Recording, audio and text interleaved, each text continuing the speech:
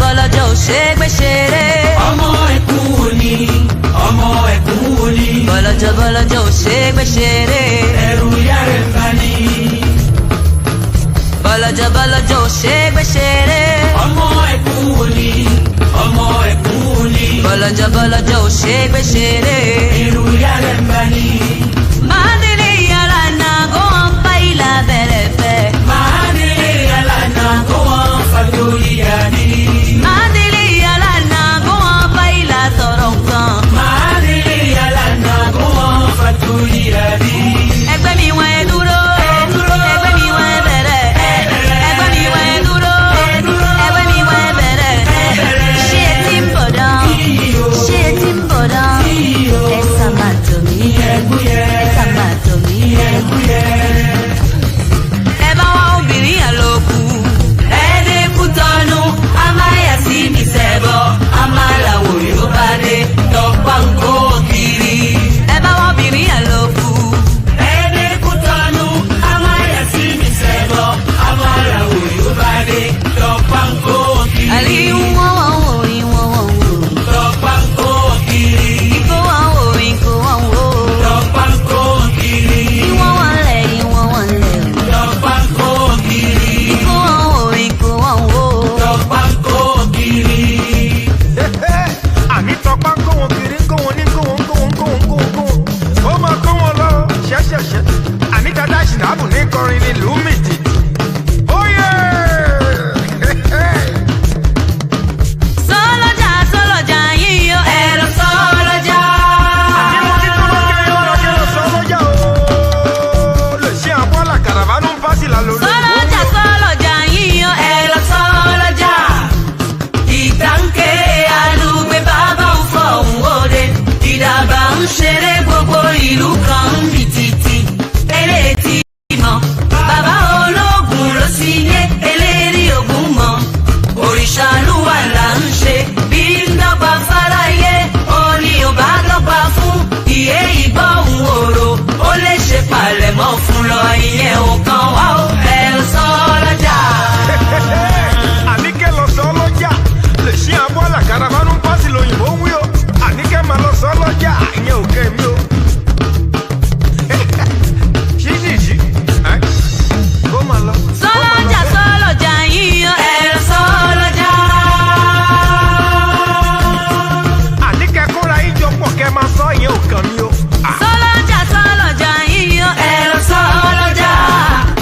Ìtànkè alùgbé bàbá ń fọ òun òde. Ìdàgbà ń ṣeré gbogbo ìlú kan ń bì títì. Eléètì mọ̀ bàbá ológun ló sì lé eléèrí ògùn mọ̀.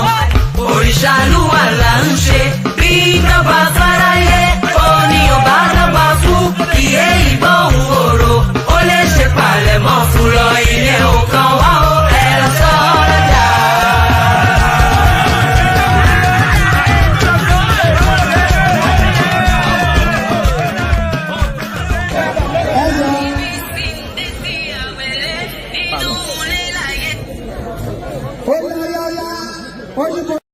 Mai kwana aiki, kira shi da jan zaki, ya bar sai da mamaki, hasada ta zamo taki, tarkira sararin daki. Gaba su cikin bila, Tinubu da shan Allah, an kuma Tinubu kiwar kalla, babu masu kasa jumla, gada musu sakula, gaba babban lamba, gada musu kasa ba, lamba ta ɗayan lamba, kake hana kankan ba, barka da zuwa barkanka da sauka oyo oyo malam asuwaju. Ni bola zan kare kai a muku bai hada sabuka da rago ba. Kishi na kasa shi ne aka ba nasa ba faɗi ba a zubar ba. Tun yanzu alfitir ya ce ta banki kudu ba ku gani ba. Da arewa da yankin kudu ya zama dole su gode wa na kowa. Sannu da hanya a zuwa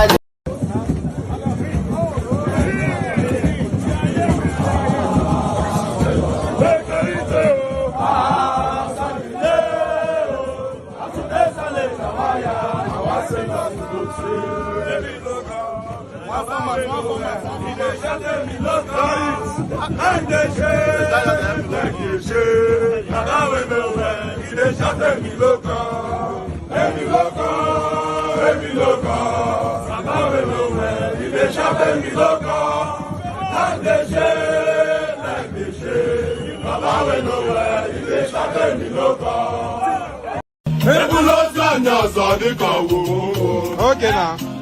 To person between my pen. I see. I see what I don't really forget, man. Okay. What are you looking for? One day, Kenya. Mama said, I want to go, want to go. I got no one to tell him, but where would he get? I got you to tell him one.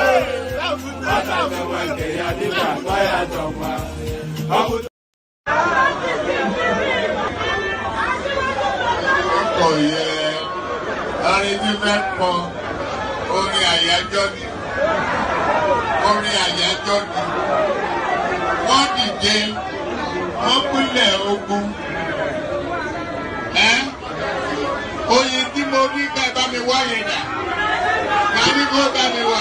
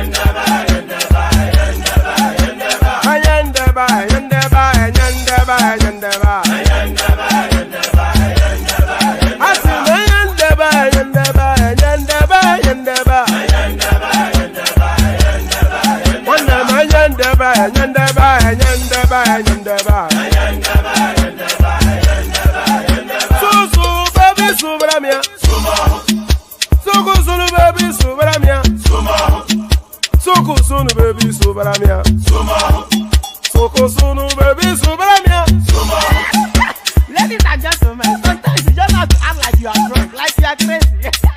Confuse your enemies, confuse them. Oh, that's yeah, we mo. Yeah, we mo.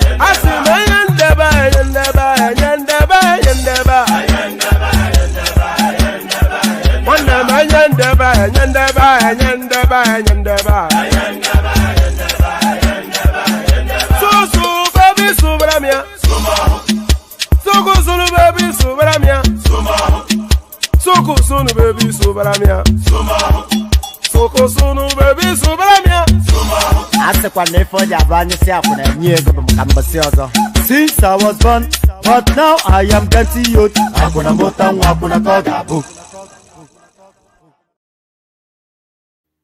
And there it is right there. So there it is right there. Since I was born and now I am getting older, and whatever it is that came after that. So whatever it is that came after that, apologies that I wasn't on yesterday. It was for reasons of sleep. You know, I just had to go to bed instead. You know, sometimes, you know, sometimes you must wonder how I do it. For reasons of sleep, I did put up a session for yesterday, but suddenly I wasn't feeling moved to do it, and when I don't feel moved to do it, then I don't do it. So, you know, if your spirit is not lifted to do it, then there's no point in doing it. So that was what happened yesterday. I put up the session, and then I changed the time. I changed the time up to the point that I cascaded into the next day. Then I just thought, no, I'm not moved to do this, so let me just cancel it. So apologies for those of you who may have been looking forward to a session yesterday, but I am moved to do this, so we're doing it. So good day to you, good to be in your company, and how are you? Good day to you, good to be in your company, and how are you? So we started off with that. We started off with the greeting. We always started off with the greeting, and then we invite you to click on the like button. So we want to see the like numbers going up. We're always canvassing for that, but not often instances do we see you acquiesce. Click on the like button. Let's see if we can actually hit 100 likes on this session. So click on like if you're watching now. If you're watching in watch back, please click on like as well. We want 100 likes to be the baseline for every session that we do. It's not an assault on your wallet. There's no charge to it. So I'm not sure why you are so reticent to do it. So do it. Click on the like button. Click on the like button. This is my that's my boy's bottle. Click on the like button, and then if you're not already subscribed, please correct that as well. We need numbers going up. We of course, you can see it yourself. You don't need me to tell you. We need numbers going up. So click on like, and then click on subscribe if you haven't done that. So if you found reasons to unsubscribe, find reasons to resubscribe. If you've not subscribed previously, then be moved to do that. So you digest it almost every single day. Quite a number of you. We average about 1,000 plus every single session. So certainly there's quite a sizable amount of people digest this. In fact, if we quantify the amount of people that actually digest this platform, is a lot. So we want that reflected in the number. So click on like and then click on subscribe. So do that, you know. It's at no cost to you. So don't be a punk. Don't be a silly person. Just do it. don't be a silly person. Just do it. So click on like and subsequently click on subscribe. If you want to come and join me on the screen, click on the hyperlink that says StreamYard. You know, let me send that again, actually. If you want to come and join me, I cannot recall when we last broke the dog of a new voice. I think AY would have been the last new voice, and it's not even really a new voice because we know him all over the space. So if you've never been on before, then this might well be the time for you to come on. We're always looking for new voices. You'll be the new voice for the day. So click on that hyperlink that says StreamYard. It will bring you into a studio space. Soon as I finish fleshing out the body of the talking points, I'll let you onto the screen, then I'll engage you in conversation. Nothing complicated, nothing complex. We are talking about Nigeria, a specialism for all of us. We are all specialists on Nigeria, but the inflection might vary. So I see it from this particular prism, you see it from that particular prism, XYZ sees it differently, and that is how we work. That's the That's the richness of the depth of it. But if you want to come and voice your opinions, click on the hyperlink that says StreamYard. Click on like, click on subscribe, click on that hyperlink that says StreamYard. Share the links in your social media spaces. Click on the $sign and super chat towards the stream. So this is the example already said by Bosun right there. So we have the anticipation of a minimum of 5 super chats. So Bosun kicks it off for us. So 4 more people to follow suit. So like, share, subscribe, click on the hyperlink that says StreamYard and all that funky stuff. All that funky stuff. So all that funky stuff. What is Nigerian saying? Is Nigerian is on a different planet of his own? Who knows? So yeah, all that funky stuff. Let's just launch straight into it and get started immediately. Right. So there's actually a clip that goes with this, and the disappointment is quite palpable. You know that boat driver that was slapped around for reasons of making a delivery. Well, he's withdrawn his case against that House of Reps guy, but that's not the end of it. That's not even the half of it. But he has withdrawn his case against the House of Reps guy. Council withdraw from Abuja boat driver Abia Reps suit.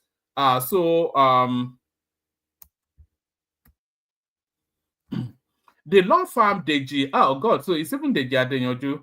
The law firm Deji Adenyoju and partners have announced its withdrawal from representing boat driver Stephen, who was allegedly assaulted by Alex Ekweji, the House of Representatives member representing Abia North/South of Abia State. A popular activist, Deji Adenyoju, shared this update on X on Friday. According to a report by correspondents, the incident occurred on the 28th of October 2024, when the House of Reps member allegedly assaulted Stephen. And by the way, that's not how it's written. No, I'm just trying to avoid the difficult to pronounce names, Let's take it from top again. Pardon me. The law firm of Deji Adenyoju and partners have announced its withdrawal from representing a boat driver, Stephen, who was allegedly assaulted by Alex, the House of Representatives member representing Abia North/South of Abia State.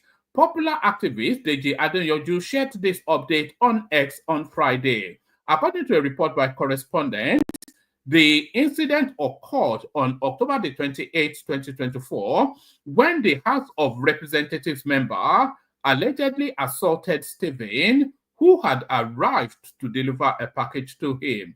So it goes on to describe the incident. Let's just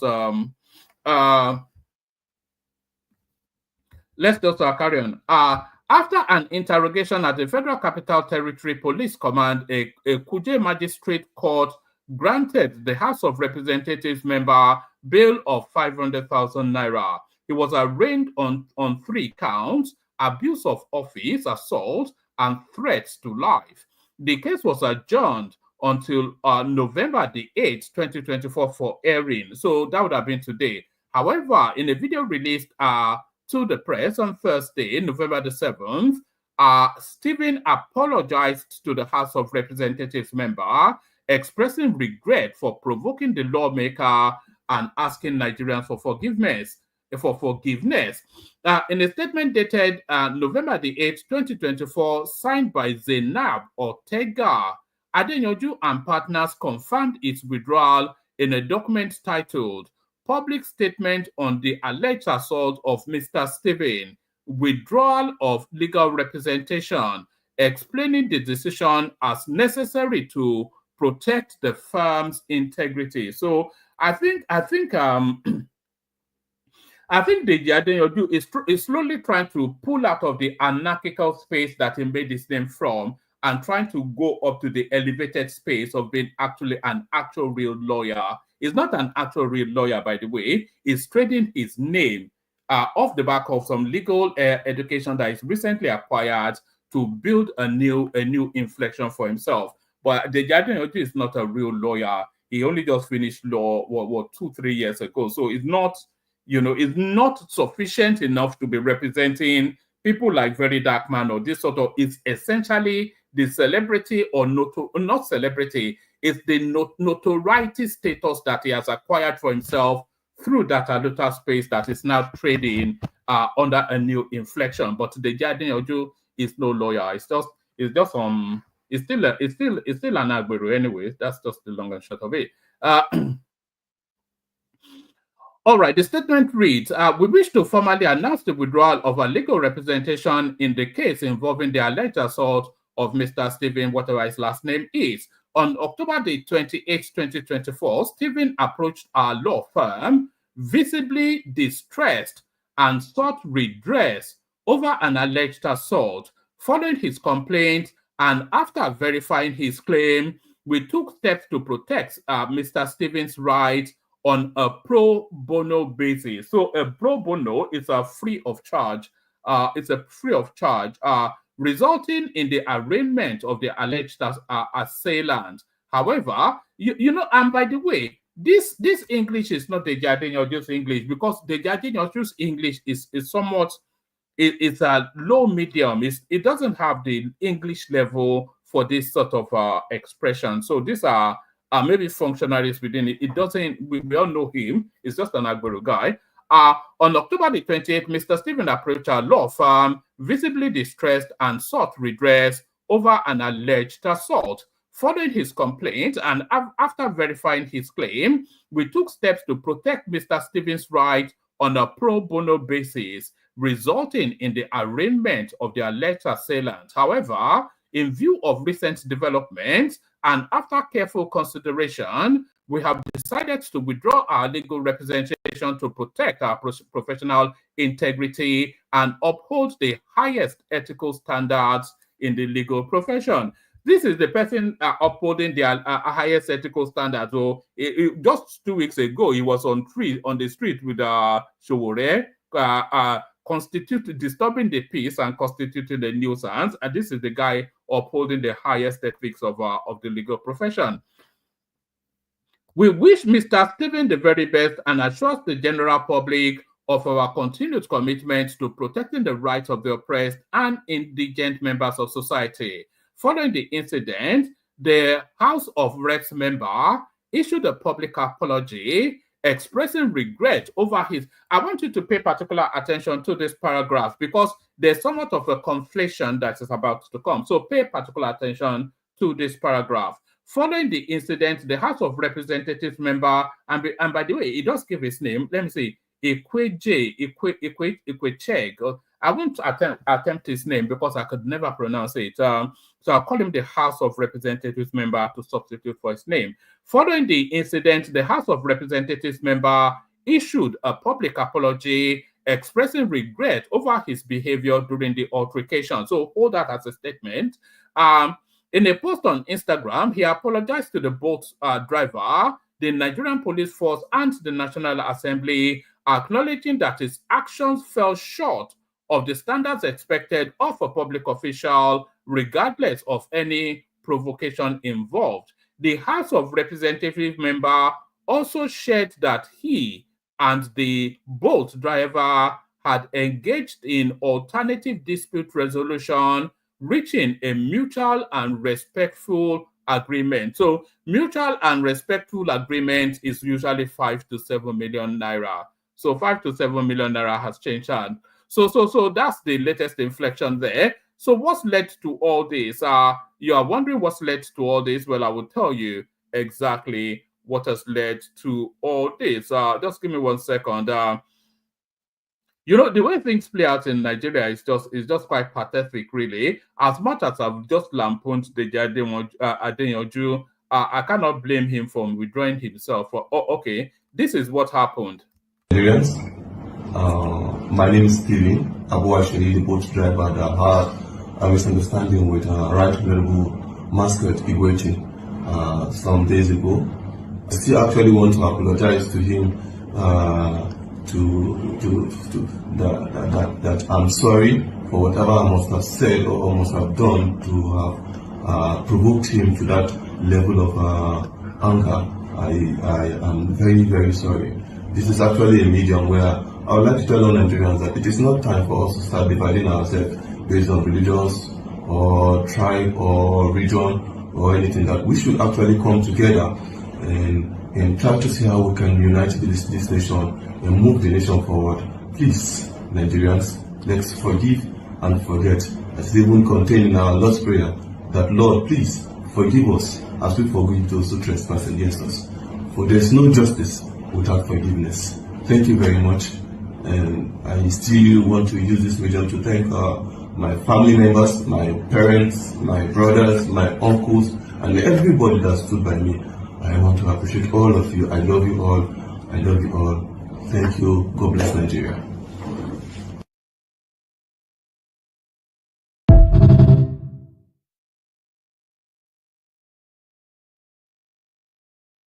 So there it is. He loves you all. He loves you all. Thank you. God bless Nigeria.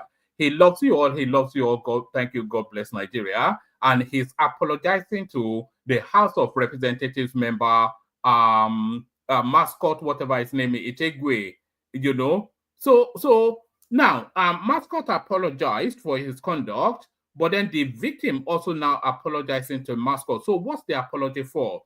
Is he apologizing that he got slapped, or that he delivered something and asked the guy to take it and pay him his money?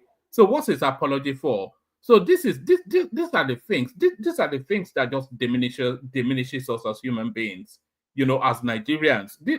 These are things that diminishes us. So you are apologizing for getting slapped whilst carrying out your. There was no act. We all saw the video. It did absolutely nothing to provoke what that parliamentarian did.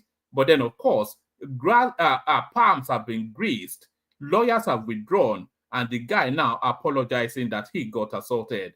And that is the Nigerian story. So that is the Nigerian story. Let me play you this clip. This clip is a precursor to the next readout I'm about to give you. Note that you must work, and you must work effectively. We must see the result in Plateau. This violence must not resort. You must stamp it and stamp it out completely once and for all. Is that clear? Yes, sir. Are you ready? Yes. Good. You have pledged your readiness. I expect this in the actions you will take in the field. I wish you the very best. My lines are open. If you have any challenge, any questions, please just send in a message. We will respond accordingly. So, all the very best. Thank you.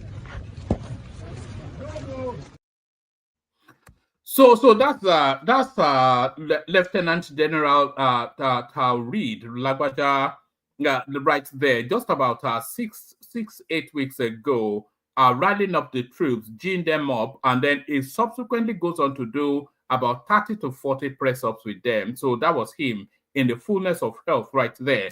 So recently, of course, his death was announced, and on this platform, we've never really accepted that he died of natural causes. It looks as though his family do not accept that he died of natural causes as well. Late Chief of Army Staff Lagbaja was killed diabolically, family members. So they have gone and put something on his seat. You know that robe that they went to get from Baba in the village. Right. Pa Tajuddin Lagbaja, the head of the family of late Chief of Army Staff Lieutenant General Taoreed Lagbaja, has expressed deep regret over obtaining the Nigerian Defense Academy form for the deceased. He stated that had he known the military career would lead to such a tragic end, he would not have facilitated the process. Other members of the family have raised allegations that Lieutenant General Lagbaja's death may have been influenced by diabolical means linked to a land dispute in his hometown of Ilobu, the headquarters of Irekodun local government area of Osun State.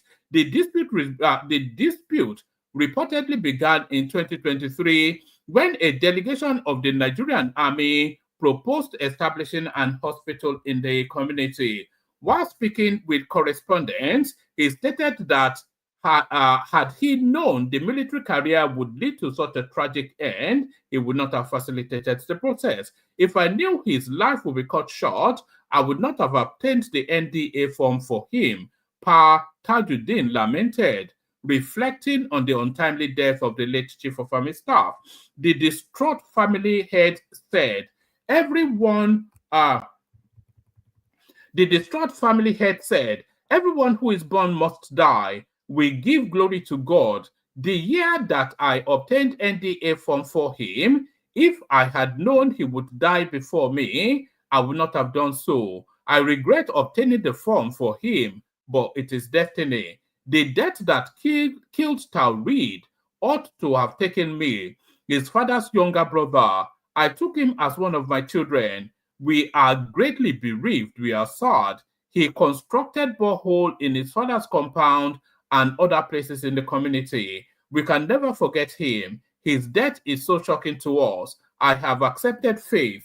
I have accepted faith. All promises he made to me have hit the brick wall. So of all of the lamentation, I think this is where Baba really is. So all promises he made to me have hit the brick wall. He always gives us hope in the family despite the sorrows. I give thanks to God. A family member simply named Madame Tony alleged that he was killed diabolically because of land disputes in the community. So you can see that that story has just begun within that community and that family. There'll be tears before bedtime, and a lot of people will probably escort the man to wherever he has gone to. So a lot of people will probably escort the man to wherever he has gone to. Why Nigerian politicians must fear Tinubu. So this is Sule Lamido. This is the headline piece. My goodness me. It's gone and written a thesis.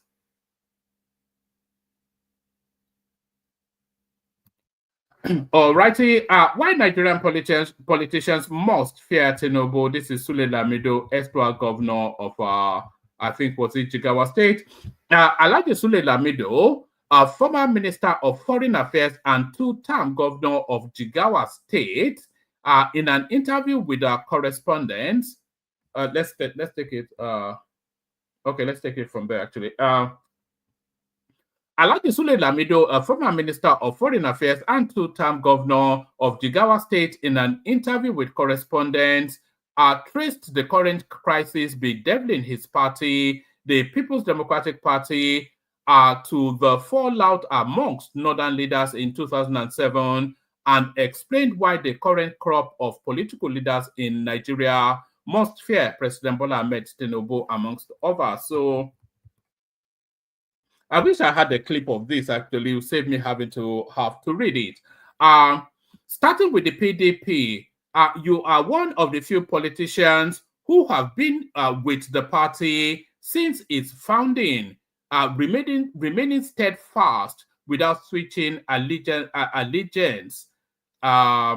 Yet the PDP seems fraught with internal conflicts. Many people find it hard to understand why it's so divided. What's your take on the current state of the party? So that's the question here. Is his response. Well, understanding what the PDP stands for might be challenging for those under 30. We're talking about events from 1998 to now, nearly 30 years ago.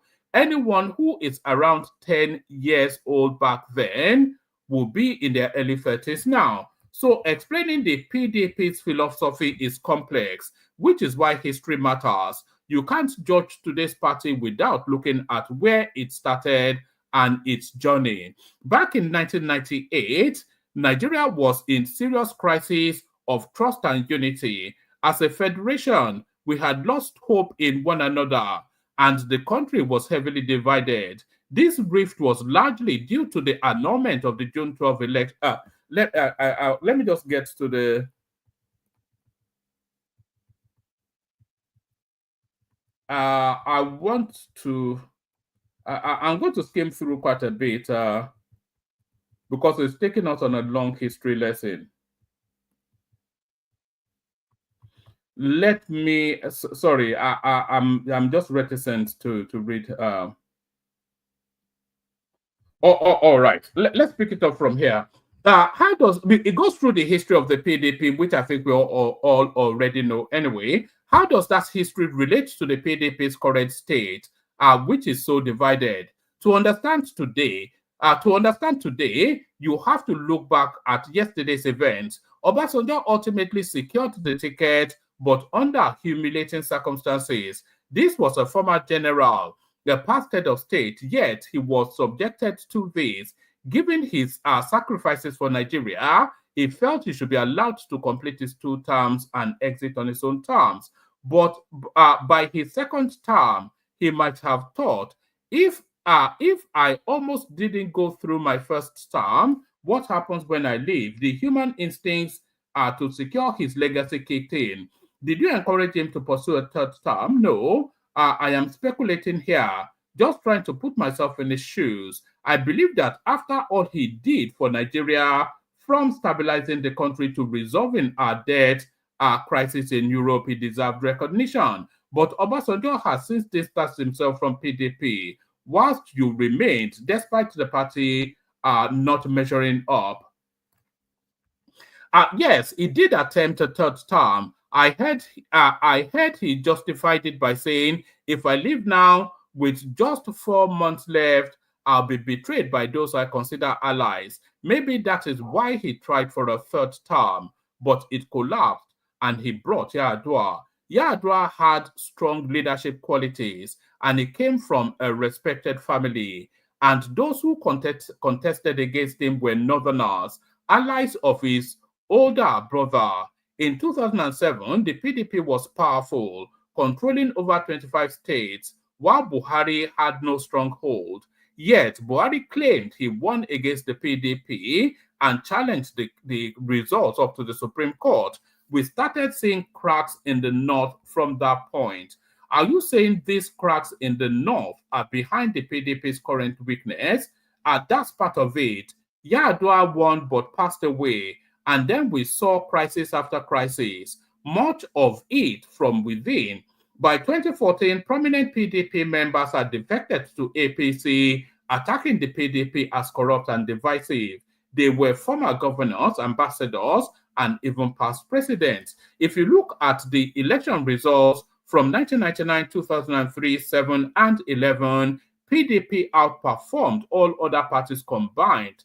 But it was these former PDP members who switched to APC that defeated the PDP in 2015. Today's APC crisis stems from PDP issues. Many key APC figures were once influential PDP members. So, in a way, the APC itself is a product of PDP's internal conflict. But the current president was never in the PDP. True. But about 90% of today's APC members came from the PDP. Just look at the National Assembly. The Senate President, his deputy, the Speaker of the House of Representatives, key figures in the Assembly, and many governors. Almost anyone significant in the PDP back then is now in the APC. Some might say this is ancient history. People expect the PDP as the main opposition to deliver more. Ancient? How about those in the federal government, those leading the National Assembly? They are not ancient, they are current, but they form a paralyzed half. The APC. The only way forward is for both sides to set aside their grievances. They should reflect on how Nigeria has helped them and reconcile for the country's sake. Otherwise, how can the PDP stand strong when a chunk of it is in the APC? Do you like the current FCT minister, a former PDP member? It's not a former PDP member, but it's still a PDP member, now serving the APC and possibly dividing the PDP. Leave Wike alone. Wike is a very small boy in PDP history. Where was he in 1999? Everything he's doing, he learned from others. Betrayal, treachery. There have always been PDP members fighting the party from within. But frankly, Wike is now inconsequential. I am more focused on PDP leaders who understand the party's history and mission. If they return, we can unify the PDP and offer a credible alternative to the APC. For me, the PDP that governed from 1999 to 2014 was the real PDP. We had a good PDP and a bad PDP. The government we have had since 2014 to date is a bad PDP. Yet, I believe those who called PDP corrupt and left to join the APC should reconsider and work together to solve Nigeria's problems. Do you see that happening before the next election? God can touch their hearts and restore their sense of dignity and responsibility to see that their actions affect Nigeria's history and future. I believe it is possible. Are you doing anything to promote this? We are working, but we are keeping our strategies private. We are praying and working underground for the PDP's restoration, not for personal gains, but for Nigeria's sake. The Nigerian people are suffering because of PDP's past failures. So, you have no personal political ambitions. You once wanted to be president. Has that dream passed? For now, we must focus on restoring and uniting the PDP. Any personal ambition should follow that goal. We should rebuild the party first, then talk about individual aspirations. The party should come first for Nigeria's sake. Once it is stable, then people will declare their intentions. What about the current president's approach to governance? I have known him since the days of SDP, and I know his political style and his skills for getting what he wants, even when it is questionable. His rise is remarkable. Look at his history. From Chicago to Nigeria, his strategies, some of which have left many astounded, reflects a calculated persistence. For example, in 2003, PDP swept the Western region but couldn't defeat him. Then, when Buhari was struggling, he called him, offering to support, saying, "I'll make you president," and he did. Now it's his turn. Is that why you think Nigerian politicians should fear the president? The fear isn't of him, but rather his capacity to stand firm for the wrong reasons. That's the real worry. So I'm not quite sure what that means. So I was waiting to land on what it is exactly that's asking them to fear Tinubu about. Is that why you are? Is that why you think Nigerian politicians should fear the president? That fear isn't of him, but rather his capacity to stand firm for the wrong reasons. That's the real worry. But he says he's made courageous decisions for Nigeria. No. Every decision he has made has been for his interest. Just look at the government, essentially an extension of him. Is that not what governance usually is, a reflection of the person in charge? But aren't all politicians like that? Do you all don't you all look after your interest? That's exactly my point. Those in the APC have essentially empowered him. If you are part of a group that relies on deception, there's always a con boss who outdoes everyone. They have been conned. Meanwhile, you are wallowing in a divided opposition, seemingly stuck. So it goes on and on. So that's it really. So yeah, the fear of Tinubu is the beginning of wisdom, according to Lamido Sanusi. Not Lamido Sanusi, Sule Lamido. I'm not quite sure that anything impactful came out of that. I thought it would have more impact than that. Maybe because I didn't read the fullness of it. So we're back to this now. Marketers sue Dangote insist on petrol import. So I'm not even going to read this one out. I think there are about 3 of them actually that has gone to court. Most of them foreigners, Americans and whatnot. 3 marketers: AYM Shafa Limited, AA Rano Limited, and Matrix Petroleum Services Limited, have asked the Federal High Court in Abuja to dismiss a suit filed by Dangote Petroleum Refinery and Petrochemicals. The marketers, in a joint counter affidavit marked XYZ dated November the 5th, 2024, a response to an originating summons filed by Dangote Refinery, argued that granting the application of refinery would spell doom for the country's oil sector. They emphasized that the plan to monopolize the oil sector is a recipe for disaster for the country. Dangote Refinery, in its originating sermon September 6, 2024, had sued the Nigerian midstream and downstream petroleum regulatory authority and these other companies, etc., etc. The refinery prayed the court to declare that NMDPRA was in violation of Section 317 sub 8 and 9 of the Petroleum Industry Act by issuing licenses for the importation of petroleum products. So essentially, Dangote is looking to shut that importation down, and they are fighting him hard to carry on importing. But Dangote is right to try and shut down that importation. Let me show you. You know, Dangote has been telling us that it's very, very poor quality petroleum that they've been importing, blended petroleum and all that. So here is a sample of the sort of petrol that these people are importing. Imagine the fuel I bought today at NNPC Kefi flyover. I don't know if it is a crude oil or petrol, PMS, Premium Motor Spirit. You can imagine the color. For heaven's sake, look at what they sell for people. Look at the color. Directly from the pump. Thank God I started buying the 4-liter gallon. So because there were people were complaining about their liter, that their meter is not good. So I said, let me buy from a gallon. Look at the color of the oil. You can imagine, this is the 4 liters where I bought. This is the 4 liters. So I don't know, probably they've started selling crude oil now, not petrol. Look at it. God, Nigerians, look at it. Just look at this oil, for heaven's sake. NNPC flyover, Kefi, Abuja Road. Look at it. Directly from the pump to this gallon. May God deliver Nigeria from all these people. Thank you. So there it is right there.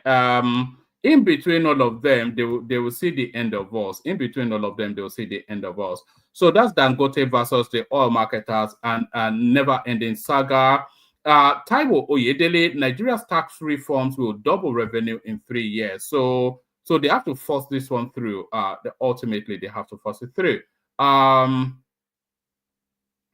Oyedele, chairman of the Presidential Committee on Fiscal Policy and Tax Reforms, says the proposed changes in Nigeria's tax laws will significantly boost revenue. Oyedele spoke during an interview with Bloomberg on Friday. On October the 3rd, President Bola Tinubu asked the National Assembly to consider and pass 4 tax reform bills. The bill include the Nigeria Tax Bill, the Tax Administration Bill, and the Joint Revenue Board Establishment Bill.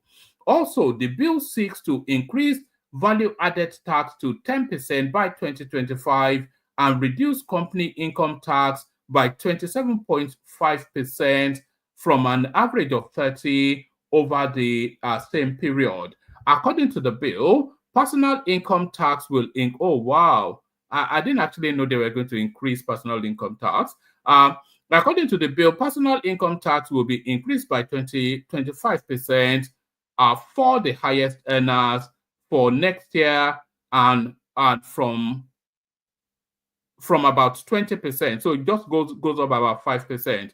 So according to the bill, personal income tax will be increased to 25% for high earners from next year from about 20%. Tinubu is also seeking to repeal the law establishing the Federal Inland Revenue Service and replace it with Nigeria Revenue Service. Reacting to the development, the Northern State Governors Forum opposed the proposed bills following a joint meeting with the Northern Traditional Rulers Council in Kaduna on October the 28th. The governor asked the National Assembly to reject any legislation that may harm the region's interest, calling for equitable and fair implementation of national policies and programs to prevent marginalization of any geopolitical zone. Following the opposition from the northern governors, the presidency on October the 31st assured them that the proposed laws were not recommended by Tinubu to disadvantage any part of the country, as they were designed to improve the lives of Nigerians and optimize existing tax frameworks. On the same day, the National Executive Council asked Tinubu to withdraw the tax reform bills to give room for consultations. However, the president urged the NEC to allow the process to take its full course. Oyedele said the tax reforms would ensure revenue doubled within the next 2 to 3 years as a share of gross domestic product. If we are moving from 9% to 18%, that means we're doubling. So I think 9% were actually the numbers captured in the tax loop, and that's been doubled, which is still not quite where it should be. Oyedele said the government would not back down, though elements of the plans could be tweaked. The worst case scenario is to drop the controversial issues. He said there is an outcome of it going ahead as proposed, or the one that goes ahead with modification, which is okay. So there it is right there. So it's a double your money deal. If there's one thing Tinubu knows about, is taxation. So if there's one thing Tinubu knows about is taxation. Free all billionaire firms, sue Dangote refinery over alleged plot to control energy market. So we've already been through that.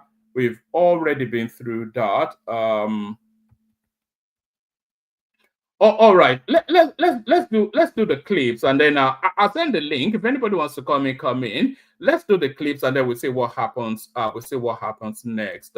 Let's go through the clips we have. All right, let's start with this one. This is Konayo who's still talking gibberish. So let's see what gibberish is talking this time around. If you look at the economic situation in the Southeast, it's no longer a thing to be proud about. It's no longer a thing that you beat your chest and say that Ndibo are doing their best, just like what you expressed. The more they sit at home, it's one of the reasons the economic realities have stared us in the face to tell us the region is losing a lot. So just have a few words I mentioned on this South. They sit at home. I mentioned Mahatma Gandhi, and I said where they copied that sit at home thing, it does not apply in the Southeast. Okay, it doesn't even apply in Africa. So what needs to be done is, we have missed it. How many years have we done sit at home? Okay. It has not worked for us. The Igbos don't need to remove one day. They need to add an extra day. An extra day, yeah. We are business people. You don't. So it has not only destroyed us economically, the perception of people around the world is that Southeast is insecure. They think we are sitting under bombs flying over. Yes. Because we'll go back to that question. The narrative is wrong. So if we had done sit at home, and I said to people, look, we came out of a war. This is over 50 years. Immediately after the war, every time we have a remembrance of the war should be a celebration. Yeah. We should honor those lives that were lost. Yes. We should make sure every school goes to meet at least one war survivor to tell you the story about it. That's it. The Holocaust happened. Yes. Generations later, remember the Holocaust. So now, why are the Igbos why are we looking defeated? Yes. We are not defeated. Okay. So if we say, oh, okay, one person wrongfully has been kept unduly, we know this is a fact. But it's not sitting at home that's going to change anything. It's diplomacy. It's being able to pull the right cords. Because if everybody pulled the right cords, that man would have been out since. Everybody's looking at the political side. What will I benefit? What will I not benefit? That's the problem. Nnamdi Kanu is still in incarceration because we have men who are... You can't leave it to Haneze Indigo alone. That's exactly the next point I need to bring to you. Now, the Oke Mado and the Ezigbo Mado concept that I talked about, we have men who, in the face of it, are called leaders. Yes. They go to Abuja with what the Igbos have sent them with. And then on the left hand of their body is a CV of their son. So if this one does not go, the CV, you can employ my son. In fact, it was reported somewhere about 2 months ago that those who went for the release of Mazen can never talked about it when they got to Abuja. How sad do you feel? It's not something that I'm shocked about. Like you said, we go there with a negotiation mindset, not with a unified mindset. Okay. I don't need to go and start. You see, we must be free and open in this podcast. The Northerners don't need to go with CVs. No. The Northerners think far. We don't think far. Okay. I am, for instance, I'm appointed as permanent secretary. And maybe this is 1995. I begin to put in people from my region as cleaners. Yes. Not as managing director. No. Because that one has a term. A term. I will put them to move up the ladder. And I will retire. They will keep going. That's it. The idea is that the next person will also invite somebody. Now, if you say that those ones that were invited are not so educated, while they are working, they'll go to school. By the time they are done, they have a PhD. So when you want to complain, they're not going to say, no, he has been there for a while. They don't need to take CVs to you. They need to just remind you. You remember this person? Say yes. You remember? Oh, I came from him. Simple. I'm his son. Is all.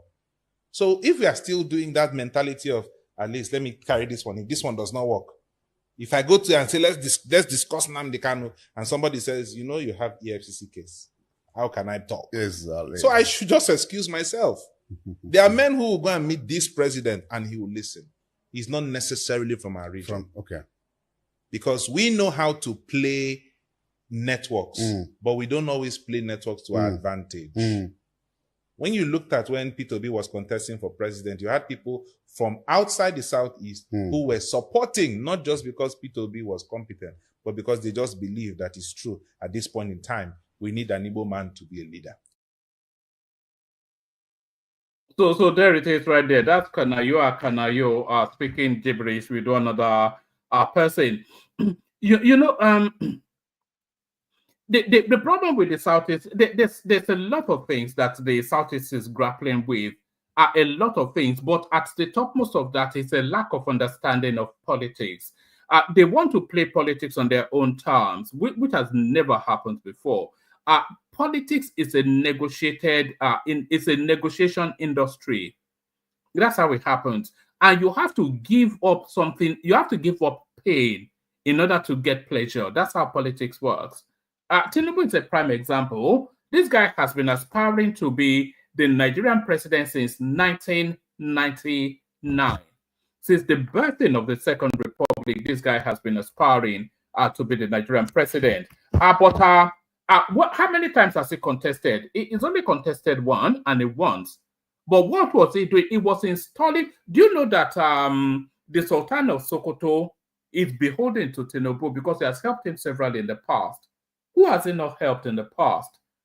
So he's handcuffs all of these people with all manners of obligations to then, when the moment arrived for him to unfurl, they all carried this cape. So that's the negotiation of politics. But what these guys don't seem to understand is that they don't have the numbers, they don't have the resonance, which doesn't preclude them from being president. But that tells you then that they have to negotiate even more than others and form alliances. But they said they want to be president, but on their own terms. But their own terms are not acceptable to the rest of the country. So how is that then going to be a realistic sort of ambition that will come to fruition? It's an impossible task. You want to be president on your own terms. You don't have voters' number. We know they don't have voters' number because in the last two cycles, the election went completely against them. So they don't have any numbers of it. They don't have any negotiating tools, but they don't want to acquiesce to the space. They want to have an equal president, but the country is only amenable to a president from the Southeast. There's quite a distinction from that. There's quite a distinction in that. You know, so an Igbo president will be somebody like Dave Umahi. A president from the southeast will be somebody like Dave Umahi, who the country is not reticent or suspicious of their instincts. An Igbo president will be somebody like Peter Obi, who the country is reticent and suspicious of his instincts because it's too hard-boiled Igbo. And the country cannot stomach, they don't feel at ease with a hard-boiled Igbo person. And that is where the problem is. You know, but they want a hard-boiled Igbo person in the Southeasterners, but the country would never accept a hard-boiled Igbo person. So bring us a Southeasterner rather than an Igbo man, and we will all rally behind him. Bring us King Simogalu, bring us David Umahi, bring us Charles Soludo, and the country will rally behind him, and you will get your Southeastern president. But as long as you continue to present somebody a hard-boiled, you know, flesh eater like Peter Obi, of course, but what do I know? Continue to play your politics as you play it, and you'll continue to get the result that you've always gotten. So continue to play your politics as you play it, and you'll continue to get your result as you've always gotten. Let's go back. Let's go on to the next clip. So this now next clip here, this is a celebration of an achiever. You know, it's only really during the course of this celebration that it suddenly dawned on, let me actually even share with you what's on the screen first. We'll be doing a big number on this lady. I'm just trying to put together a big number. Well, this is Kemi Badenoch, the leader of the opposition party and a very possible prime minister of this country. More realistic, there's more chance of a Yoruba woman being the prime minister of the United Kingdom than Peter Obi ever being the president. Just pause for a moment and reflect on that. There's more chance of a Yoruba woman being the prime minister of the United Kingdom than ever Peter Obi being the president of Nigeria, and those are factual words. So we'll be doing a big piece on this lady at some point. I'm still in the process of putting it together. So erstwhile, Kemi Adegoke, now Kemi Badenoch. So this is her. You know, she's been distancing herself from her Nigerian roots, and now that she's now the leader of the opposition party, but she wasn't distancing herself from her Nigerian roots once upon a time. Here she is vying to be a member of parliament, the equivalent of a senator in Nigeria. So this is Kemi Adegoke for parliament. So this is her plea to the electorate. It says, hi everyone. As you know, I am running for parliament in the 2010 UK general elections for Dulwich and West Norwood. The race is, and by the way, Dulwich and West Norwood, Dulwich is a notoriously Nigerian space, and West Norwood is very much a black space full of West Indians. I used to live in West Norwood, by the way. As you know, I am running for parliament in the 2010 UK general elections for Dulwich and West Norwood. The race is very tight. Last year, a survey carried out in this constituency by the News of the World. Let's do it again. It says, as you know, I am running for parliament in the 2010 UK general elections for Dulwich and West Norwood. The race is very tight. Last year, a survey was carried out in this constituency by the News of the World, and the forecast was that I would win. This year, things are a lot tougher as the party has dropped nationally in the polls. I need your help. There are just about 20 days to go before the polling day, and this is where she plays her Yoruba card. There are just about 20 days to go before the polling day, and Nigerians have been fantastic. My immediate circle of friends, ex-schoolmates, their friends, and all our families have really rallied round and have been supportive. So those are all Nigerians. Unfortunately, those who don't know me have been very unpleasant. In a recent BBC interview, a caller insulted me because I am Yoruba. So guess where that caller would have come from. Just guess where that caller would have come from. In a recent BBC interview, a caller insulted me. So she's not tugging at the heartstrings of the Yorubas to vote for her. That's what she's playing at. Is Yoruba versus Igbo, even in the contention for UK prime ministership. In a recent BBC interview, a caller insulted me because I am Yoruba. I was very disappointed that a Nigerian woman who claims to have lived in London for 45 years has issues with me being Yoruba than with my political views, and shamefully made her comment on national radio. We really need to get out of this mindset where we are fighting one another and try and support each other instead, regardless of party allegiance. In Nigerian in parliament, winning purely on merit and not because of her relatives or buying the elections would be amazing. Like you, I am sick and tired of reading that Nigerians are fraudsters, terrorists, are bombing aeroplanes and slaughtering each other in places like Jaws. Our generation has suffered enough from the mistakes of the past, and it is up to us not to repeat them. So I am asking for your help now. To support a Nigerian, that's how she describes herself, who is trying to improve our national image and do something great here. So my promise to you is this: if I get elected as a legislator, I will, one, use whatever influence I have to speak out against those who are cheating and robbing Nigeria and who seek refuge for themselves or their money in the United Kingdom. Speak out against the UK backing any individuals who are fully support or help to publicize genuine grassroots initiatives such as Light Up Nigeria, where the next generation of Nigerians are trying to change things for the better. This is a chance to have someone who has real influence over what is going on with British Nigerian relationships. It will not be about personal gain. For regular updates, please join my fan page here and my Nigerians for Kemi mailing list by clicking here, or email me for more details and forward this to as many Nigerians as you know. Kemi. So there she is, taking full charge of her Nigerian. So it was Kemi Adegoke then, taking full charge of her Nigerianness then, but now she's bleaching the skin of her body. So now she bleaches the skin of her body. Let's go on from that to the next one. So this one is a throwback. This is Abubakar Malami. By the way, this is not from 2 centuries ago. This is from about 2-3 years ago. This was where we were. And yes, he did actually say the things that is about to say in this interview. This is Abubakar. This guy was the Attorney General of the country. Can you imagine? Overthrow of government.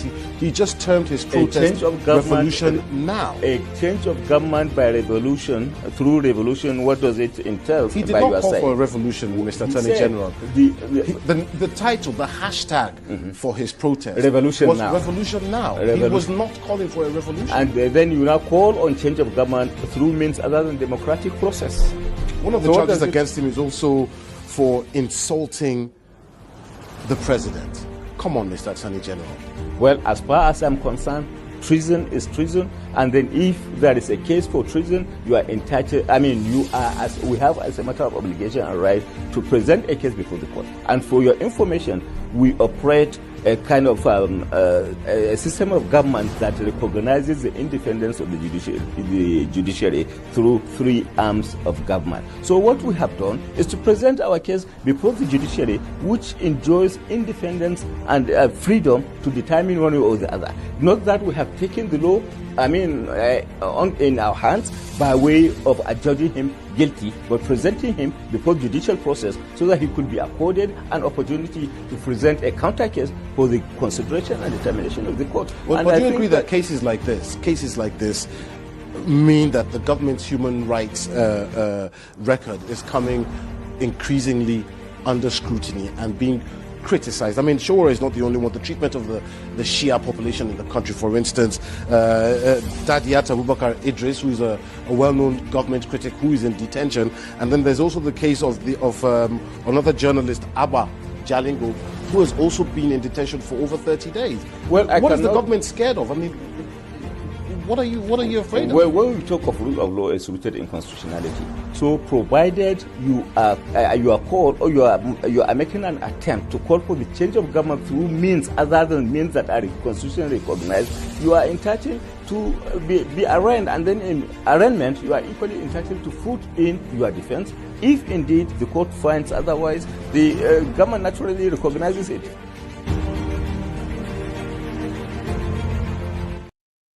So there it is right there. So that's where we were coming from, just as early as 2 years ago. That guy was the Attorney General of the country. So still in the spirit of there'll be a lot of nostalgic, a lot of throwback clips in this clip section. So now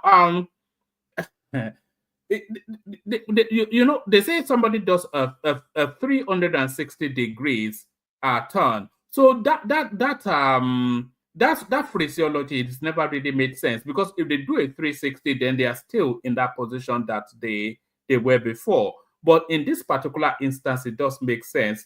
This guy does a 180 degree, we should say. Well, it did a 180. Let me just play you this. This is Daniel Bwala, and this is why he would never get anything from Tinubu. Example, the Lagos of Tinubu, as early as at last year, mid last year, it was adjudged as the second worst city to live and work in. The Lagos of Tinubu is the Lagos where up till this moment people deliver and give birth in the slums. The Lagos of Tinubu is the Lagos that right now you have not been able to overcome what we call the traffic problem. But beyond that, the character of the candidate that governs Lagos is a dynastic type. So when he comes to national government, while he's trying to grapple with the realities of what the national government is, he's going to bring in, because he has always said, I will do here what I did in Lagos. What did he do in Lagos? In Lagos, the State House of Assembly they were like boy, what they say. His daughter is the Iyaloja of Lagos. So that means the entire market people of Nigeria will be under the control of his daughter. His son controls a certain part of entertainment in Lagos. And then you have his brother who is owning Owando and entered into a transaction with NNPC, which has not been cleared for the acquisition. So there it is right there. So now he tells us that Tinubu is the best thing that's ever happened to Nigeria. So now he tells us that Tinubu is the best thing that ever happened to Nigeria. So now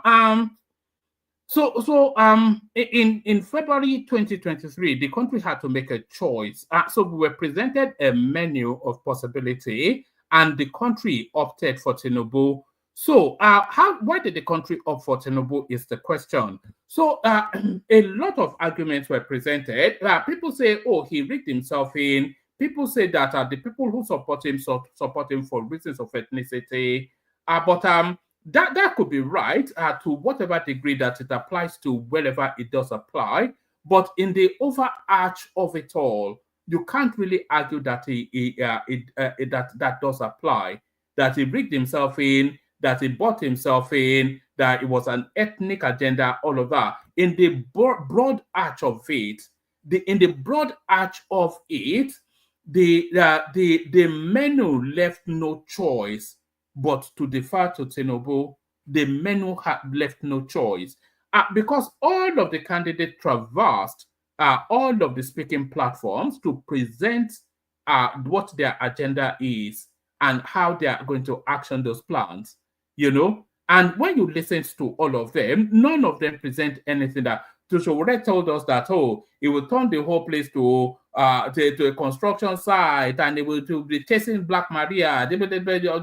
So he wasn't an option. Prince Adewale, he was an option. Prince Adebayo, he was an option, but it didn't have enough of the robustness of a cachet, so it couldn't really carry through. So then it defaults to four possibilities.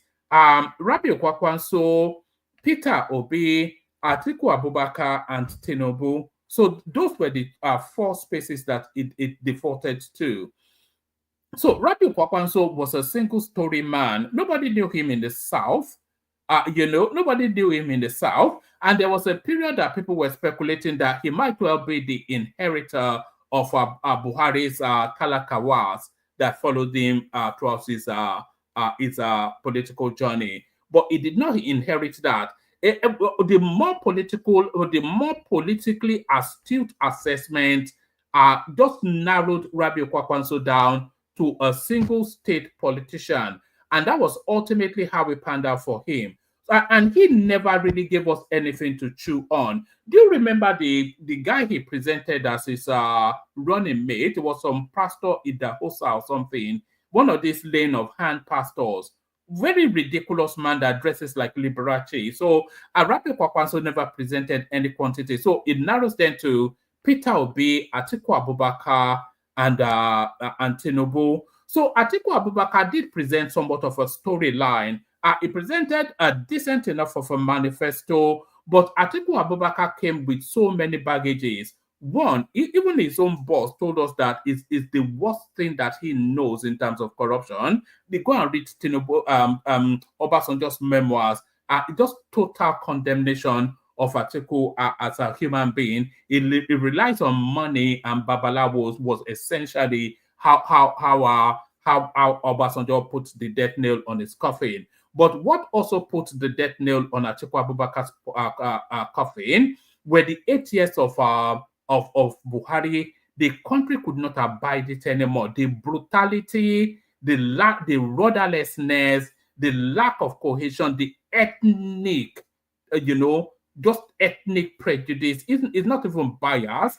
The Fulanization agenda, the land grabbing. So the country could not abide another northerner. So it now defaults now to Peter Obi and Tinubu. So if you look at Peter Obi, he couldn't really, in all of the opportunities that was presented to him, he couldn't really articulate anything that coheres with logic or sense. Not one instance did he say anything that had coherence with logic or sense. So it automatically defaulted to Tinubu. And by the way, Tinubu had the biggest name recognition. That is not to say the biggest popularity. It was the most known of all of the candidates. And Peter Obi, he didn't even have the resonance until they tried to drumbeat him in the 6 months package. He did well, but there was never any possibility. And what really damned him is that he could not really cohere a plan for the country. It was just and I went to India, and then they were doing taking metric tons, and then it was just, it couldn't really say anything that just aligned with common. Just not anybody with a brain could understand anything he had to say. So it just defaulted to Tinubu. A good example. And we have people to invest in. That's what we must do. Credit is available. Once credit is available, that is anti-corruption.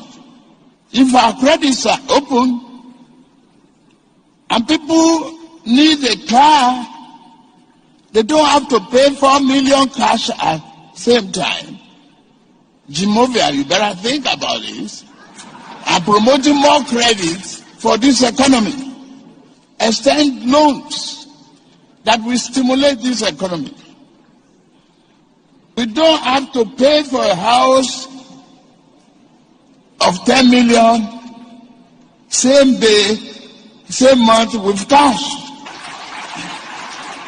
Once you can give us credit, tie it to mortgage, and we can pay instrumentally, you have reduced the propensity for corruption. How will you tackle corruption? Yeah. That is how. Women, the reason why you see a lot of corruption in this country is because we have built so many toll gates in terms of the way we operate. First, for me, an incoming government should concentrate their energy on ensuring that there's no more, at least a very big reduction on issue of corruption. You can chase the past. But let's deal with the present. If you have a shop, let me just do it in a way people will understand. Ruben, if you have a supermarket where people are stealing, you don't close the shop and go and pursue those who are stealing, because your business will collapse. That's what happened to Nigeria. What you need to do is to do what will make you and to ensure that the incidence of stealing reduces. Put a few things here and there. And there it is right there. I could give you 50 million examples, but that's just it. There's no rhyme to the rhythm. There's nothing. You couldn't even understand a single word they were saying. But with Tinubu now, it sequences. It says, "Look, we will create an environment that would disincentivize the corruption at a certain strata." So whether that's a workable plan or not, but there is coherence to it, you know. So and that's already in the works, but that's already actually been actualized with the credit cost scheme. So you could see just the distinction between the two spaces, and that was why the election went the way it did. You know, it wasn't even that people especially liked Tinubu, but the others did not really present an option that anybody could go with. You're just incoherent gibberish versus a plan. So that's how that played out. Let's go back to Kemi Badenoch when she was still a Nigerian. And running to be prime minister when you're a 42-year-old is by definition ambitious. But I am ambitious, but for our country and for our party. I chose to become a Conservative MP to serve, and I chose this country because here I could breathe free and I could be everything that I wanted to be. I grew up in Nigeria, and I saw firsthand what happens when politicians are in it for themselves, when they use public money as their private piggy banks, when they promise the earth and pollute not just the air but the whole political atmosphere with their failure to serve others. I saw what socialism means for millions. It's poverty and broken dreams. I came to Britain determined to make my way in a country where hard work and honest endeavor can take you anywhere. All right, so there it is. Still on the theme of corruption, what's this? I want to search you, please. You can search me. For what reason? I have the right to search you as a policeman. For what reason? For what reason? What is the article suspicious? Have I committed any crime? You've not committed any crime yet. Okay, Meda. Until I start to say anything you. Okay, Meda? Yes. Until I start to say anything you. Be recording, yes. He says he's recording. Be recording. I have the right to search you. You're not here for legal duty, man. Yes. That's okay. Yes. So, like, what's this? What is suspicious? What is suspect me for? Best known to me. If I search you. Best known to you. Yes. If I search you, would best known to you, then you are free to go. Yeah. You know all our strategies. That is not your under your concern. Our strategies. Your what? Our strategy. Who have strategies. Okay. Who have way to do our work. Okay. And what you just need is that you need to cooperate with us without any embarrassment. No, but what I'm asking is like, what is the? Because you're looking for gun. Yes.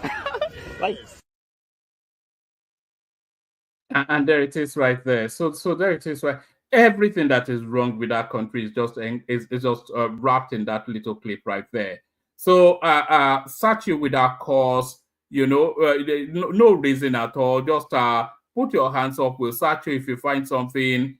We arrest you if we don't. So how does that work? And that guy sounded foreign, by the way. It's a farce. The Nigerian system, a farce. So it's a farce. The Nigerian system. Let me play you this now one. Do you remember those minors that were arrested and the whole country went haywire, insisting that they should be released? So they have now been released, and by some form of osmosis, they have advanced in age. These were the minors that you people were crying about.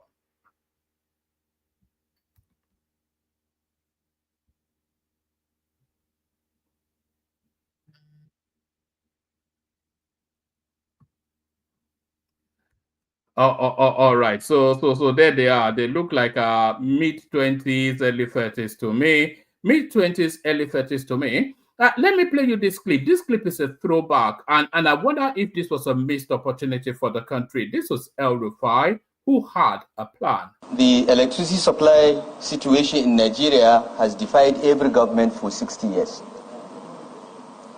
It has defied every president. President Asiwaju Bola Ahmed Tinubu is committed to ensuring that Nigeria has stable and reliable electricity supply. Because without electricity, industrialization is a pipe dream. Without electricity, even agriculture today is not a viable proposition. So he's committed to that, and he has asked me to work with him to address these problems. And I will do my best to do so. Your Excellencies, right now Nigeria has about 13,000 megawatts of installed generation capacity, but we hardly do more than 4,000 or 5,000 megawatts. So to improve generation, the first order of business is to look at what is constraining the full production of electricity from these 13,000 megawatts. Why do we have 13,000 installed and only 4,000 or 5,000 being produced? Many of the generation stations cannot produce because of poor supply of gas. 80% of our generation is from gas, and the balance is hydro. The gas-fired stations often don't have supply of gas. There are... all right, so that was El Rufai when he still had the opportunity to be a member of Tinubu's team. That was pre the appointment of the minister. So they absolutely categorically stabbed that guy in the back. Let me see, which other one should I play you? Let me play you one more, and then we play the Kegite music, see what happens next. Do you remember that 400 women Equatorial Guinea parliamentarian? It looks as though he's now facing charges, but the way they treat them in Equatorial Guinea, it makes Nigeria look like Switzerland.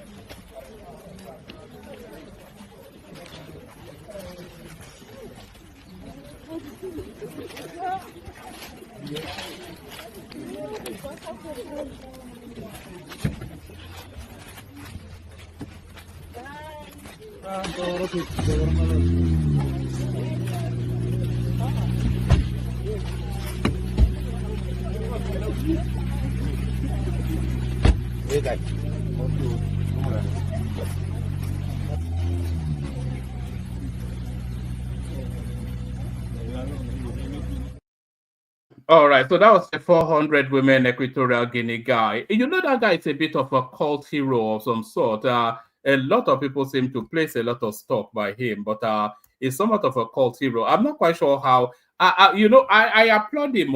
If he has can you imagine if he has the backbones to handle 400 women? Then there's more man than me. 400 women. I don't even think. Anyway, let me just leave it. So I'll send the link one more time. Play the Kegite music. We'll see what happens next. Next we go to the Kegites. Yeah, there they are. Only water, only water, where they see my water. Oh yes, water,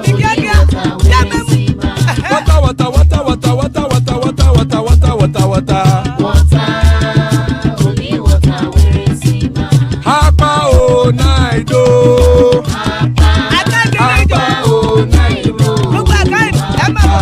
Hapa you don't come oh.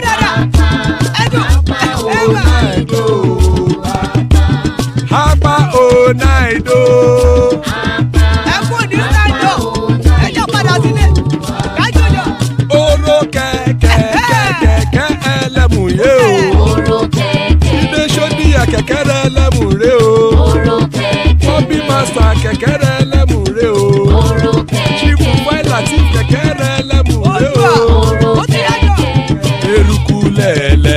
ẹlẹ́mùdé.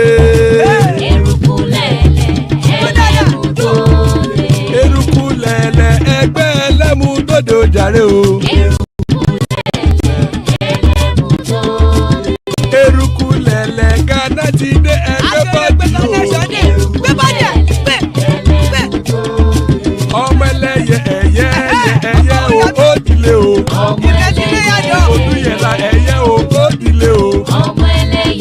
Petrosoname ẹ̀yẹ o ó dìle o. Petrosodunke ẹ̀yẹ rẹ̀ ó dìle o. Ẹlẹ́kọ̀ ọ̀run mú ìní o.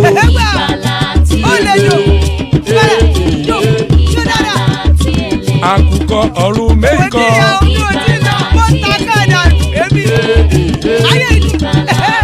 Ikú kò ní ríwà gbéṣe o.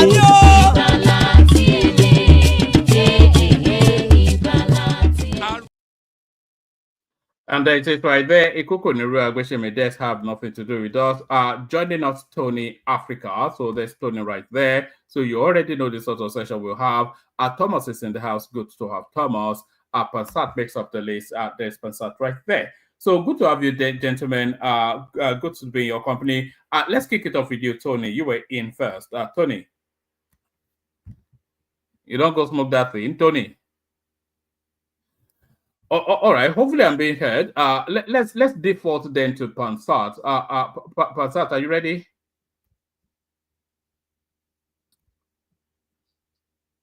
Hello. All right. Are you driving? You sound like you're driving, Pansat.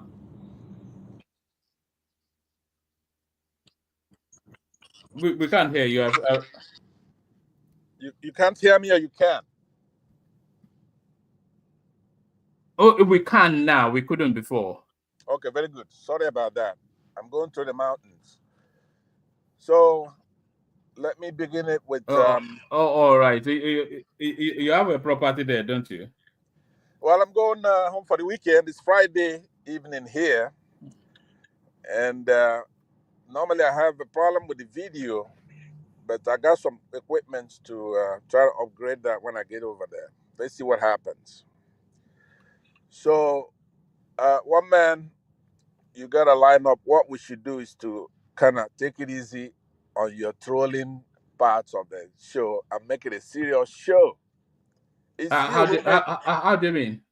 Well, you kind of set it up to where that as if those who are serious, if they deal with it, for example, somebody like Peter Obi, some of the things you say about him are not true. So in trying to cut out that chaff, then we get boiled down into tribal sentiment. Peter Obi is a known phenomenon. No, there's nothing tribal about it, though. You know, I've never really rated Peter Obi, especially not for reasons of tribe, but because I find him somewhat a low-witted sort of a person. I've always thought that there's nothing about him that... You spent 2 hours telling us how you feel.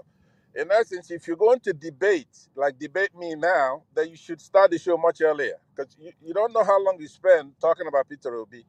So now I spent about 10 minutes talking about Peter Obi, but carry on. All right. So what I'm saying is that there is no human being with a brain that will compare Peter Obi to Tinubu, right? No Nigerian. Nigerians were very savvy people. We know both characters. Tinubu did not win the election, period. But he was not successful in rigging it because of his genius. What happened is that the Northerners are afraid of the Igbos. You're right about that. It's not the Yorubas. It's not the Efik. It's not the Edos. It's the Northerners who are afraid of the Igbos. Why? First of all, why? Number one, why? very one is that they came to Hausas, they effeminated them. No. Why now? Let me land now. No, you can land, but you said, why are they afraid of the Igbos? That's what I'm telling you. Right. Because of the reason I'm going to give you, I need to make it a little softer so that it's not too harsh. When they try the same nonsense with the Igbos whacked their Sadoana, right? Have your people ever whacked a Sadoana before in your life? One man. It's not an easy thing to do.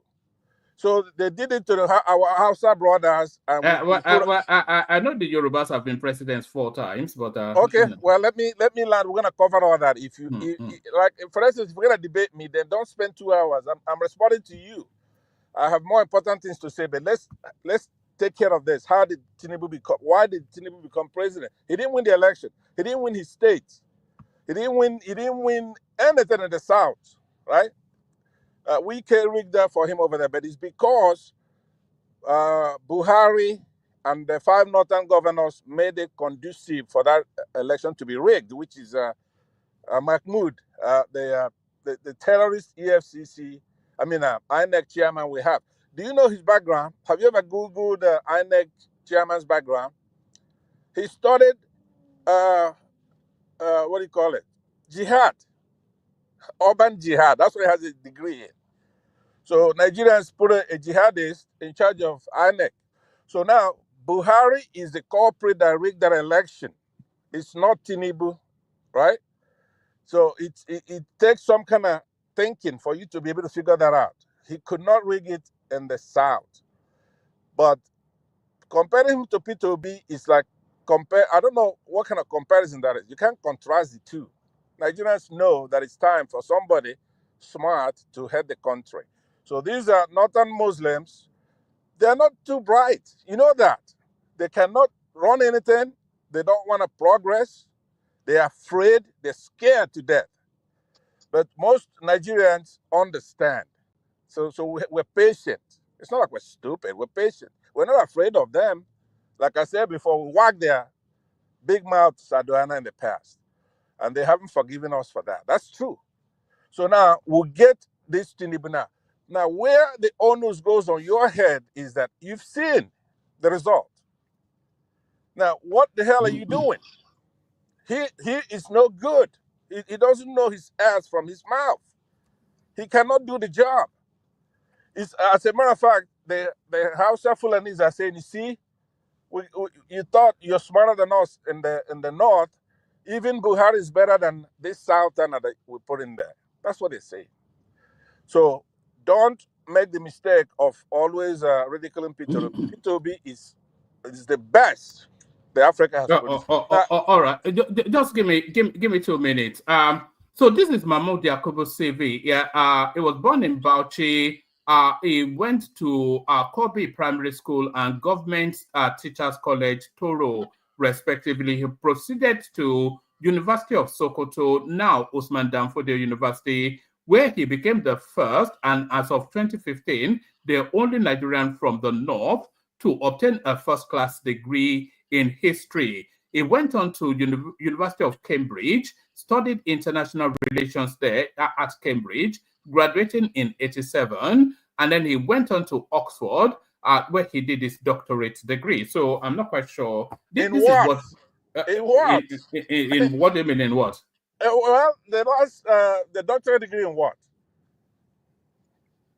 It says Nigerian history at the University of Oxford, graduating with a doctorate degree in Nigerian history. It's all here. That one you said, but the very last degrees he had in his doctorate is in jihad. He's a jihadist. All right, no, I can't abide this. Let's not be ridiculous. Tell me. Why should I find something that I've already just read you? No. Come on. What degree did he get in Oxford? I just read it now. Mahmoud Yakubu, born in Bauchi, northern Nigeria, he completed his basic and secondary school education at Kobe Primary School and Government Teachers College, Toro, respectively. He proceeded to the University of Sokoto, now Usman Danfodio University, where he became the first, and as of 2015, only Nigerian from northern from the north to obtain a first-class degree certificate in history. That's Sokoto now. That's Sokoto. Yeah, hold on. At postgraduate level, he studied international relations at Wolfson College, Cambridge, graduating with a master's degree, and Nigerian history at University of Oxford, graduating with a doctorate. It's all there. The doctorate in what? It just said, and Nigerian history at Oxford University, graduating with a doctor. It's there now. Okay, put that aside. When I get home, I'm going to show you his degree because I want you and I to make a bet now. If he did Nigerian not get history, Kulata, it says there, the doctorate degree the topic is Nigerian history. It's all here. Listen, when you get a degree, you do a thesis, and there's something it's a specialized thing, right? You get a doctorate in something. You're gonna, but when I go home, I don't know who it's all here. Okay, I'm going to post it so you could then show it. Promise me that you show it when I show it to you. All right. All you have to go to any source that is a credible source. It will tell you exactly what I'm telling you. I don't say something that's not true. He has his degree in urban jihad. That's what his degree is in. But anyway, let me continue with what I'm talking about. Forget about that. We're gonna resolve that when I should be getting home in a little bit here. So now, what I'm saying to you is that when you have somebody as prominent as the new conservative leader in Britain, something we should all be proud of. Something that is a Nigerian achievement, even though she's running away from it. Why is she running away from it? Doesn't want anything to do with you. I said it before.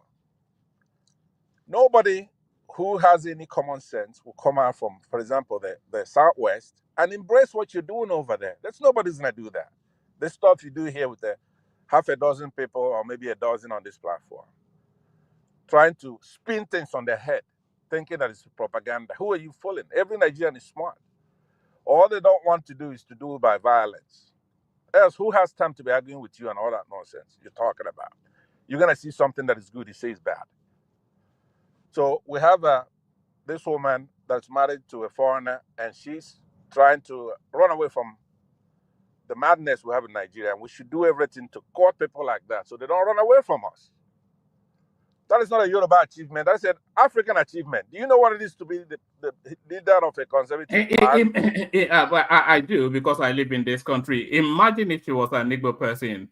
You'd have made life a living hell for everybody on the planet. That's not true. We have people doing exactly the same thing, and you don't hear people talking about that. Exactly what?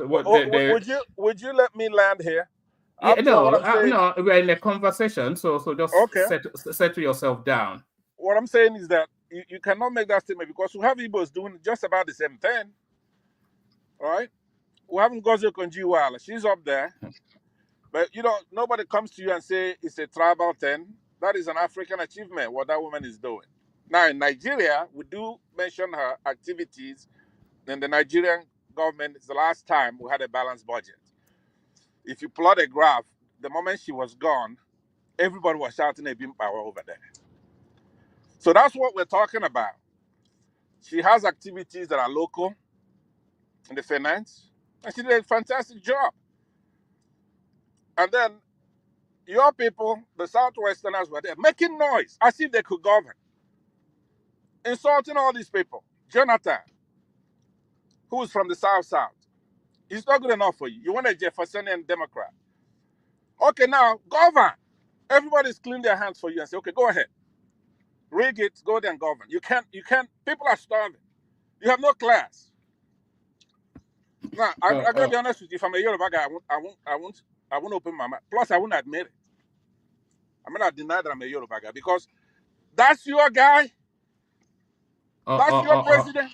Right? All right. I'm not even sure what you're talking about, but it's not a topic that should be had. But once you start talking about a skunk, what are you gonna hear? Are you gonna hear about the roses, the smell of roses? No, it's you who is producing all this useless topic. No, I'm not talking about Peter Obina. So which skunk are you talking about? Okay, so I'm saying very, very funny, right? It's not in your mouth. You see the big man, the Southeasterner, right? The rich, the honorable. That's from Abia State. And then you see the kid from Delta State, right? Mm-hmm. Now, that's what happens in real life. Online, people just like to run their mouth. The guy from the honorable who's wrong is apologized, so I forgive him. But those are people from the Southeast. They're not people from Anambra only, because you people keep thinking the Southeasterners are from Anambra or something, next to you over there. There are people inside who are from the Southeast They don't have time for nonsense. Do you understand? So when he said to the guy, which is what I watched the thing very carefully, he says to the Delta guy, he says, hey, look, I'm not gonna use my police officers. I'm gonna beat the fuck out of you, right? I wanna fight you. Mano a mano. It's not about running your mouth on the internet. That Delta guy is an Igbo guy. People from the honorable is not looking at him as a Delta foreigner or something. He's looking at him as a fellow Igbo guy. There are no Igbos in Delta State, by the way. Well, so that's what you want to believe. But the point is that the guy knows his brother. The guy's already going back home to his brother, and the other people who want him to be divided and fighting are over here fuming in their mouth, right? But the funny thing I want to tell you is that people from all the way from the southeast, we know how to whoop Yorubas. I've watched about 33. I've been in 3 myself. We don't have time for all these, like what you're doing here. Like the guy who just talked to me. I would have beat the fuck out of you, right? So he tells the guy, he says to the guy, can you bend down before you beat someone? Will you the land? Can you bend down? I think he's been drinking. Yeah, but mute him, please. So he says Masad, to the guy, you have to address that point I'm about to make, right? He says to the guy, hey, look, you over there, I'm a big man, and you over here insulting them older than you. There are many differences between them. It's not just big man. There's also age. Back home, you don't run your mouth at somebody who could beat you up or who's older than you. That's our thing. How is he older than him? Well, you could tell now. He tells him, small boy. The rep guy is 43. Listen now, he's older than him. Let's just put it that way. But he says to him, I'm not going to call the police, so that's fair. Woman, did you call me before, sir? Did you call me before? I called you first, but I don't okay, know I was sleeping. Okay, sorry, I slept off, but I'm awake now. Yeah, hold your peace. Thank you. Lucky for you, get to hear me when I'm talking. So now, one man, remember this is important in that thing. That's where I'm a fair guy. He says to the guy, okay, are you running your mouth at me? You want me to come and pick up something from you there with no respect? I'm not going to call the cops. Let's do it mano a mano. Now, if it's me, what an invitation. Let's fight. That's what happened there. These people, these Yorubas, it's only online that Yorubas run their mouth at Igbos, especially people from all the way in the southeast. Not the Lagos Igbos you have over there. Anybody from the south, that's exactly what's going to do. Beat the fuck out of you for running your mouth. But that man look older than the Senate, than the reps man. All right. Who's what? Yeah, he looks older. I don't even want to get. I don't even want to get stuck there. Okay, I don't know why I say that a man-to-man war with, somebody that ought to be, representing the country, then do two fighting in the street. Is that what you are encouraging? Oh man, because he's a rich man, is he not going to die one day? All right. Because we're online, right?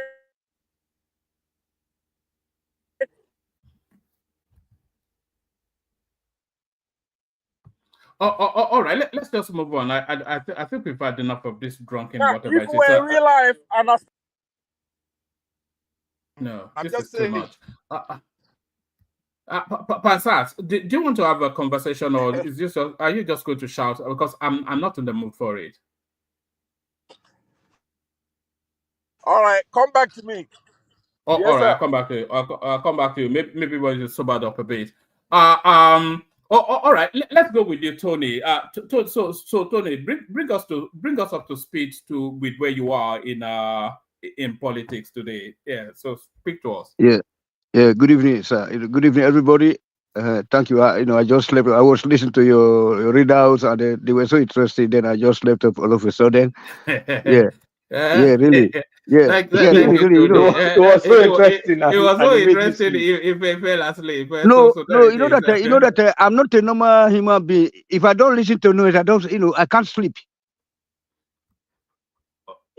So I just put on the news or whatever. Then before I can sleep, radio or whatever. Otherwise, I can't sleep I'm the same actually. I can't sleep to silence. There has to be something. Yeah, really, it's very difficult. Unless when I'm eating, if I overate, like maybe I just amala or eba or something like that with a lot of, then I can just sleep off at the seat right there at the table. But other when I get to my bed, I can't sleep without noise. I'm not a normal human being. So sometimes I do time myself, some pull at 30 minutes or 40 minutes or 2 hours. And each time I wake up, I must put something on before I can sleep. I'm not a normal human being like others. So I like noise before I can sleep. That's it, sir. And I don't know why. All right. All right, brother. That's good. So where do you want to start us off? Do you want to start us off with the Kemi Badenoch narrative? Or no, that one is very sure now. Yeah. That one is very good. That it snubs Nigeria. A country where you are born, nobody care for you. A country where your mother is pregnant, nobody care for the mother till the mother give birth to the child, and no one cares. And then that person have to start struggling. No one cares. You don't have a government in that country. In Africa, African people are not normal human beings, despite the abundance of natural and human resources. You know what I'm saying? So it's very. Why should it be? Why can't she? That madam. Look, I don't want to use any bad word for that woman. That bribri. If you say, look at the name, say that bribri. It's like biri person where people say her head not correct. And then that back then, that woman used to sleep with many men. I'm not saying I'm sexual, but he just sleep with many men. You used to sleep with many men. How you don't a child you didn't take care of? He jumped into the bush or into the desert, escaped death, went through everything, and all of a sudden now he's playing football in Italy or in Germany, and now you announce that, okay, I'm diaspora. What is diaspora, by the way? Diaspora should be including every Nigerians, both that are living abroad and at home. That's what we call diaspora. But Nigeria just change everything, and they make this woman brain the gold biri because just according to that her name. Why should Kemi even answer her at all? You know what I'm saying? So Kemi should just remain focused. We are in, we see with her in spirit. You know what I'm saying? We are, we're in, we're with her in spirit. We know men like you, like Kulata, like all of us, we're with her in spirit. We know that this is one of our own. But for a country that doesn't care about its citizens, where people are dying, where they have to find, a whole Lagbaja who was probably trying to do something the right way. You know what I'm saying? Secretly. And then you're not coming out to say that they should come and embrace all that. Oh my God! If that woman was to be in Nigeria right now, they would have been using quota system to deny her of Google position like they do to this our sister finance minister at that time. Let's wonder the country is not working. Look at Okojo well at the same thing. For the Nigeria, what the hell? This people should be ashamed of themselves. That's why I said that there's nothing like government in Africa. These people are crazy. Why should we be going to claim credit for or ownership and citizenship for someone they didn't even care about? That if we're to be in Nigeria, you will use the quota system, try to allow Sharia law to have his way, and then you go and put all those mullah women that stole all our money, like Sadiq Fadia, Farouk, all these useless women, all this Hamza from a Nigerian Port Authority that made the loss about even 80,000 euros investment because they said that the Nigerian people that are abroad are not from the north. So therefore, I'm giving this condition. You can't bring anything to the country. Meanwhile, we have already loaded all our goods and vehicles. This kind of woman, they came in not just to listen to them at all. You know what I'm saying? I'm in Nigeria because I like Amala, I like my villages. I love my Leyele.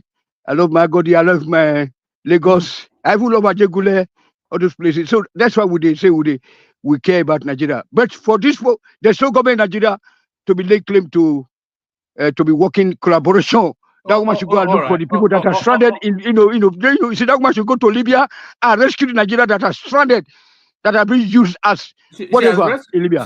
She has rescued quite a lot of Nigerians, but No. It's okay. Just leave all of that. Speak to this woman's achievement. Forget the Nigerian, whatever it is. Yeah, thank you very much. Like I said, that we're already in her. Sorry, we're in spirit. With her, we want her. She's our goddess. She's one of our goddess. Kemi is one of our goddess. Okay. You know what I'm saying?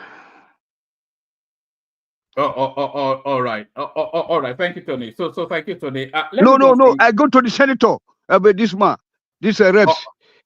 All right. Okay. Thank go you. to the senator. Yeah. Yeah, I was listening to you. The other day we had a kind of like a little bit of argument about when I said that there was no system in Nigeria, no system of grant.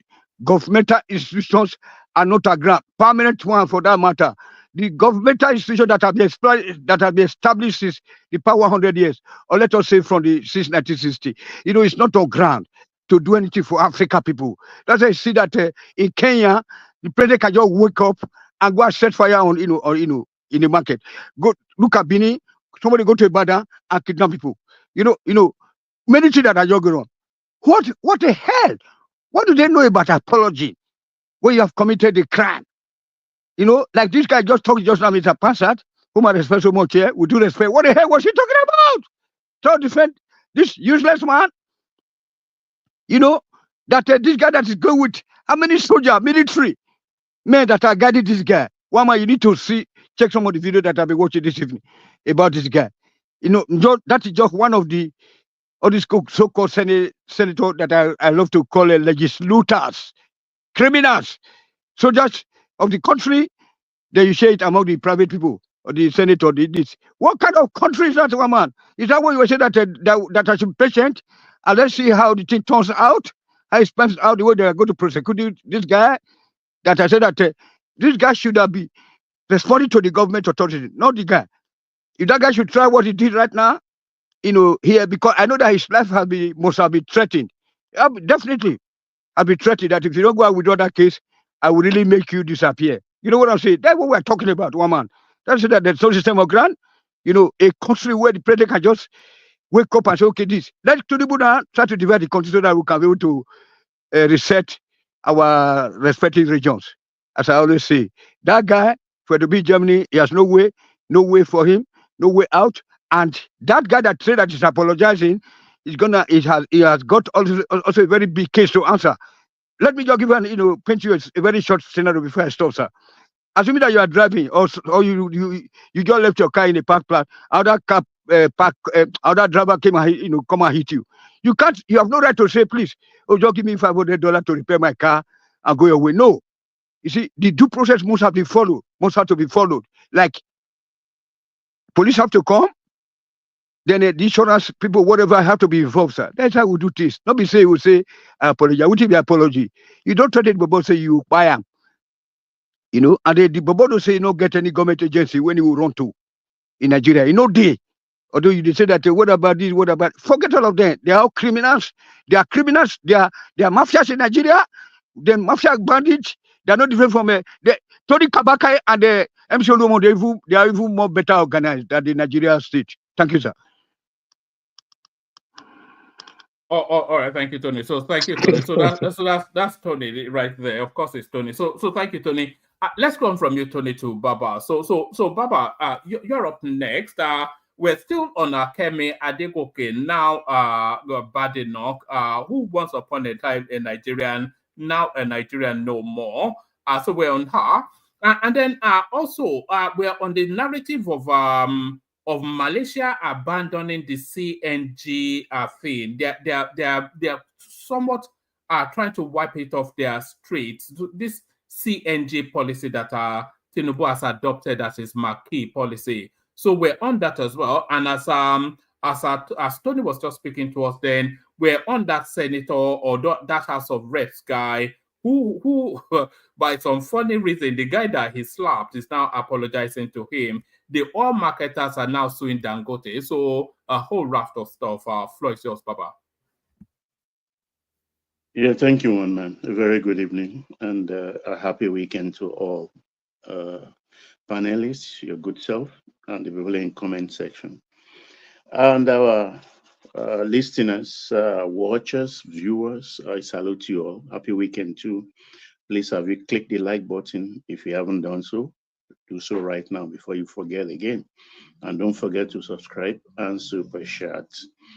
Yes, let's start from the Malaysian CNG issue. Actually, it's not CNG they use, it's a hybrid of gas NVG. I think it's a hybrid of LPG and CNG.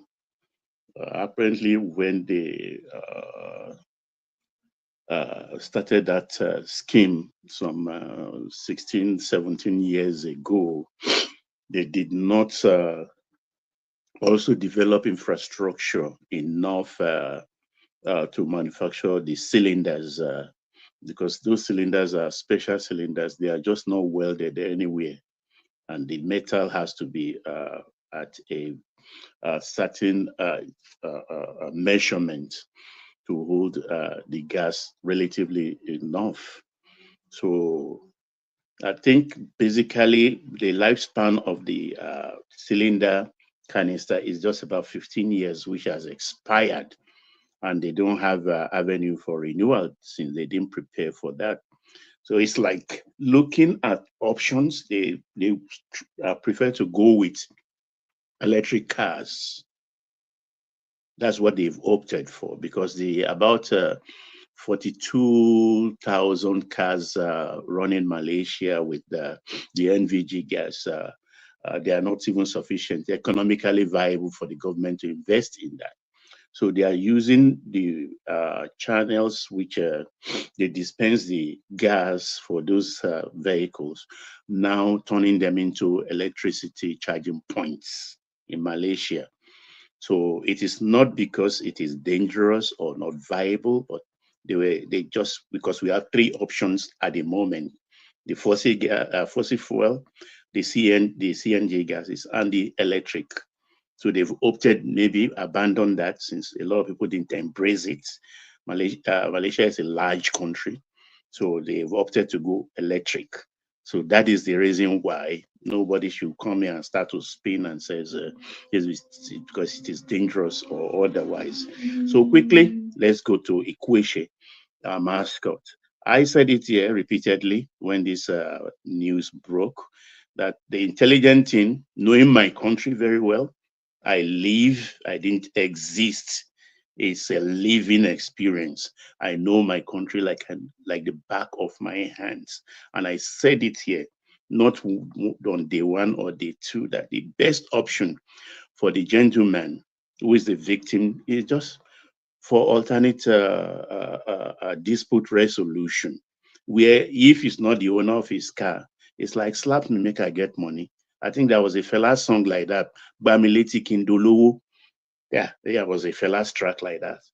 And that's how I look at it. And that's how our country works. Because we don't have a jurisprudence for double jeopardy. If we're to be in America, yes, the person can still be liable criminally in court, and you can still sue also for some damages regarding your health from which you got from the slaps. So you can sue both ways, criminal pursue it and pursue the civil side of it. But in Nigeria, it's not possible. So I asked myself, what will it profit him if the guy is he lost his seat or sent to jail? He will still come empty-handed. He will still need money. If he's not the owner of the lift car he's driving, his master will take that car one day. He will be on the street also. So the intelligent thing for him to do, I like the way that he has bowed to pressure. I suspect that, and I said that as much. Even up to his church, I said, yes, he could be pressured because he thanked his parents and his brothers, uncles, and things like that. So the pressure must have come from that. And I hope he got good money out of it so he can buy his own car and run his own life. Because no Nigerian will come and help him. Those who push him to court on pro bono. It looks as though they went behind these lawyers to strike a deal because they why not? very quickly distanced from it. No, why not? Because naturally they will just what if we're my brother or my own child? It's like look, court case will not put this thing on your family table. And where's the guarantee that the guy will be sent to jail? That case could be bogged down for another 3 years with adjournment. Nothing will happen. I'm a realist. You understand? We've all witnessed this in our country before. I've been through it before. So I'm happy he took the money. I don't know. I just hope it's a sizable sum, enough for him to buy also his own car or the second one if he owned the first one, and he can move on in life. Because the Jardinian Jews, when they help you to dabble your case, you will not go to the office tomorrow when you are hungry and demand anything they will be able to give you. But they've used you to step up in their profession, because they use all these cases to build up their own CV as human rights, as civil activists or social activists and things like that. So I'm happy he went behind them and negotiated everything. So it's a good lesson. I'm very sorry to disagree with you, Baba. Is that how the country should be run? Continuously? Like as it was before, we agree that it's not running. That way we live in abroad, things are done in a proper human way. And you are justifying such a what is going on, that we are looking, you are coming here to talk every day, we try to listen to you. Many audience are listening to one man went to more, and then we say we want to change. One man is trying to tell us that we should be patient, that the country is doing something about the petroleum price, something about food. We keep telling us how the government is going, and then you are coming here to say that justice. Hold on. That justice doesn't matter. Okay, justice one man, doesn't can I have matter. my space, please? You have your are space, but you are entitled to talking. your own opinion. Look, you are destroying. One man. Look, people are listening to you. You have to say talk about Can you justice. ask him to get off my space, please? Tony, Baba doesn't want to. I don't want interruption, please. If you cannot be civilized in your conversation, don't interrupt me ever again. When it's your turn, postulate your ideas. I'm talking. I'm a realist. I don't live in utopia. So this is it. So it's gone. He settled himself, and good luck to him. Yes, let me go to Kemi Badenoch. Actually, you can see where her grouse is coming from. This dates back to, I think, 2017 or so. It was 2010. It was 2010 when she was canvassing to be the parliamentarian for West Norwood and some 14 years ago. You can see how she introduced herself, and you can see what happened to her. Even back then, somebody attacked her for being a Yoruba person, and that person has been in the UK for 45 years. You can see, even no matter, you can take a man to the bush. Or how was he saying? You can't take the bush out of the man. You understand? No. So it shows that no matter where you are, whatever coat you wore at your bath is still there inside of you. Somebody who has stayed in UK for 45 years and still have that kind of myopic view about ethnic nationality, that is quite unfortunate. So our problem actually is gross, and it dates way back, and most of us don't want to accept it. We just believe, oh, we should measure up. But every country, every ethnic group, it's a product of their culture, of their tradition. We just didn't appear wearing agbada one day. Those who wear suits, those who wear tailcoats, they didn't just, it evolved. It is their culture. I'm a black man. I will not pretend to be a white man. I'm of the Yoruba stock, and I wear my Yorubaness on my sleeve. So this is our reality.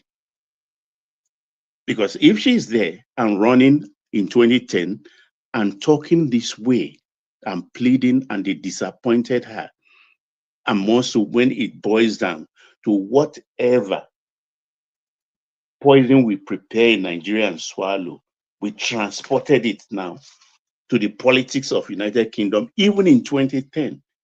She doesn't want part of it anymore.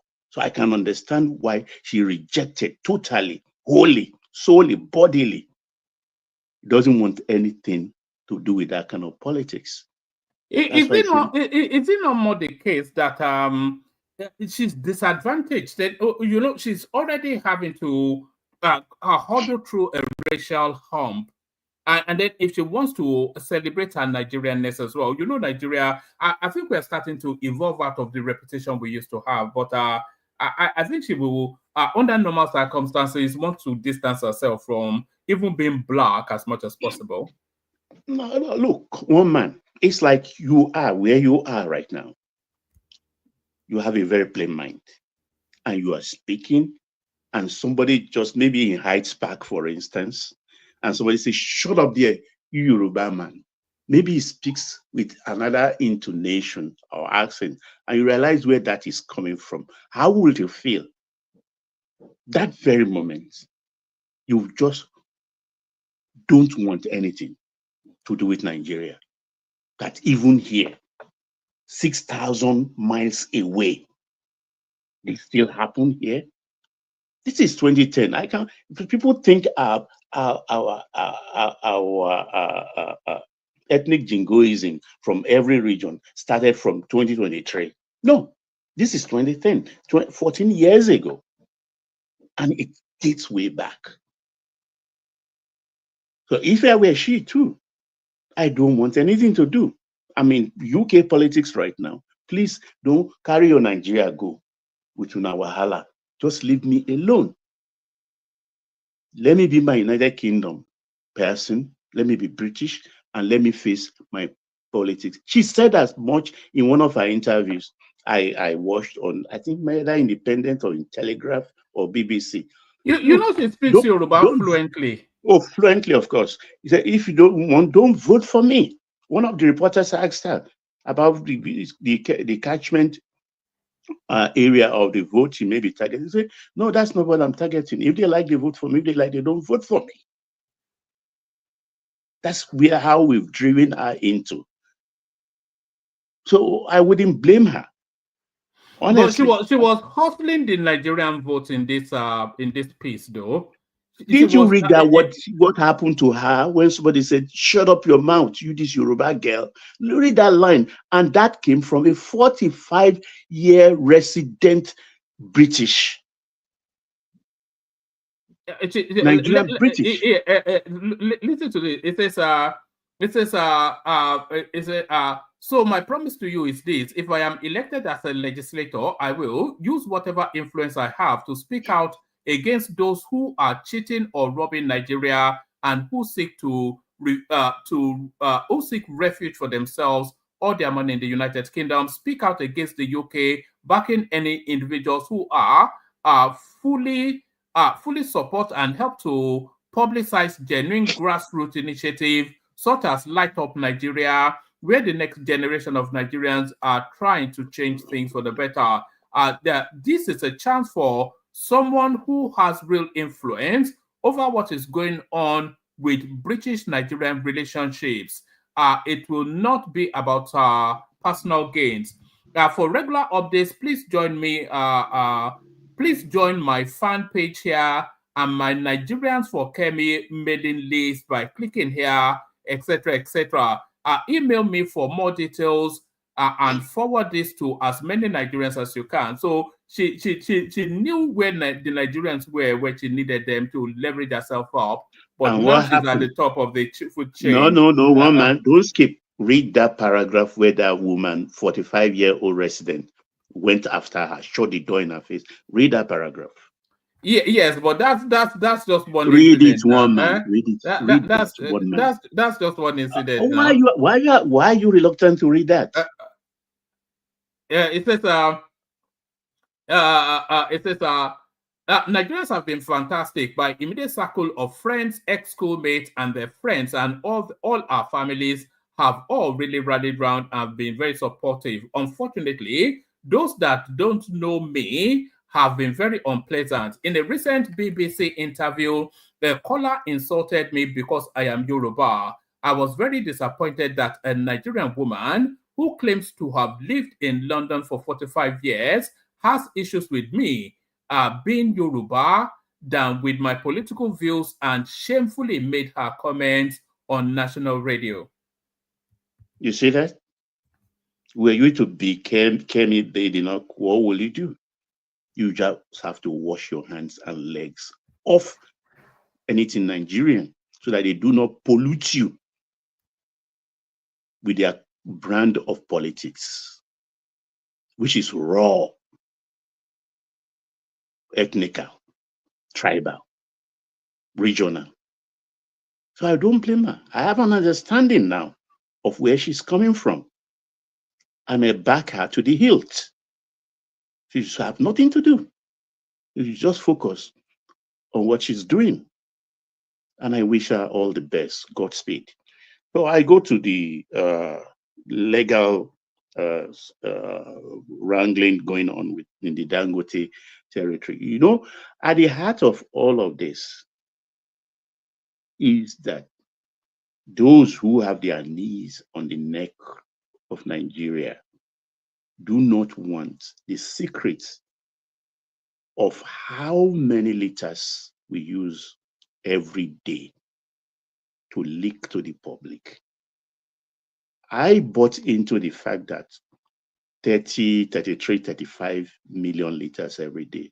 But with this fight they are putting on, I suspect it could even be 20 million liters every day. I suspect, because the way they are fighting is like they are fighting for their lives. They want the party to continue one way or the other. At the heart of all of this, that is exactly what is at stake. Because when we come to their reality, to the full reality that we've been duped for years to the tune of about 40 or more million liters every day, I think Nigerians will sober up, and maybe we'll go after those that have brought us to our knees. What do you think the end game is in this whole debacle? Because at some point the government has to pull the plug on importation if Dangote shows sufficient enough that it does have that capacity. So I mean, how does this play out? What's the end game? Because they are insisting they want to continue to import. The law says that import only if there's not sufficient within the country. Dangote is telling us that they are blending all of these things and bringing it in. We don't know where the NNPC is positioned, and it's more of a mess than it ever was. What's the end game? This is it. The market, whether we like it or not, has been deregulated totally, apart from this hiccup. If you want to import, I don't think anything will stop you in the PIA legislation that you cannot import. But you cannot go and take forex from the government to import, because we have a refinery locally that can meet our demands. Even if we can't meet our demands, there are other refineries, model refineries, that will eventually come up by producing PMS. So we are self-sufficient within the next 12 months. But these people, they want forex. Naturally, you have to be licensed to import. So they've given some of them licenses. Fine. Why do you want our forex? I'll be very disappointed if the government give them forex to import. That means self-sabotage. That means the government of Tinubu is sabotaging itself. But they And still are, though. They still are buying forex from CBN. Well, I'm not. I'm yet to find out. No, I think we read something on that a couple of sessions That was ago. 2 months ago. You know, this government has a kind of habits of talking one thing and doing the other. Because I think I read 2.5 billion being made available for importation. But then that was those heydays 2 months ago when we even don't know where we are, when we are in a terra incognita, that is uncharted channels. So now that we know, now that Dangote is fully doing PMS, fine, he has the option. But in this fight, they can't beat Dangote. They cannot beat Dangote. He owns a factory. Because if you look at those in the suite, Matrix and what's the other one even? Matrix and Nano. There's one AA Rano. Matrix I and was surprised that Matrix is an American. Matrix and Rano, if you remember, they are the ones Dangote outed for mixing fuel in Gibraltar, or where is that? What's that country now?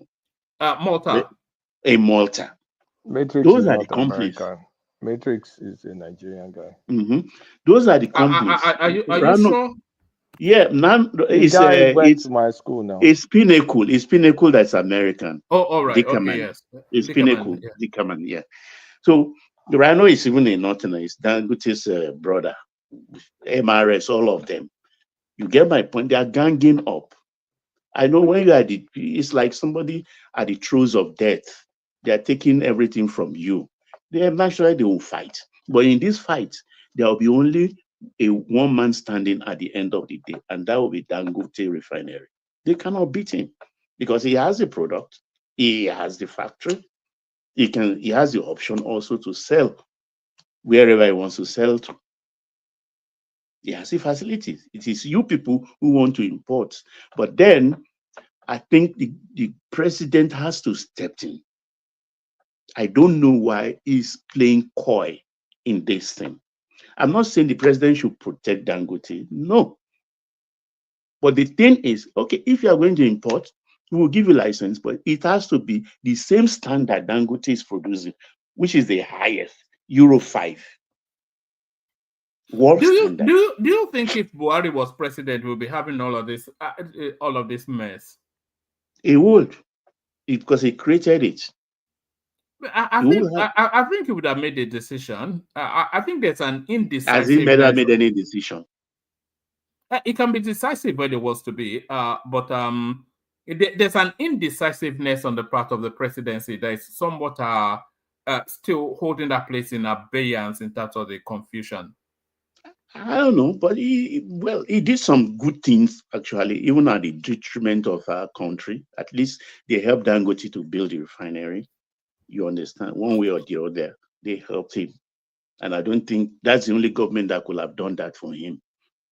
And OBJ government wouldn't have done that, because if that thing cost 20 billion, Nigeria's money, whether through some rigmarole, will be nothing less than about 7 billion at least into that. Nobody can prove it anyway. But when they are selling to you at 465, when money was still almost 700, and you can do round tripping with it to make more money and buy your machineries, the country did well for you. And I think him being ready, because he has options. He can say, okay, look, we can carry a while ago. Go and do your license, shut his gates to Nigeria and face the sea and start producing and selling. He could do that. Nothing stops him from doing that. But still looking inwards, I know one way or the other, is still grateful for what the country did to him. Because if I were him, if I were Dangote, I would just shut the Nigerian side of my factory, of my refinery, and face the sea. And face, Americans are ready to buy. already Transfigura and Vitol and all the rest, they are approaching him. These are multinationals. These are people with hard cash, not even countries. They in turn will sell to countries. So looking inward, I commend him. But these people, I mean, he's the president I'm blaming in all of this. He has to be very firm and tell all of them, please move back.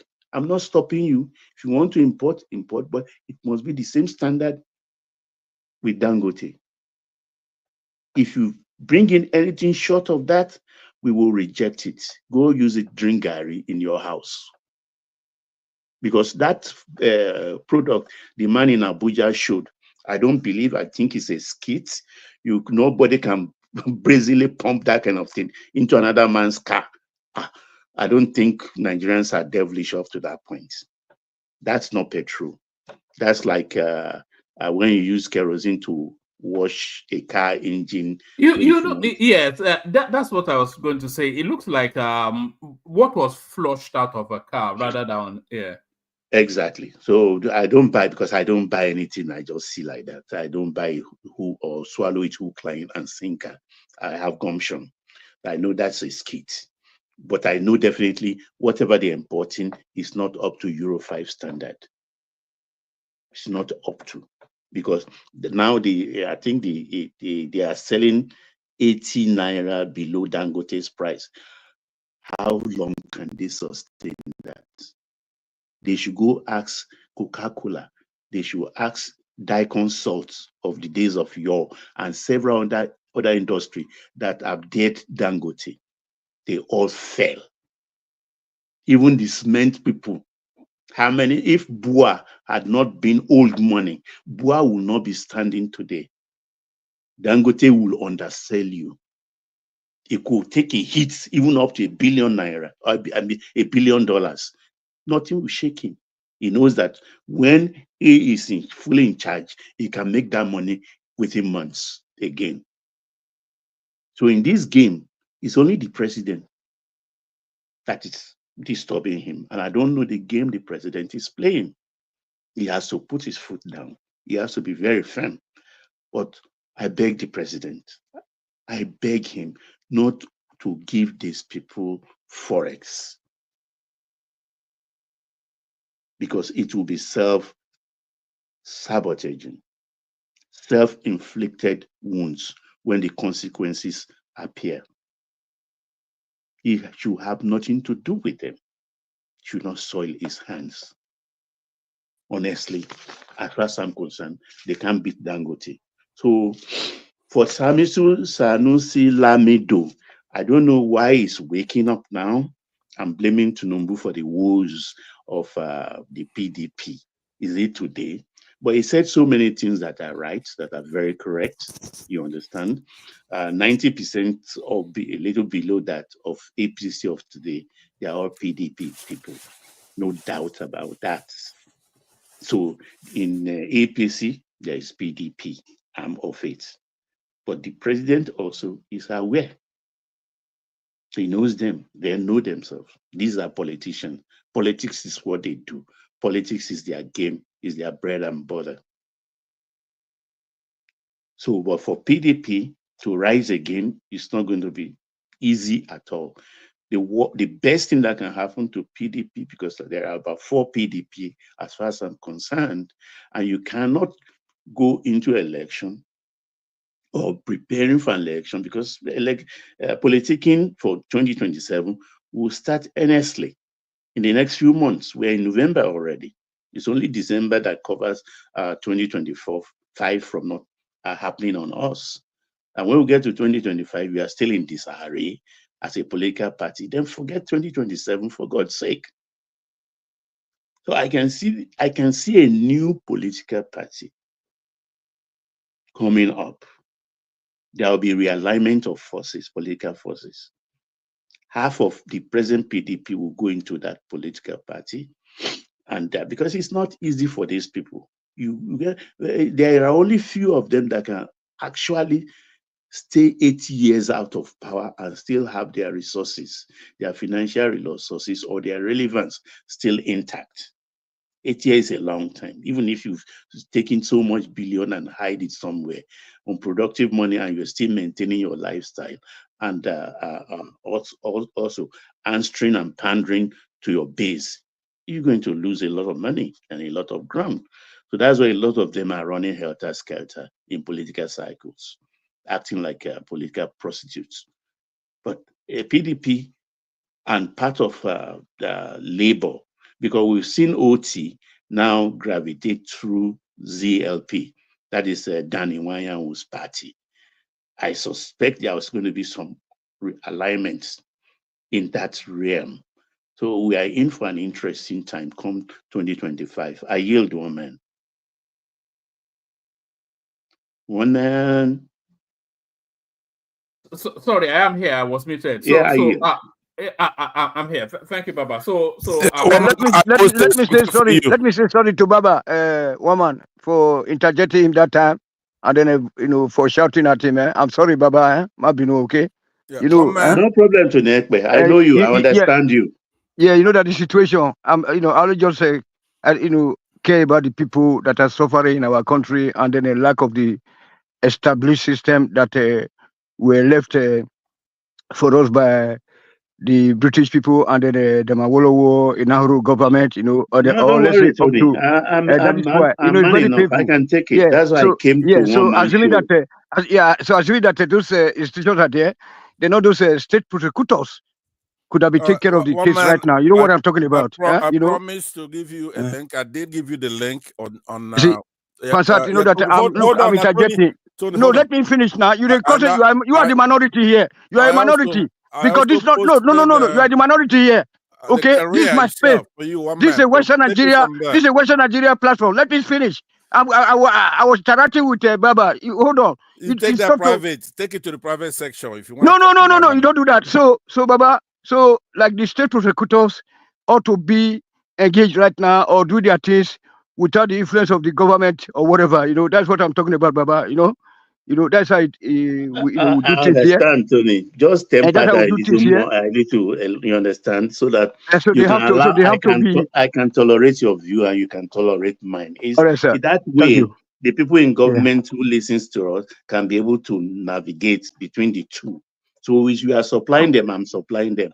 So they will take the better of the two products. You understand? Yes. That's how life works. Man, I expect you to be effusive in correcting what I said. You said that I wasn't right. Correcting what? You posted the Wikipedia link. So what am I? Yeah. Well, the Wikipedia, the way to look at Wikipedia is when there's an input, then it will give you the primary source. But if it's no primary source, they will say right there it's not verified, right?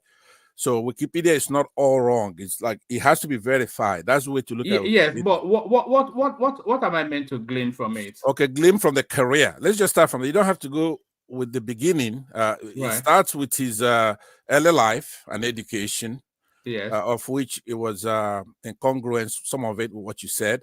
But then it comes to career. Let me just read it. It says, Yakubu is a lecturer, guerrilla warfare expert, which means in our own parlance, Boko Haram, you know what I mean? It's jihad, right? So, and a professor of political history and international studies at the Nigerian Defense Academy prior to his appointment as chairman of the Independent National Electoral Commission, INEC. Mahmoud served as the executive secretary of the Tertiary Education Trust Fund, being appointed to office in 2007 by then President Umaru Musa Yar'Adua. During his tenure as secretary, a national book development fund was established supporting 102 journals of professional association. Then he gives you 3. Do you see the small 3 there? So you could then cross-check the fact, and it goes to top 13 facts about the new INEC chairman, Niger something, NAIJ, 21st October 2015, retrieved 21 October 2015. So that's where whenever you look at Wikipedia, what you should be watching out for is that little numero de tres, Yeah, right? yeah, but what have you established?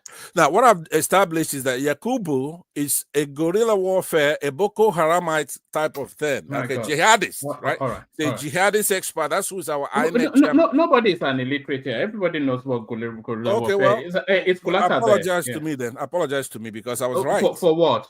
For saying that I'm just pulling something out of thin air. No, That no. is not true. This is what we do. People do now. This is No, I mean, you could- it's exactly to what I was saying about Peter Obi. All this, you know. Yeah, whatever. I mean, if you want that kind of session where you just talk and No. It's just ridiculous. Something. I thought you would commend me for bringing to fore what I said I was going to do. I was doing almost 90 miles per hour. You said it was you. you said he what did he even say about him? You said he studied for some jihadi fundamentalism. Yes, and we've read this thing here. He studied history. So no, but I'm saying you look at it in black and white. Just post it then. You posted it. Okay, you have it there. Very good. That's one. Yeah. That's one thing. Okay, so it says right there. Yes. Yakubu is a lecturer, not just your ordinary jihadist. He's a lecturer in it. Guerrilla warfare. What do you think guerrilla warfare is in I don't Nigeria? know what guerrilla warfare is. So that why should we have a guerrilla warfare guy being our INEC chairman? We need somebody who knows about stats, constitutional things. You know, we don't need a jihadist, right? By his nature, well, in Nigeria, that's what we know it as. Or you may call it guerrilla, right? In Central America, they may call it. Maybe in the Southeast, that's what you know it as. No, listen. He's a specialist his master's is in international relations. He's a PhD in Nigerian history. Those I didn't contest those. I said yes, some of those are congruous, right? But in your place, you have Northern Ireland when we're doing the jihadism. In the South America, it's contra. You say, look, I'm a contra. In Nigeria, I'm a Boko Haram, right? That's how you know warfare, urban warfare is asymmetrical warfare. So now he's extending it to our poles. That's what you see him doing there is a guerrilla warfare. Right? He's not going to let the enemy win. So what I'm saying to you is that I'm not knocking it. They're smart to do that for their side. But then we also should be bright enough to bring it up as you and I are debating it now. Let the Nigerians know that this guy was a lecturer in guerrilla warfare. If you're a warrior of any kind. Do you think Nigerians don't know what guerrilla? I mean, who is your demography? Who is your demography when you speak? Who do you think you're speaking to? What do you mean? When you speak, who do you think your audience is? Not, who is your demography? Who are you speaking to? I'm speaking to Nigerians, period, right? Right. Including people from the north. I'm speaking and you're telling them that guerrilla warfare is what are you saying guerrilla warfare is? Man, don't they sleep? It's semantic. I called you just now. Kulata, let's have you and then I'll shut it down. I'm not sure that I seem to be in a foul mood. So let's have you and then we shut it down. Yeah, because I don't know this guerrilla warfare. Why do you care if he's here or not? If he doesn't want to be here, he could go. We'll handle it. Someone is a professor in Nigerian Defense Academy, and you are saying guerrilla war. No, I'm not saying it. It's on the screen. Hold on. I'm not like you. I'm not like you. Sometimes I offered it. Sometimes you have to try to make sense. Sometimes you have to try your best. You could fool one man. Yeah, you have to try your best to make sense. Do you know what Nigeria Defense Academy means? Listen, do you know what it is? Listen, tell us. Do you know what it is? Do you know what it is? A lecturer in guerrilla warfare. Tell us what that means. Is a lecturer in guerrilla warfare is a tactic of war, and he's teaching it in Nigerian Defense Academy. Okay, then. All right. So what part of it don't you understand? Okay, let me ask you then. Here's what I don't understand. Right? During war, answer me first. Answer me first. Otherwise, I'll shove you. I'll shove you outside. If you don't want to talk, please let the conversation go on now. We want to stay. We don't want the woman to close down. Please. Let me answer the question. He asked me a question. How can you be asking dumb questions on the international platform? Here's what my answer to that is. If somebody is a guerrilla warfare expert, right? To me, war, it's just politics by other means. That's it. If you go to, when I taught in university, when I taught politics, what is the definition? And now, for you as a student, when you study political science, right? You first said you taught physics. Now you said you taught politics. I mean, that means you must have taught in a mushroom university. My genius is not confined to one vertical. But listen to this. Here's what I'm saying to you. If politics is nothing but warfare by other means, that's the definition of politics. You could Google it right now. Okay, so what school is he teaching? Hold on now. What school is he teaching? Hold on now. Hold on. Look at his. You want me to read it again? I read it already. I just said the school is teaching now. It's not me. It's not me. No. Okay. So who does he teach? He's teaching Southerners a lesson. Christians. Oh my God. He's teaching them a lesson in guerrilla warfare. Stop being. All right, go on. I waste my time. He teaches at NDA, National Defense Academy. Okay then. So if he's teaching them guerrilla warfare, he's teaching them the tactic of war. What are you talking about? Well, that's what I'm saying. Election is a tactic of warfare. All right, guys. I want us to let's just make it an easygoing, a free flow session. The topics Passat won't fight because I beat him last time. The topics are not strong enough, and I want to say no, but me, I want to talk about something. Look, yes, I want to save Kemi Badenoch for a special. I want to do a special on her. Because I think it's important. You can keep Kemi. I don't. She's a UK person. I'm an American person. So are you sure you're still an American person with Trump now? Where I didn't really care about anybody in this election, but the only thing my gut instinct was wrong. Yeah, I've been avoiding the news since. I think I'm going to switch off for the next 4 years. It's just going to be unbearable. Yeah, that's exactly what I'm doing. Just turn it off. So, for 6 months at least. I won't, In 2016, I made the biggest mistake of my life. I was listening to news, and then they started all this fake outrage. Russia collision, James Comey, this. I was following that nonsense for a long time. At the end of the day, nothing came out of it. So I've just made up my mind, like, Trump, just don't watch TV. You'll be fine. It's not affecting my life in one way or the other. The only aspect that I beg him for is don't touch research funding, because that one affects my whole pocket. Don't touch research funding. The rest, I don't care. You can do whatever you want. Kulata, it was only really during Buhari that I realized that these things, they actually affect you viscerally, personally, psychologically. It was only after Buhari, when Buhari was voted in, that was when politics really hit me on a personal level. That how can this be?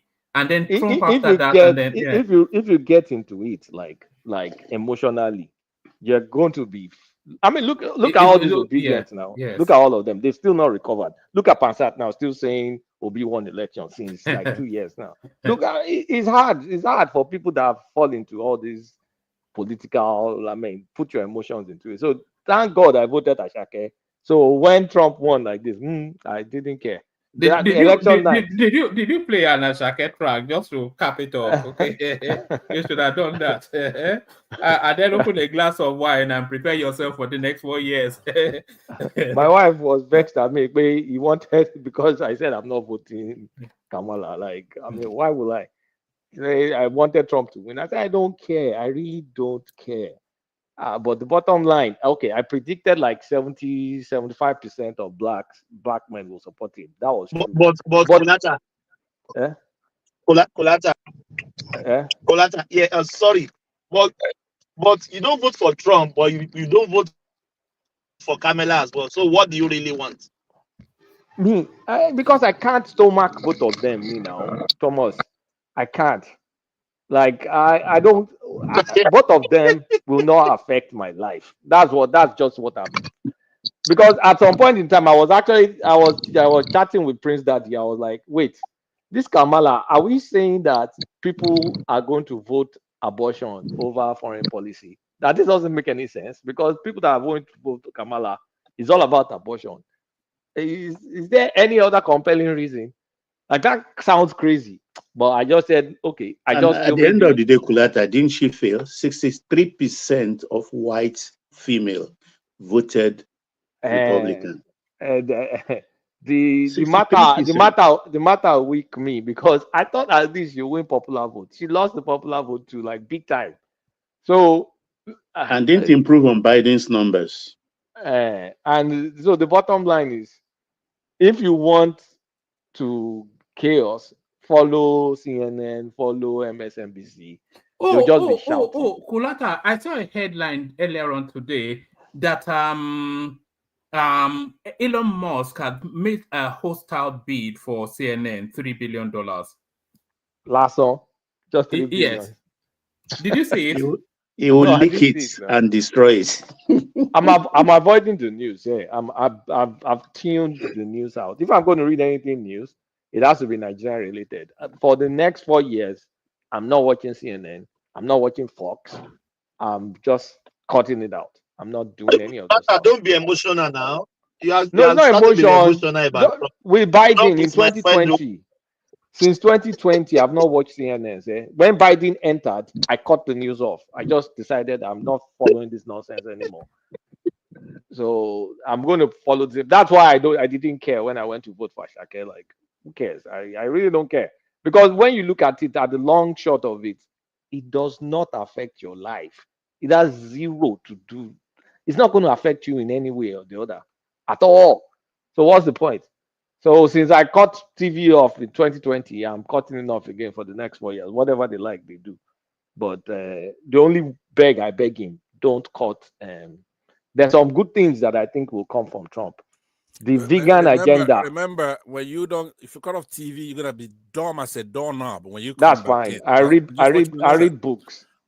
Am I dumb for not following all the Biden news? I don't think I missed anything throughout the last 4 years. Did I? There was nothing. Yes, you did a lot.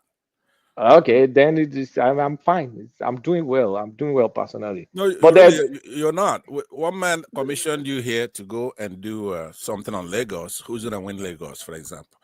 And what Lagos? He put all his energy into it, and you were carrying your data, right, all over the internet, right? What's this one talking about now? Hold on now. You just you see what I said about people that lose elections and I can't get away. This is an example. You were wrong, like 100% wrong. P2B ended up winning it, right? Ordinarily predicting who's gonna win Lagos. That should have been the best anybody can do. If you're a Yoruba person, you're in Lagos. Yeah. Why do you like talking Yoruba? But you were wrong. Like, I just let's talk something. Let's say something. Did the Yoruba, like the person you were supposed to date or marry, did the Yoruba guy snatch the person? Doopsy is my baby on this platform. It don't come that's consolation. It don't come more Yoruba than Doopsy babe now. Thunderous voice. Because the way you talk about tribe is look, on a serious note, would you now, since they've done you a number. This one man is allowing this dialogue, right? Would you right now? No, I want to go to the topic I want to talk about. Though. But let me just hear this. Then you continue. It is your turn. So if you don't want to indulge, you just say no. Would you? I can indulge you a little bit if you don't annoy me. Would you right now apologize to the people on this platform that you got it wrong in that? What did I get wrong? You were carrying a big file on your prognostication on the election. So was I right about the Nigerian election or not? Okay, explain to us what happened. What went wrong in your thing before you pile on and say another. I was actually more accurate than all your polls. I was more accurate than address that. What happened? Tell us. Did you get it? Kulata had an 89% accuracy. I nailed it. I nailed it. The highest in that cycle. I nailed it. Nobody beat me. This is what I don't like about you, right there. You like to come to people's rescue, but to be frank, you do it for everybody, right? But it's not. It doesn't help any of us. You would do it for me too. I don't like boasting, but that election, I nailed it. I gripped him by the neck there. He didn't grip nothing. You come to rescue him. Address the people, Nigerians right now. I still have my wait. I still have my spreadsheet though, so don't vex me. That's okay. Pull it up. Let's see how. But just stand your ground. Go to Nigeria politics. Forget about all this blah blah blah. Please. Talking about Nigerian politics. So I'm following something. Hold on now. So I'm following states revenue. Did you hear that, Tony? He admonished you for putting. You're a minority. You're not going to make Yorubas and Igbos fight all the time. Stand for your own tribe. So we came to Edo and we captured it, and we made you a republic. So you're. You know that when we start to make this Oduduwa and Edo nation, we'll finish you. All right, gentlemen. Let's for the benefit of the audience, let's be a bit structured. Kulata, and then we come back to you.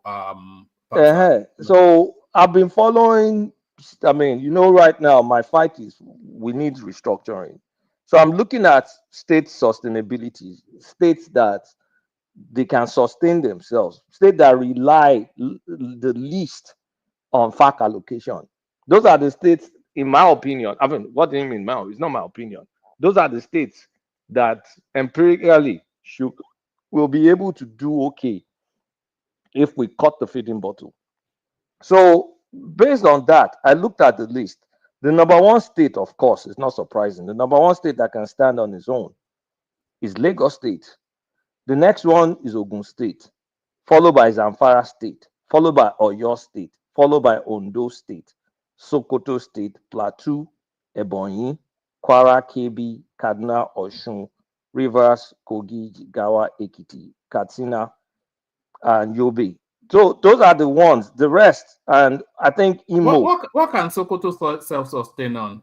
Well, their budget. I mean, when you look at their total revenue, their total the percentage of FAC, percentage of percentage of their IGL to their total revenue. So less FAC is like 55%. So they're generating like half of close to half of what they get from FAC. So they can, if they make up for the rest of the half, they don't need FAC anymore.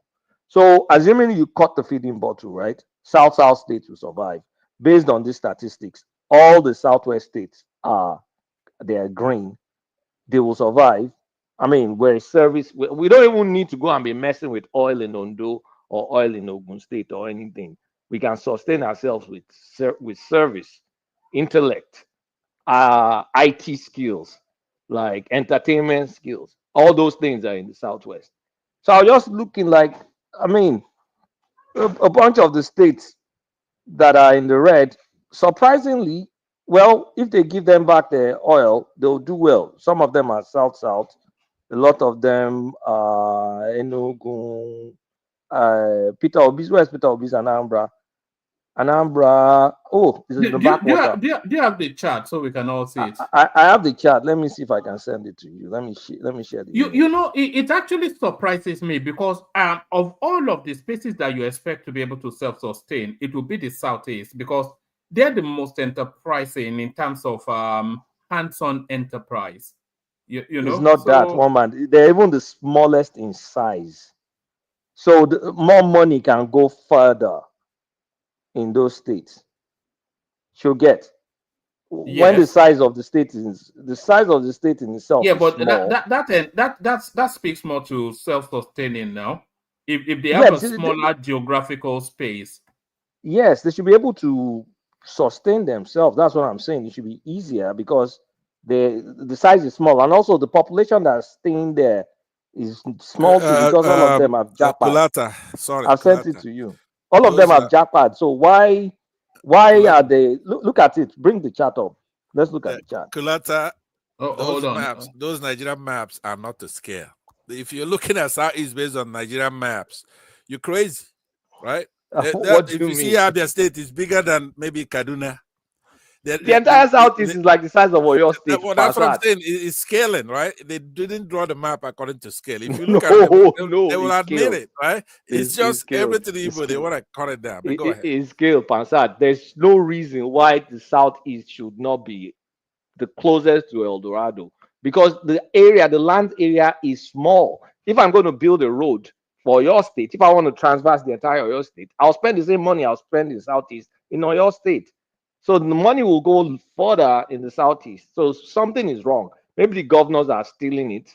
I mean, they need to question the governors. You have not been to the Southeast. If you know what private enterprise is doing in the Southeast, forget about government. What we're complaining about is government. As far as no. It's not showing. It's not showing on your revenue numbers.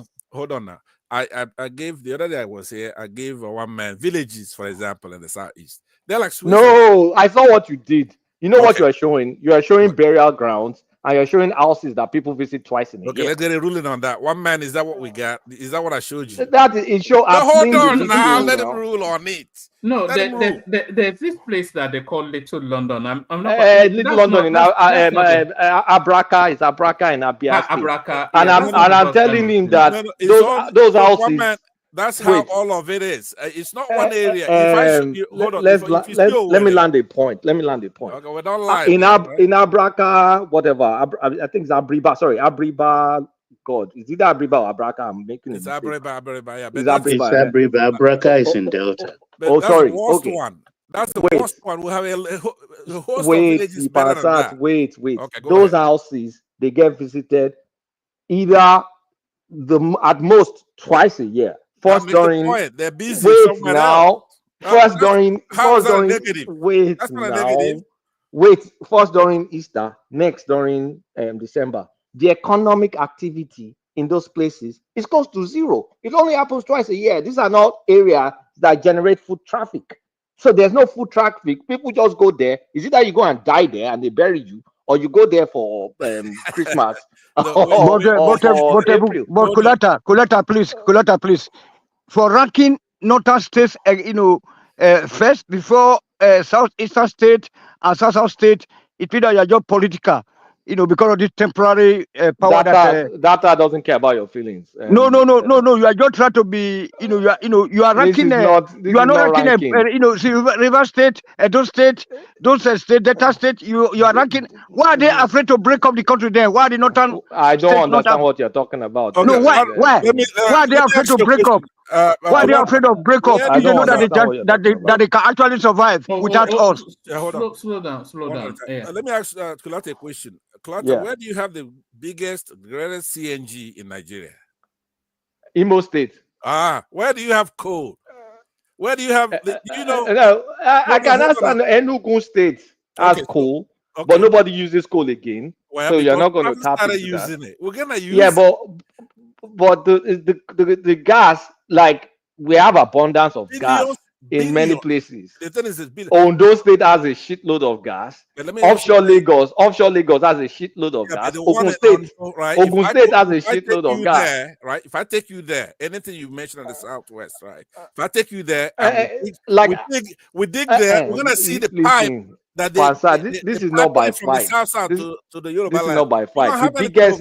The biggest difference is there's no foot traffic in the southeast. The economic activity in the southeast is one of the smallest in the country. That is not because true. people there have jackpot, and the people that are staying they're getting shut down every Monday, and it is showing in your numbers. Listen to me. Let me give one man another statistic. But can I correct that before you go? Let me. Correct me. That's I really fine. want you to hear me on this because I think you're sincere. You don't know. You're going with internet gossip. What we got everything there. And that's when you have gas, which means you have oil. There's nothing we don't have. Untapped gas. No, hold on now. I'm saying not just gas. We got gas. We have more oil than South. We have more gold. You don't have more oil than South. That's not true. Make a land now. Besides, we have more people there than probably Yoruba and Hausa combined. That's not true, Pansat. Why are you quoting wrong stuff now? You know how if you make me, then I'm gonna prove it. I'm trying to tell you, we have people with PhDs. More people with PhDs more than the Fulani have population, right? That's not true. Let me land now. There is no comparison, even by observation, between Yorubas and Igbos. They're probably not even half of our population. Okay, one man, pull out my latest statistics. Total revenue by region. That's the total revenue, including what government gave you, including what you're able to generate by yourself. Read the ranking for us, please, one man. The highest is the south. This seems to have gone upside down. I think just not that long ago it was the southwest, but south 2. No, IGR is the southwest, internally generated. All right, total. So that would be all derivation. Everything together. Yeah. All right. So total revenue generated by zone 2023. South 2.3 trillion. Southwest 2.2 trillion.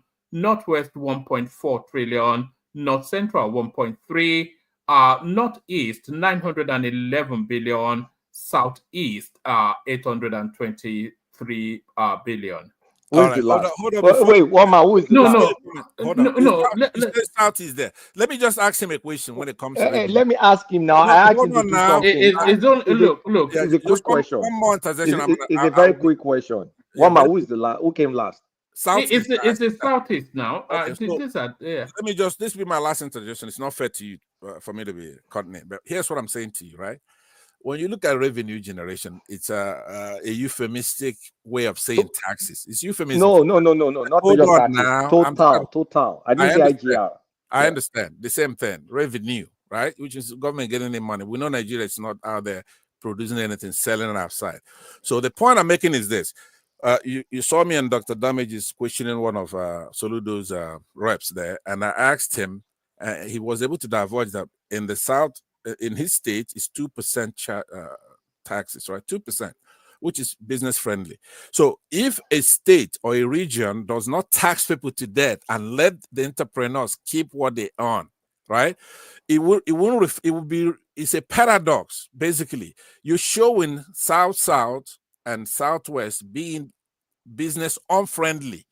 It doesn't really show the economic activity, because if you let the business people and the entrepreneurs and water sellers and people bringing in goods or whatever keep that money and use it, then they will have the least when it comes to this, because they're actually more business friendly and have more businesses. So the point you're trying to make is actually a paradox. This doesn't show. Okay, fine. I was waiting for you to say that. Do you agree with that? I disagree, because the evidence on ground shows there are more business activity and more businesses in the Southwest and the South than in the Southeast.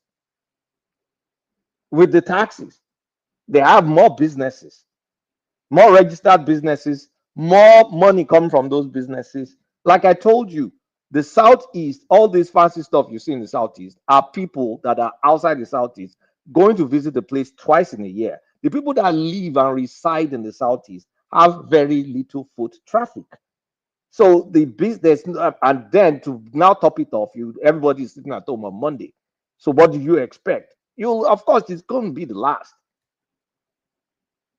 It's not rocket science. I promise not to interrupt you, so that's why I'm not quiet because No, you can interrupt me because I'm ready for you. Oh, great. Okay, now let's talk. Now, hold on. Listen to what I'm saying, right?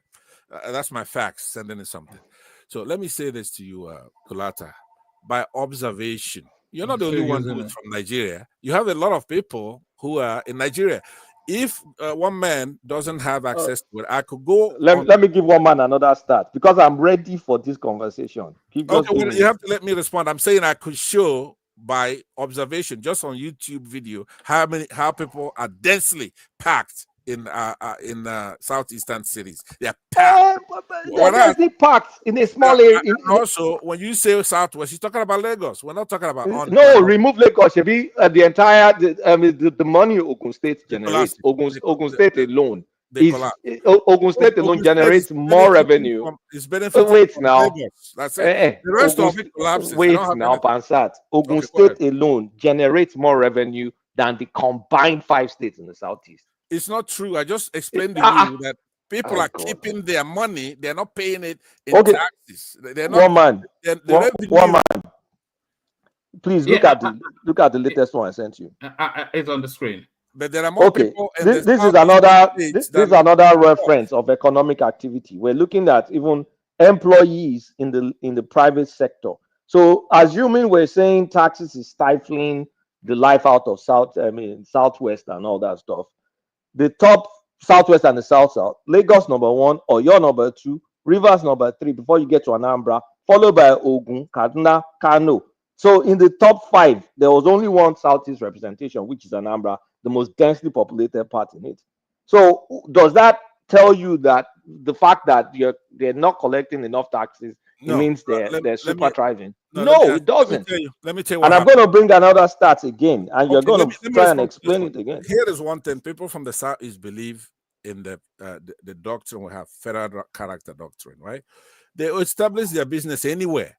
When you go to that, let me land now. When you go to that River State, maybe 500K of that is Igbos. You go to Lagos, maybe 1.1 of that are Igbos, then you have maybe 0.70 for Yorubas, right? I'm So not it's talking about it's not tribe. I'm tribal. talking about It's not region. tribal. I'm Right, not but talking then about tribe. I'm talking another about thing region. you have finally you have to employ my rule of thumb, right? When Yorubas and Hausas, Pansat, hold on listen to now. me now. No, do me a Just favor. just I'll talk to you, but do me a favor. one more Do me, sentence. What do is me a it? favor. Do me a favor. What is it? Don't reference tribe. Reference region. Okay. Please. When Southwesterners and Northwesterners do anything when it comes to numbers with Southeast, you have to multiply by 4 if it's something that benefits the Southeasterners. And when they give their own, you have to divide it by 4. It's just a very, very accurate rule of thumb. When there was the idiosyncrasies of the regions is captured in Chief Zebozai what's called Masquerade. And in that, in those, You forgot the alias 430. You cannot mention alias 430. I'm so happy you know something like that. Alias 430, right?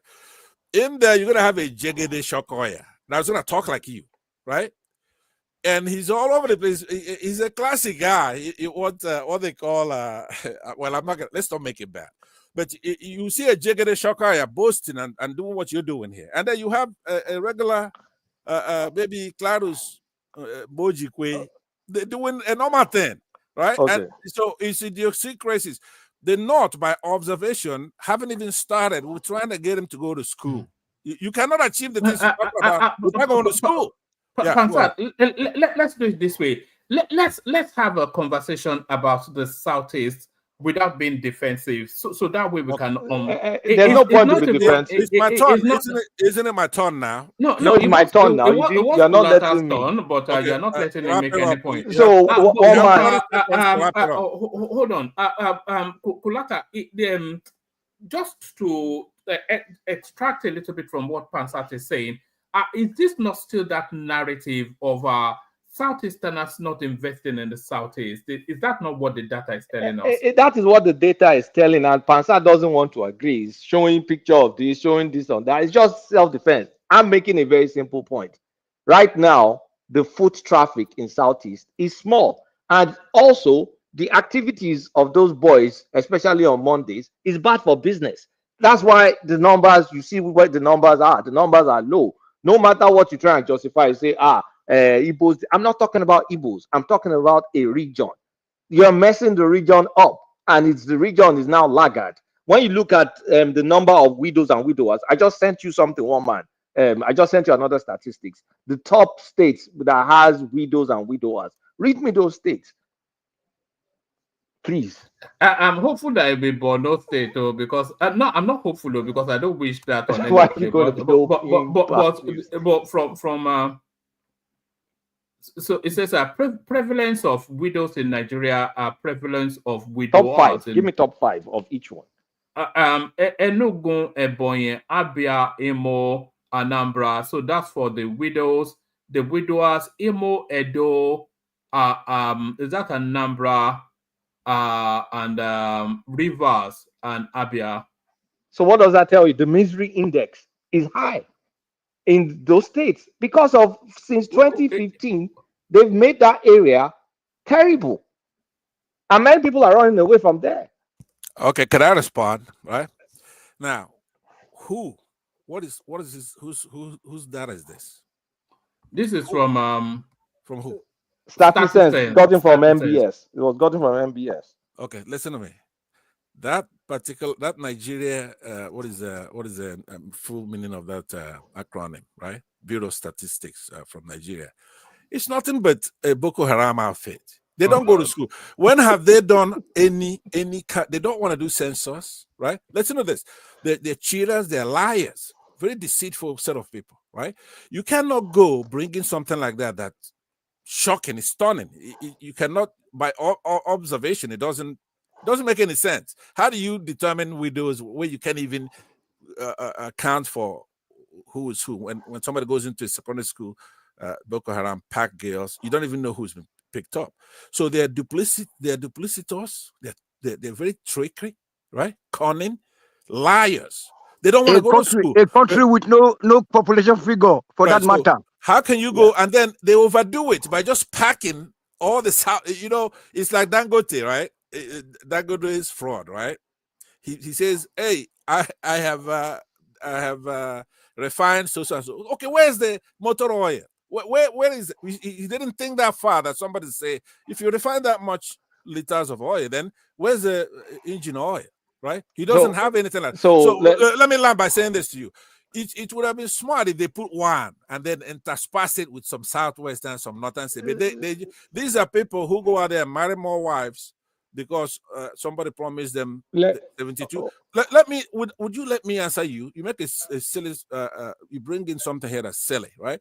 So you go and you pack all southeastern states and say they're widowers and they're this and that, right? We've got people back home, 100 years old, with many wives, with many kids, still impregnating women in the southeast. You don't have that in the southwest. You don't have that in the north. That's not true. What you just said. So don't go to that phrase. Let him land, and I want to ask you a question. But so let him land you have people who are educated. They have more PhDs than any other region. Even their nurses have PhDs. So now, why would they have widows and widows? Why? What's the cause of it? So you say it's because they're having a hard time, right? Which is not true. The only people who have brought the mantra of Ebim power under this administration is the Tinubus, right? Have you ever heard anybody say Ago na Gomo in the southeast? No. Nobody's going to even know. You also say Umba.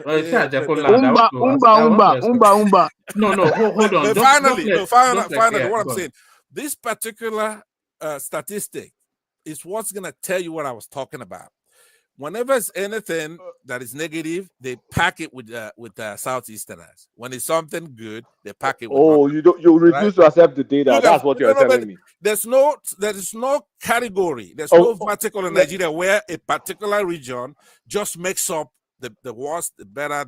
In essence, you don't have anything. There's nothing like that. Okay. As genius as we are, that you will still have some other states. Okay. As far as what we do. I hear you, Pansa. One man, please open the latest link. I'm driving somewhere. I wanted to ask you a question on this one, but you are letting okay. Ask me. I wanted to ask what underpins this data, because it's not enough to say unknown gunmen. Even unknown gunmen cannot account for this data.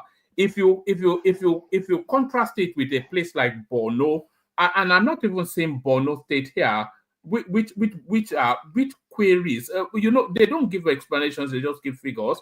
How can there not be Borno State in the top 5?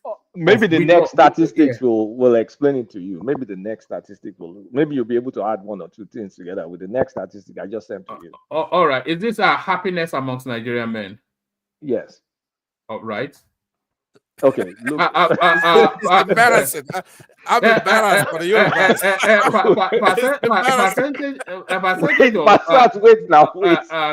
Percentage of men aged between 15 and 49 who are very or somewhat happy by zones. Southwest 84, North Central 74, Northwest 71, South 66, Northeast 61, and where is the misery capital of Nigeria? I think they just audited Pansat for that one. Even Pansat alone, accounts for that. You guys, I didn't want to start joking. I mean, it's not funny. If this is post February 2023, then you know where that's coming from. So here's the thing: I need to make a definition so Pansat doesn't get it wrong. When we say Southwest, we don't mean Yorubas. The Yorubas are not Yorubas that live in the Southwest. So when they're giving you statistics of a region, they're giving you statistics of a region. They're not giving you statistics of ethnicity.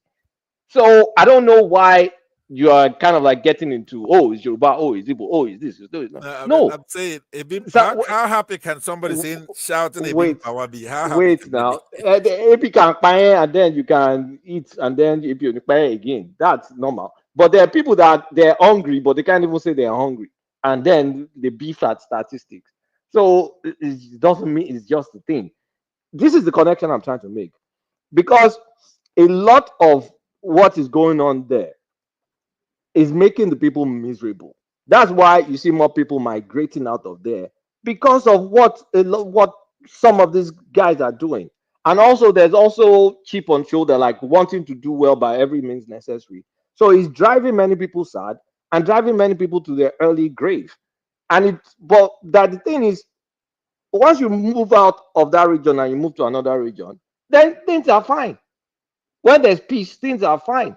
So you can see the widower, you can connect it to the happiness. If you look at the happiness by female too, it's almost the same thing. It's my turn. So we hear you.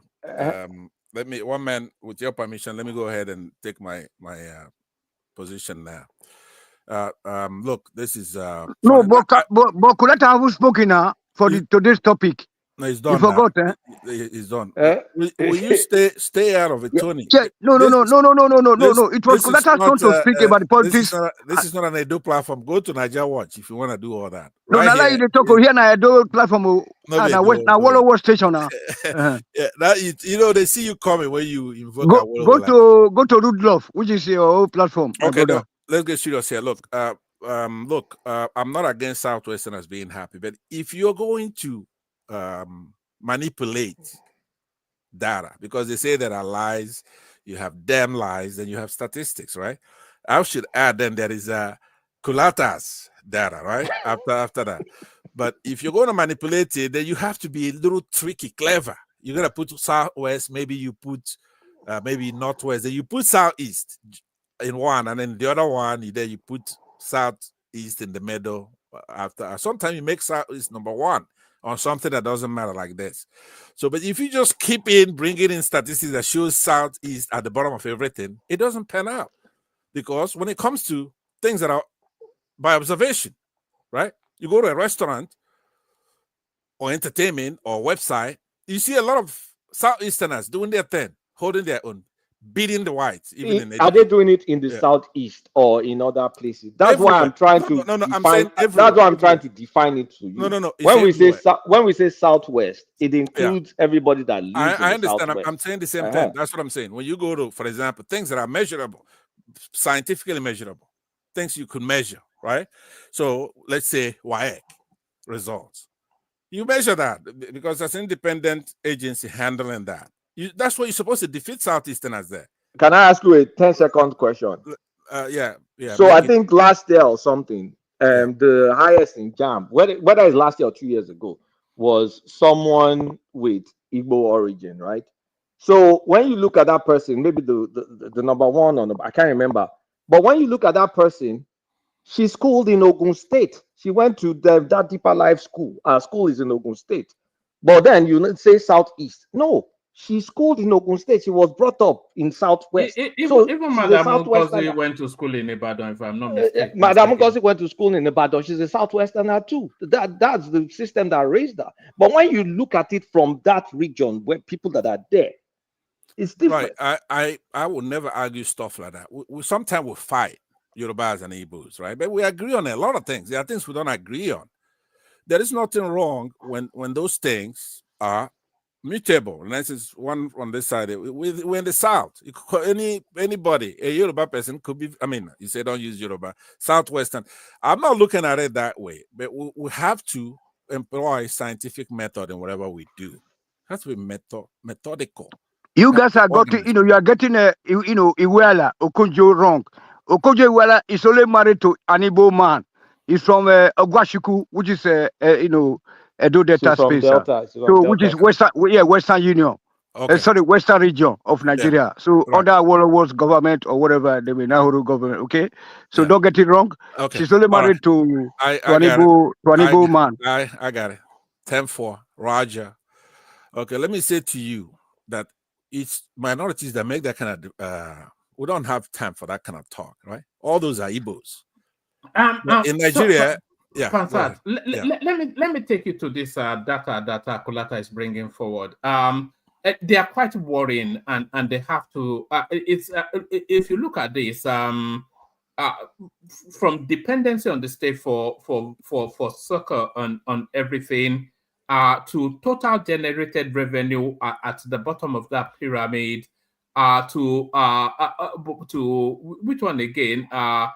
This one is quite damning actually. Employees in private sector So that is to tell you that enterprises completely live in that space.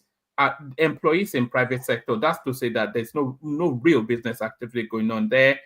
This one, the widower at the top of that chain as well, and the happiness. Even forget the happiness index. That's a matter of it's quite worrying. I think things have to be addressed in the Southeast. Yeah, but I'm telling you, you should grab all that stuff wholesale and just toss it out. None of it is true. Nigeria cannot even conduct a census. They don't know what they're talking about.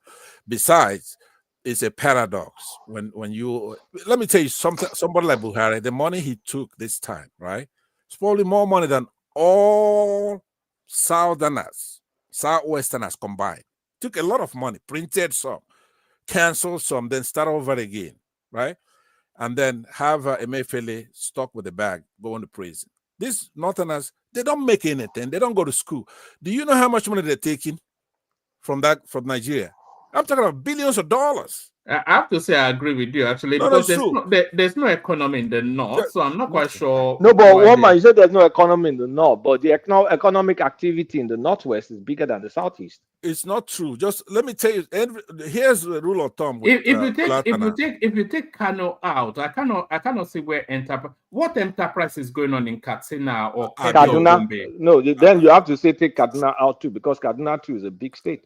Yeah, but it's a military. They have barracks there, but that's it. They don't do anything. They don't do anything. They have economic the only enterprise in the north is Kano State. Kaduna manufactures cars. They manufacture more than Enostin. Enostin makes more cars than all Africa. Hold on. Hold on. Here's the big one. Enostin makes more cars than all Africa put together. That's not true. No. Listen to me. But do you know BMW is in South Africa? Could you hold on, right? Even if you count that for Africa, that's not indigenous. But I'm trying to just give you how ridiculous. Innocent is not indigenous. Right? Listen. Innocent. If his cars are better than BMWs, if one man can stomach it, just pull up his website and let's see his cars, his truck, his tank, his buses. Now hold on. Now he makes just one individual makes more than the entire Africa, and then you're gonna be comparing arid northern Boko Haram, right, region that have nobody over there. Every time, but you know that's a ridiculous statement. Let me lie. Could you, from now on, ask for my permission before you interject? Because very soon my time's gonna be over here. I am not quarreling. Certain things are combined between the South. Remember, the division is not just between the Yorubas and the Igbos or South and West. The division is between Muslims and Christians. That's the foremost division we have. Over there in the Southeast, we make beer. People drink beer all the time. They don't. A lot of beautiful beer, delicious beer, tasty. We make shoes. If you go to, for example, you go to Aba, right? They manufacture shoes. Are you counting Hero beer amongst those? Because somebody did a taste test and right. That's Oyibo. Now, do you think Oyibo is for us? See, what I'm saying, the spirit we have to go into this 2025 is a spirit whereby if an Igbo come anywhere near insulting anybody, Igbo, Yoruba, Hausa, we're supposed to deal with that person. Because we already know they're our enemies. They don't want us to do well. So now who's going to delight? Let's say, just bring it all the way home. Your sister come or go market. You come see maybe a Aboki come the Yaba. You go slap him now. No matter what you have, problem you have with your sister at home. So Oyibo will come to talk nonsense about a beer that's made in our country. You did laugh, you did delight. With the fight, small, and I be no be where we come out. Pansat, let me say something for 5 seconds. Yeah, go ahead. What we're talking about, we're not talking tribe here. We're talking about region, states, being able to attract people. To build up the economy. Okay, if in my 5 seconds. Yeah, it's 5 seconds. If in my state or your state or something, Emeka, Amaka, Kunle, all of them, economic activity happens there. all of them are in my state. The economic activity stays in that state. Okay. It doesn't matter the tribe of that person. All right, but look, I'm just not speaking in abstracts. I just named you a big one. What's bigger than manufacturing automobiles? Nah, okay. Hold on, nah. Do you think the Southeast needs a government intervention, Kulata? No, I don't think it's government intervention. I think they need to make peace with themselves. Okay. They need to make that place conducive for business. Let me reclaim my time. I'm saying that you have to be scientific when you're here, right? You have to be precise, meticulous, methodical, right? And when you're presenting stuff, you have to be orderly, mathematical. Don't just throw out random stuff because it makes you look really bad. Like I said, I wanted you linked to your predictions for the last election, and that therein lies your Achilles heel, right? Which election are you talking about now? The 2023 election with you were given. I was the most accurate in the entire Nigeria. Anyway, but to whom much is given, much is expected. You were given that task, and you failed our hands in that one. Who beat our polling in the who beat our prediction? Not a single person. Not a single person. Okay, well, I can say you have a big ally. You have a big ally. Even to the winning margins, the stress line was not more than 5-7%. No, it's not true. But look, one day we're gonna do it. One day we're gonna do it because I believe he owes us an apology. But I'm not pushing for that right now. What I'm saying to him is this: when you're talking about Southeast, just discount everything that Kulata has to say. He has an agenda. I don't know what it is. He has an agenda. It's not important. The battle, the campaigning, the clash, and all that. But I'd rather go to before I'm yanked out of my time here. Let me go to your favorite Dangote, right? By now, we know that the shoe doesn't fit. Remember the charismatic closing arguments in the O.J. Simpson murder case, right? Where Mr. Cochran says, if it doesn't fit, you must acquit. In reference to the courtroom demonstration in which Simpson appeared unable to fit a pair of bloody leather gloves. I don't know if people in Britain were tuned into that case. Now, it doesn't fit. He's not refining anything. The first day I came on this platform, that's what I was talking about. One man was stunned that somebody would say something like that. It's sacrilegious. He says, man, I can't have you on my platform because you're saying Dangote is bad. Or he can say that he's not refining. He's not refining anything. We know now that our NNPCL came out, say, okay, we're going to go inspect this guy. They went out there. After the inspection, they came out in a dramatic press conference that says, number one, he's in the pre-licensing stages. He's unlicensed. 2, he's making inferior products. 3, he's only 45% complete. That was 3 months ago. 45%, and he's been building for 10 years at that time. 10 years. His budget at the time was 9 or 10 billion US dollars, a ridiculous amount, 9-10 billion. So he pitched us and he sold us 20%. I was paid. And then he, in 2021, with the former President Buhari, opened for business, only to find out he's a scammer. He's a liar. He wasn't ready in 2021. But anyway, we'll go back to this 3 months ago when our NNPCL went out there and they inspected it. They came out via the licensing authority, not even NNPC. And I have the video. If anybody doubts it, I'll just play it. Those 3 points were made very clear. So Dangote then went to town on them, talking about them. They're going to be important doing this. But behind the scenes, he went and pitched by the way, he did sell us 20%. On his own, he cut us down fraudulently to 7%, right? without judicial intervention. There's supposed to be a jurist that's going to listen to his side, listen to Nigerian government side, and say, you know what, Nigeria, you did not fulfill an obligation, therefore we'll cut you down from 20 to 7. He doesn't do that.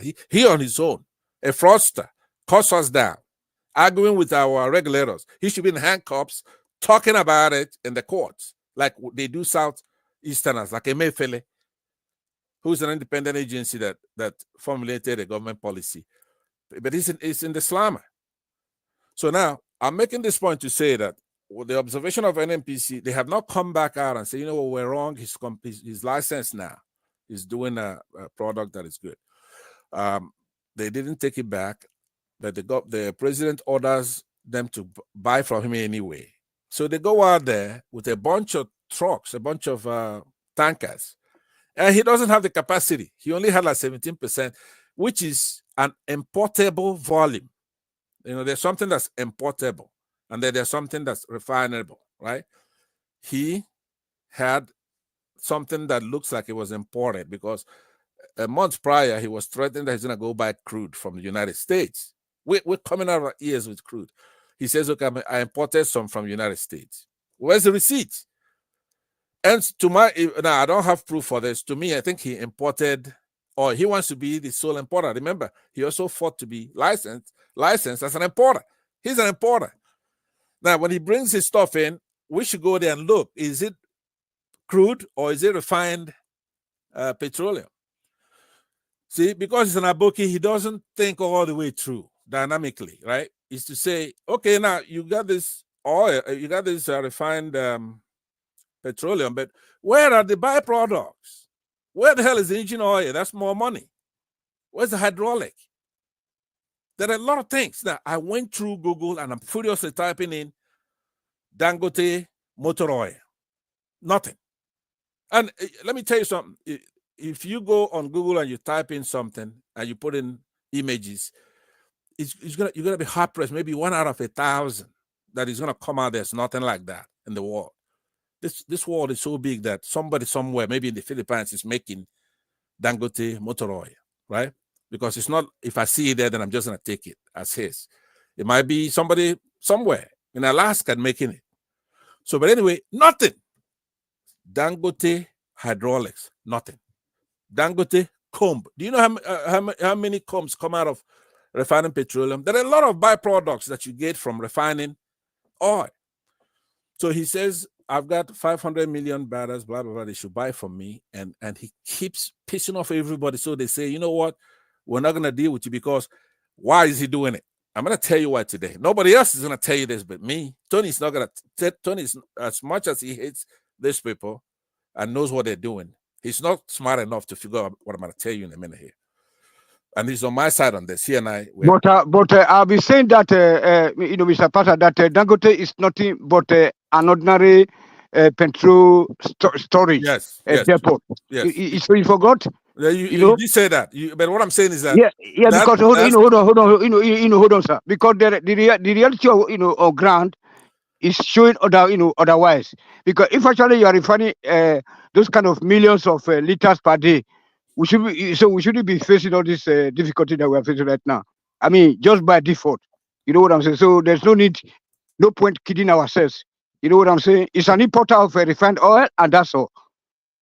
Okay, thank you very much. Yeah, you did say that. But what I'm saying is that the next thing I'm about to say, though, you could never figure that out in a million years. But I appreciate your support on this. Pansat, how familiar with you with global traders? How familiar are you? Well, I don't know how to measure something like that. Okay, do you know? Okay, let me ask specific question. Do you know the company called Vitol? Yeah, go on.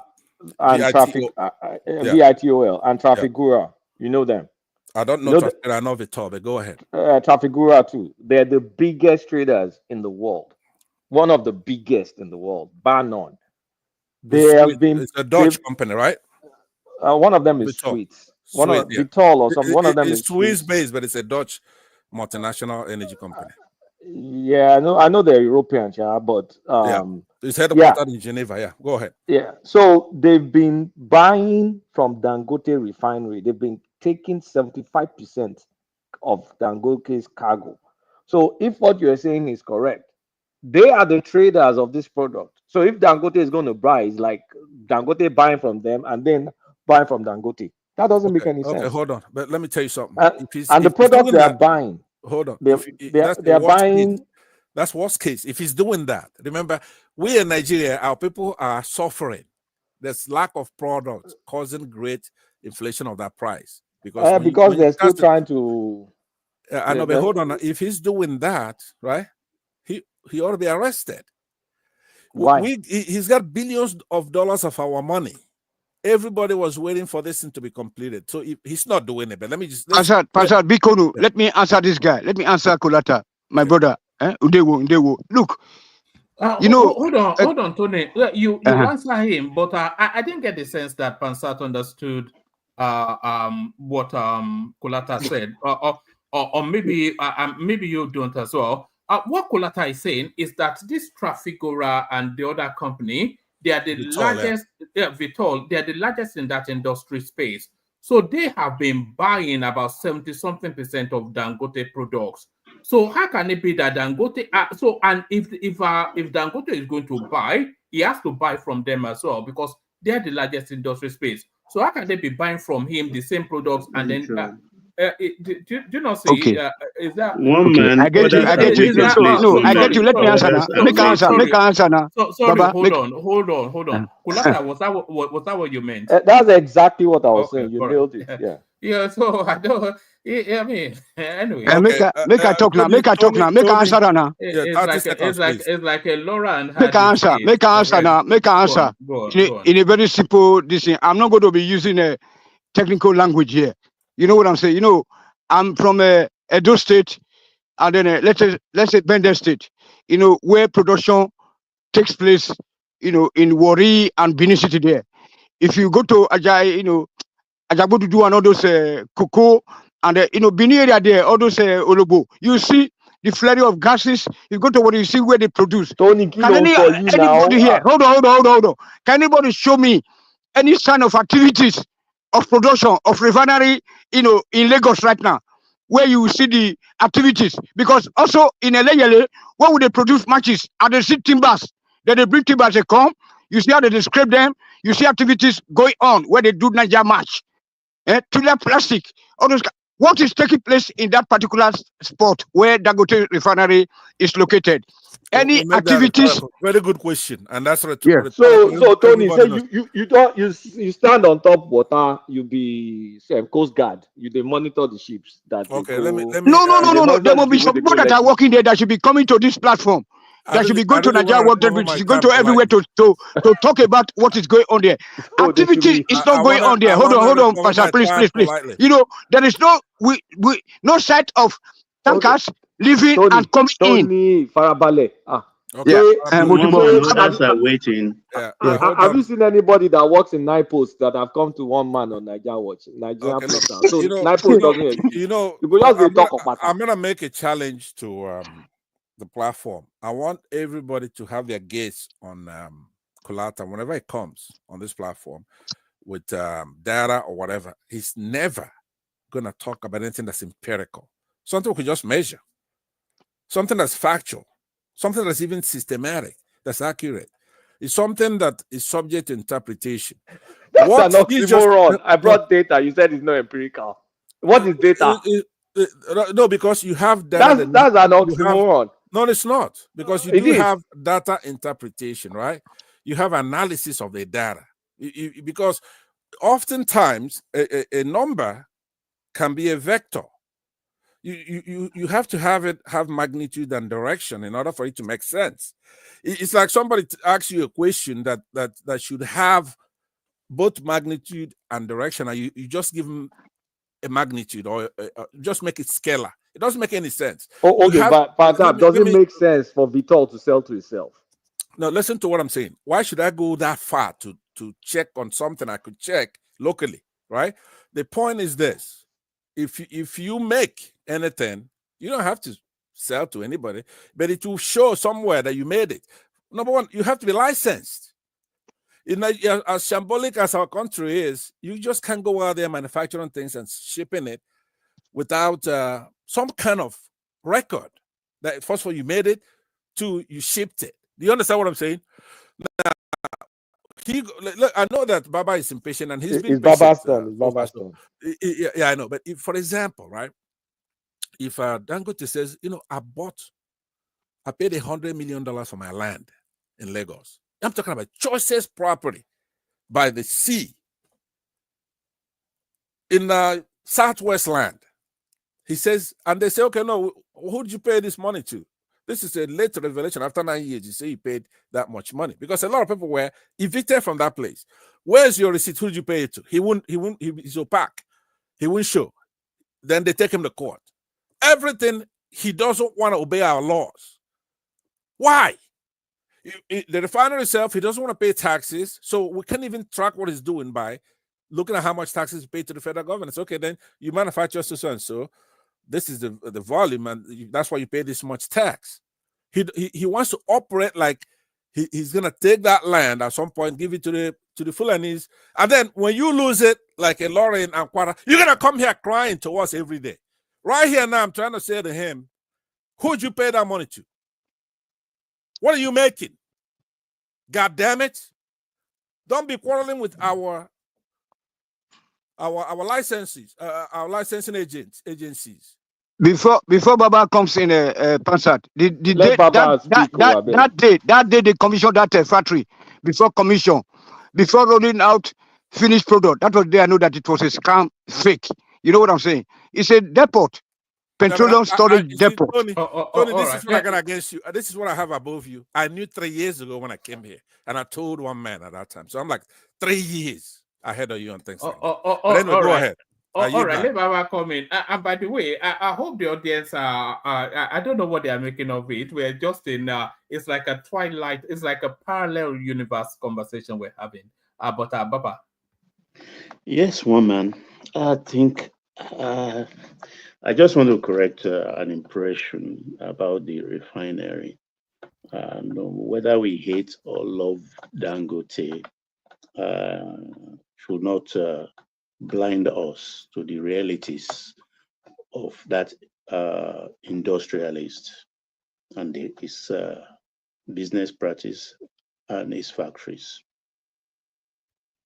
A refinery, or let me say, that space of what's the square meters now? It's a vast expanse of land. And a refinery, for instance, consists so many things. The refinery cannot produce lube products, lube oil products. Dangote has, in the middle of that expanse of land, a lube plant. Lube plant is not completed yet. But in another 1.5 years, we'll be seeing Dangote products in plastic containers, grease, engine oil, and all the rest. In that vast expanse of land, we have a fertilizer factory also. Urea is a byproduct of a petroleum refinery. It is exporting urea today. It is a raw form of fertilizer to USA and to Brazil. You can fact check that and take it to the bank. It's exporting fertilizer, urea, to Brazil and the USA. Very easy to fact check that. For the lube plant, of course, there are so many byproducts of oil, but it doesn't mean a refinery has to do everything. As per every product, it has another plant that can turn it into something else. You understand? To the extent to which the refinery can produce is up to propylene. After that, every other thing from HPFO to LPFO has to be taken somewhere else to be turned into something else. Even from lube plant, you can buy lube in drums from him and go elsewhere to manufacture another thing with your lube oil you purchase in drums from the refinery. So let's get this in its proper perspective. It's been importing crude oil from USA, for instance. He bought some parcels of cargo there. His mooring point is at least about 23, 25 nautical miles off the anchorage. Deep, because those tankers cannot come in. Everything is not going very well with him at the moment, but like any starting point for any big factory, there will be his own testing time. And he's going through it now. It's a learning process for him. He has a very modern factory out there, very modern, the best you can get. That's why he could quickly come up with Euro 5 PMS, which is colorless. And to some extent, the odor is less. So he's doing something. We should not poo-poo it because we just hate him or dislike him generally. He's doing a magnificent job for himself, even if you think he's not doing it for Nigeria. He's onto something there. Like I said earlier, which Kulata also acceded to, Vitol and Trafigura are a customer of his. And I learned there are other oil people coming from the US. So we are missing. Baba, the British Petroleum too. BP, British Petroleum. They're all coming. They are seeing what we are not seeing. And if we lose out, we allow him to commit to long-term contract to these people, then we will be at the mercy of these marketers. These are sharks. These are sharks. If we go back to that vomit, these people will kill us. Not only kill cars that we suffer to buy a Nigerian used car, not Tokumbo. Okay, could I used car. Let me finish my point. I know. Before you go to the emotional part there, let me just ask you. I'm not going to I'm not being emotional. I've never been emotional. I'm a cold, factual person. Yeah, I am not. That's why I want to bring you back to that cold fact, right? He makes claims. A lot of things you're talking about now are claims. He's buying from. I'm not making claims. I challenge you to go fact check how many fertilizer he has exported to the USA. At least if you think the Brazil will be fluke, USA cannot be fluke. Okay, it is stated there. If you allow me, I would take maybe a minute at the most to interject, right? Then you could answer together with whatever you were going to say. I'm looking for my glasses. Okay, here it is. You can't see me, but I'm telling you that I'm putting on my glasses. Okay, I got it on. My question to you on the claims you just made right now. Our licensing agencies, it's a very long acronym. I can't remember what it is. It's not an NPCL. NNDPRA. Exactly. Okay, they went there 3 months ago and they inspected the place. Now, if you claim to be a patriotic Nigerian, you don't trust our licensing agencies. They're like INEC for elections. They're like EFCC for scams and financial stuff. If you're a true Nigerian patriot, your allegiance goes to the government now in this case. They go there, they inspect his place, and they made 3 key findings. One is that it's not complete. He's 40-something% complete. That's 3 months ago, after 10 years. 2, that he makes inferior products. They actually gave you the sulfur content in his claim, or the one that he was talking about at that time, was probably diesel, like 1600 ppc. That the West African jurisdiction mandates 50 at the most. He's at, let's say, between 1200 and 1600. I don't know the number now. I have the video though, if you doubt me. And then that he wants to be a monopoly, but it's not complete. It's not even 50% complete. That's what they said. That's enough to ruin his business outside the country and inside the country. He doesn't sue them. So then we'll take it as a fact. Okay, your 1 minute is up. So let me answer you. My question is, why would you then take his word? Not proof. Just his word. Okay. And then discard Yeah. that of our government. Do you follow what I'm saying? But let me then talk about No. You ask me questions, you let me no, answer. I'm saying Don't eat into my time, please. no, I'm sorry. I kept quiet throughout One man while you guys were at we all it. unanimously So give let me we'll answer give the you more questions time. you Hold on, asked. we'll give you more time. So No. You will not dictate to me on my time. No, I'm please. not dictating. There's something Respect my said time. about One man, can you exporting. ask him to keep quiet and respect my time? I did not interject when he Okay, was having his allow me time. to interject I again said in that 5 minutes. Go ahead. no. I said no. Yes, Pansat, let Baba carry on. Baba. The NMDPRA is an arm of the Petroleum Ministry. We have to understand what's that guy's name now? I can't remember him. When he says, look, refinery is segmented. I don't bullshit anybody. I don't put my mouth into what I do not understand. Refinery is segmented. At the time the NMDPRA said it's not ready, he was talking on that sector that prepares PMS, that refines PMS. There is different sector. When crude comes in, it is first inspected. The machinery is there, filtered, certified before it started going into other things. You don't put a 20 billion piece of machinery on the ground without those sectors that will inspect and make sure the products that is coming in is clean. That is one. So EU was talking, NMDPRA was principally talking about that section of the refinery that prepared PMS. Yes, truly, it was not ready in its totality.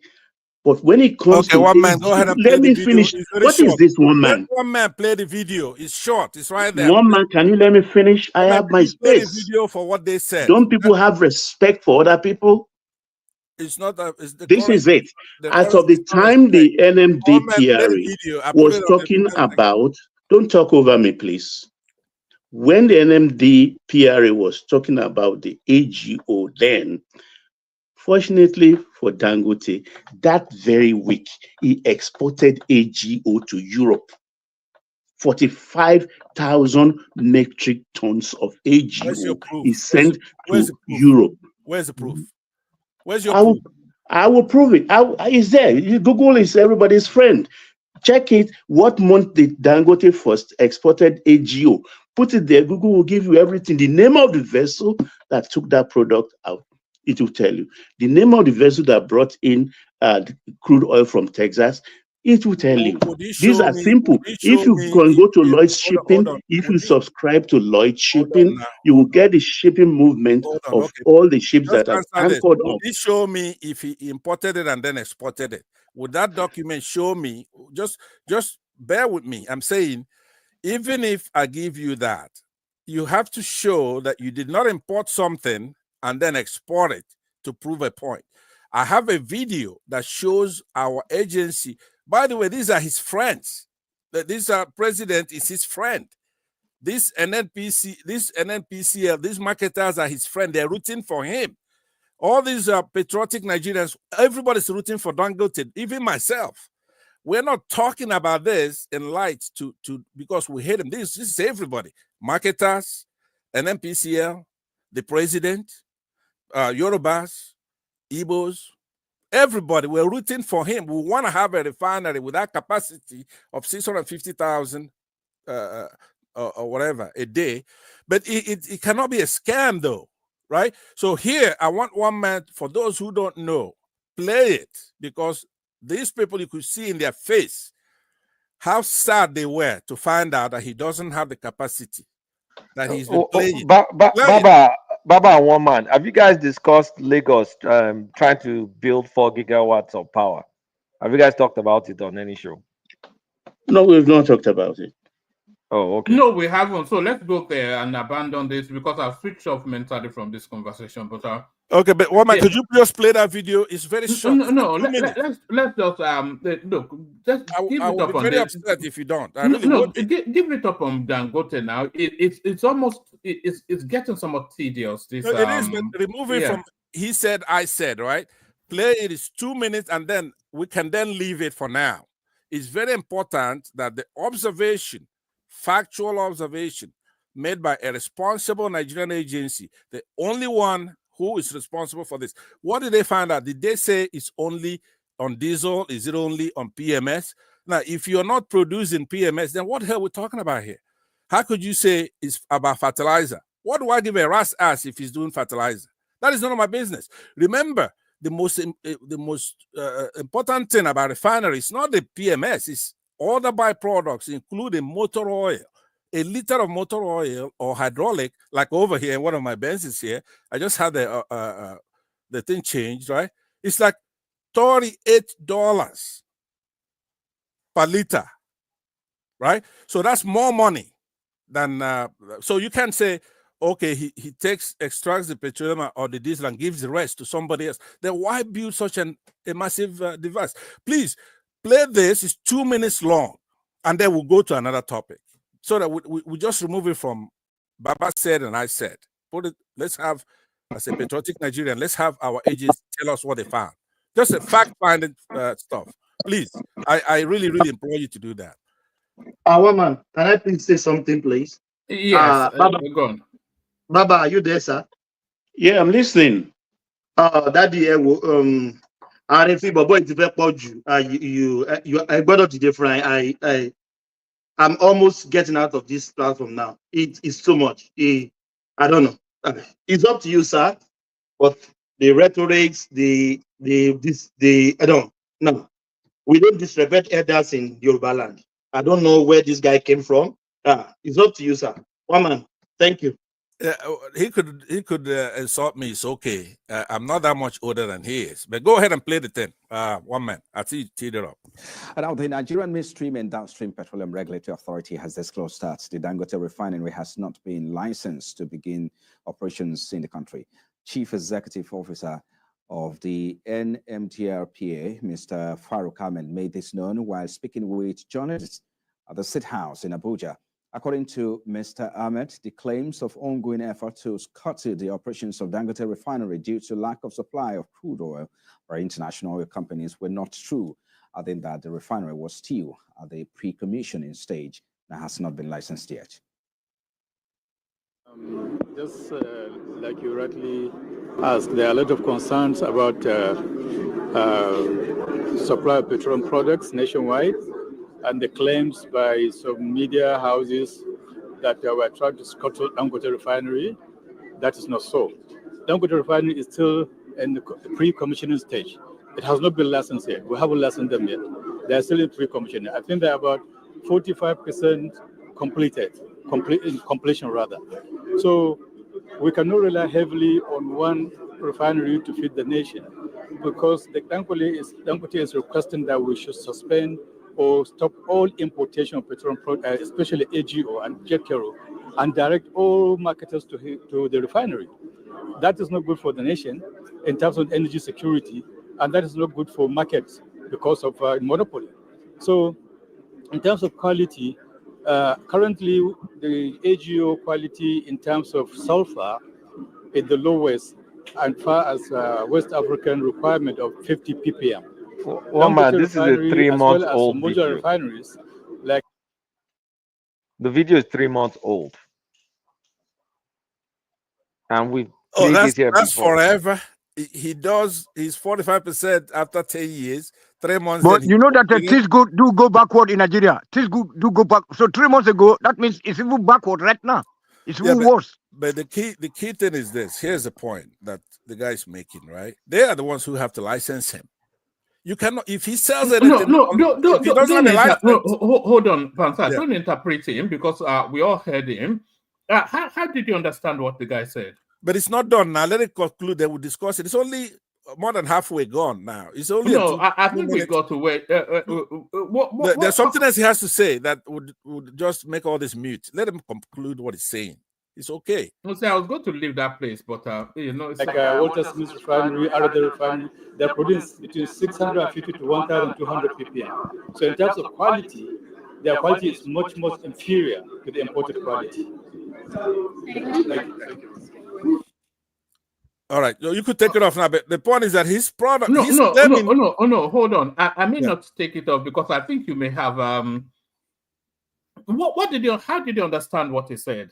Okay, I understood him to say three things. That is the key.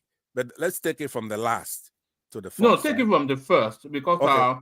The first one is that he's not complete yet. He's in the pre-commissioning stage. That's huge. And then he gave a percentage, 45%. That is huge. Yeah, 45% of what? 45 before he could get to commissioning stage. In essence, he's delivered. Hold on. Yeah, That's why I didn't remove it from the screen. Yeah. What I understood from that was that it said he was not yet fully licensed, that he was 45% complete. So my understanding is that the bureaucracy that he needs to complete with them, rather than the edifice, was what he was referencing. No, he said that the factory is not ready for production yet. No, guy, just hold on. Yeah, we can play back. Yeah, I adopt what Tony said, and I'm gonna include it in my response. He said very, very clearly. Now you have to look at his face. It's not. Forget the face. Smiling. We heard the words. Yes. He says that number one, it's in the pre-commissioning stage. Right. All right. So he says the products that he's made already are inferior. He gave a number. He says that the standard, as far as the West African jurisdiction that he has to obey, Nigeria as a whole has to obey, is 50 ppm. But Dangote is at about 1,600. That is a chasm. That's a wide. He's not even close. Though he went and imported stuff that is clean, crystal clear. Right. No. Okay. Well, give me 10 seconds. Let me read from the Guardian. NMDPRA has said Dangote refinery is still in its pre-commissioning phase and has yet to receive a full operational license. Head of Public Affairs at NMDPRA, George something, clarified that the refinery is currently undergoing a phased process with only 2 out of 4 priority sections approved for hydrocarbon. Shit, I click on an ad. Let me just click back. Okay, while you're doing that, wait. I've done it, Farabale, for hydrocarbon. The entire plant is subdivided into 4 sections, technically referred to as priorities 1, 2, 3, and 4. And exactly what I said. Explain, adding that at this stage of pre-commissioning, at this stage of commissioning, only priorities 1 and 2 have been given approval to introduce hydrocarbons, which allows the plant to operate on a test run basis.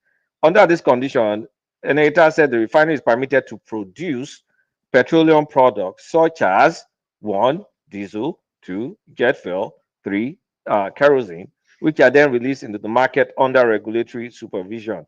That is for priority 1. The priority 2 is petrol. So this pre-commission also involves conducting rigorous pre-startup, blah, blah, blah, blah, blah. He noted that the audits, this, that.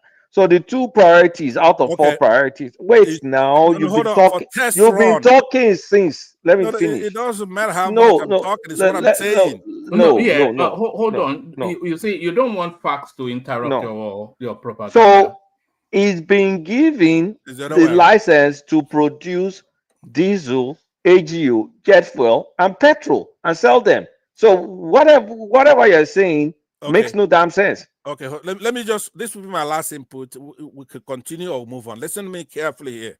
I have no agenda. If he gets permission to do a test run on anything. And this is months ago. It's okay. You should pull something that gives him permission to do it now. But so what I'm saying is this. If he goes out there and start manufacturing and selling to the larger market, including export, he's breaking the law. You have to be licensed. He's been given. Did you hear what I said? Will you relax? I heard what you said. That's what I'm saying. I wanted to highlight it when you're saying it. He has been permitted to do a test run. They have to test it. Then they came and they tested it, and they said it's inferior. It doesn't. It's like 1600. Oh Hold on. God! One man, do you remember when we brought the news that they were testing something and Dangote went to test his own? That's when they brought that petrol. No, you remember that news? That's what he's talking about. It was tested independently. Please listen to me. You cannot go and test your own, unfortunately, right? Listen to what I'm saying. If we have it's a shambolic country, it's all right, but you cannot go and test your own and then start insulting our agencies that have been. So in short, you started with Dangote as a scam of a refinery. He doesn't have a refinery. Now you are agreeing that he has a refinery and they've not allowed him to fully operate his 4 phases. Pansat, cover yourself in shame. Sorry, Pansat.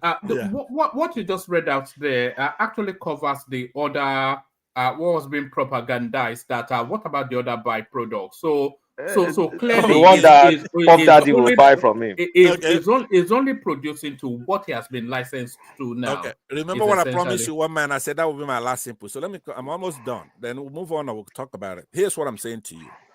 He cannot go and bring members of National Assembly. He goes and imports something because they have to first know what he's showing them, where they come from. He goes into a classroom kind of thing. I saw it. And he brought members, majorly people from the North and the National Assembly, to come and say, okay, look, what our agencies are saying is not true, because look at it, it's clear. He pulled out a bottle of water from his pocket. I also saw that, right? And he showed him the color. He said, it looks like water. Is that the way you test anything? He cannot go and test his own thing. We have an NPCL for one. Then we have the one that Baba talks about all the time. That's the only one who's going to license him. But now, if you are right that he's actually exporting something that we need, then he's breaking the law. If you go, for example, a liquor license here, say type 57 liquor, which I have one, type 57 liquor license, and you just go and say, I'm going to make my own license. You cannot do that. You need to go through ABC, Alcohol Beverage Control, to get a license. That's who licenses you to do that. Selling liquor is different, Pansat. It's even more important. They've approved him for priorities 1 and 2, and I've told you the product is allowed to sell. Play it again. Let him read what he said. Forget that video. That video is July. Facts have changed. You read what you read. He's going to say he's only been permitted to do it on a testing basis, not to enter the larger market or to export. Read it again. You just read it. That test is important. It's only on a test basis. So which date are we talking about? No, July. The one you just read. Read it again. Read July. it slowly. Pardon? This is in July. Facts have changed after then. No, but you have it here. You have to go with best evidence rule. Whatever you have now, if you have something better, then bring it. For right now, what you have is what I have, right? If you read it, the permission they gave him was to test. And that's why he's clever in a way. He cannot go and sell to those marketers. You know why? He's unlicensed. You know Dangote sued NMDPRA. Is testament to a dearth of talent in this sort of spaces that we have to tolerate this sort of conversation. If we have quality people, right, we would not have to suffer this. But you're right. Kolata, just take us somewhere else. It's just take us somewhere. So Lagos State is planning. Lagos State is planning to build 4 gigawatts of 4 stations that will generate I think a minimum of gigawatts each. So planning 4 gigawatts of gas-fired power plants. So they need 6 gigawatts. They're currently getting 2 from the current supply right now. So they're going to build additional 4, which is in accordance with the new constitutional law that Buhari and Tinubu signed into law. So I think with that, Lagos can as well just detach itself from the national grid if they get to build this one. Then they don't need Nigeria. They don't need Nigeria anymore. Are they doing it as a standalone or part of that Odua investment? I think it's standalone. No, I think it's under Lagos State government. It's standalone. It's standalone. Okay. Yeah, and then they are going to do another 1 Anybody gigawatt that doesn't have solar. property in Lagos is fucked. in the next. I don't even think there's a 5-year window left now for people to go to Lagos. Even there is surplus power from Dangote refinery. I don't know what agreements they've reached for that. The idea was to use it for the film village in Ekpe, the airport, and one other facility. That's what they want to use the Dangote power to power, actually. And eventually, Dangote will be using the product from the gas field. Now I realize why he came to Lagos, actually, because the gas field in the Badagry Peninsula is what he is eyeing, and is belong to Yinka Folawiyo, or run by Tunde Folawiyo at the moment. It is capped and not accessible because of the marshy point. They need to run pipe to inside to meet with vessels in the sea. But with Dangote's incursion and in Lagos now, they will only need to pipe it to Dangote refinery. So the guy is in for a very big thing. I see him in the next 5 years, 6 years, as top 10 richest men in the world. Oh yeah, it's getting there. It's already doubled his net worth as soon as the refinery got operational. Why his country people are the poorest in the world, Abi? So what? It's doubled, and Baba, is Folawiyo the only person still operating the drilling off the shores of Lagos? I think is the only guy. No, there is this field that is close to Porto Novo. I think that area that is segmented into two. Part of that water bodies belong to Ogun State. The other balance, which is smaller, actually belong to Lagos State. One island somewhere there. I forget what it's called. Yeah, I've forgotten the name. It's between Porto Novo and Yewa. Is that not Snake Island? Snake Island is in Tinkan, one man. I think it's called Daume Basin or something like that. I think it's Daume Basin. What is the name they give? Even the Obas there actually have been telling the Lagos. There is a politics there I do not understand. It's not something one should be saying, but we are Nigerians, so let's discuss it. Why did Lagos state government cap the Ajay field over 15 years now? So who has been compensating for Folawiyo oil for just capping it on the pretext? I think it's on the pretext, because I know there are a lot of technology that can really send that oil down miles, nautical miles, to meet the vessel and pump the crude oil, but they cap it. Well, when you say they cap it, did they cap the production, like they limit the production, or they're not? No, they cap the oil well head. So they are not so they are not drilling. They are not. So, they why? drill. What reason? They're not pumping. Yeah, they're not pumping. I think it's political. Yeah, but what reasons did they give? They said they need to dredge the channel so that the vessel can come nearer, and then they can pump into the VLCC. I think it's BS. In my own considered opinion, I think it's politics. Why are they reserving it? Is it for a certain purpose? I do not know exactly. But then if you spend so much money, because I know Yinka Folawiyo in his lifetime spent so much of his fortune on that, and he didn't see the fruit of his labor. His son continued, Tunde continued, and it was Tunde's time that oil gushed out, and yet they capped it. So who paid? Who is paying? Who paid? Because why would they do that? That's a private discussion. I think I have a theory, but it's not for public consumption. But it is that gas part of it. It is that gas. There's 1.2 trillion cubic feet of gas there. Yeah, it's huge. It's huge. Wọ́n fẹ́ fún àwọn tiwa lóhùn aláwùsá kan wá jẹ́nu ẹ̀ ni. But it's offshore now.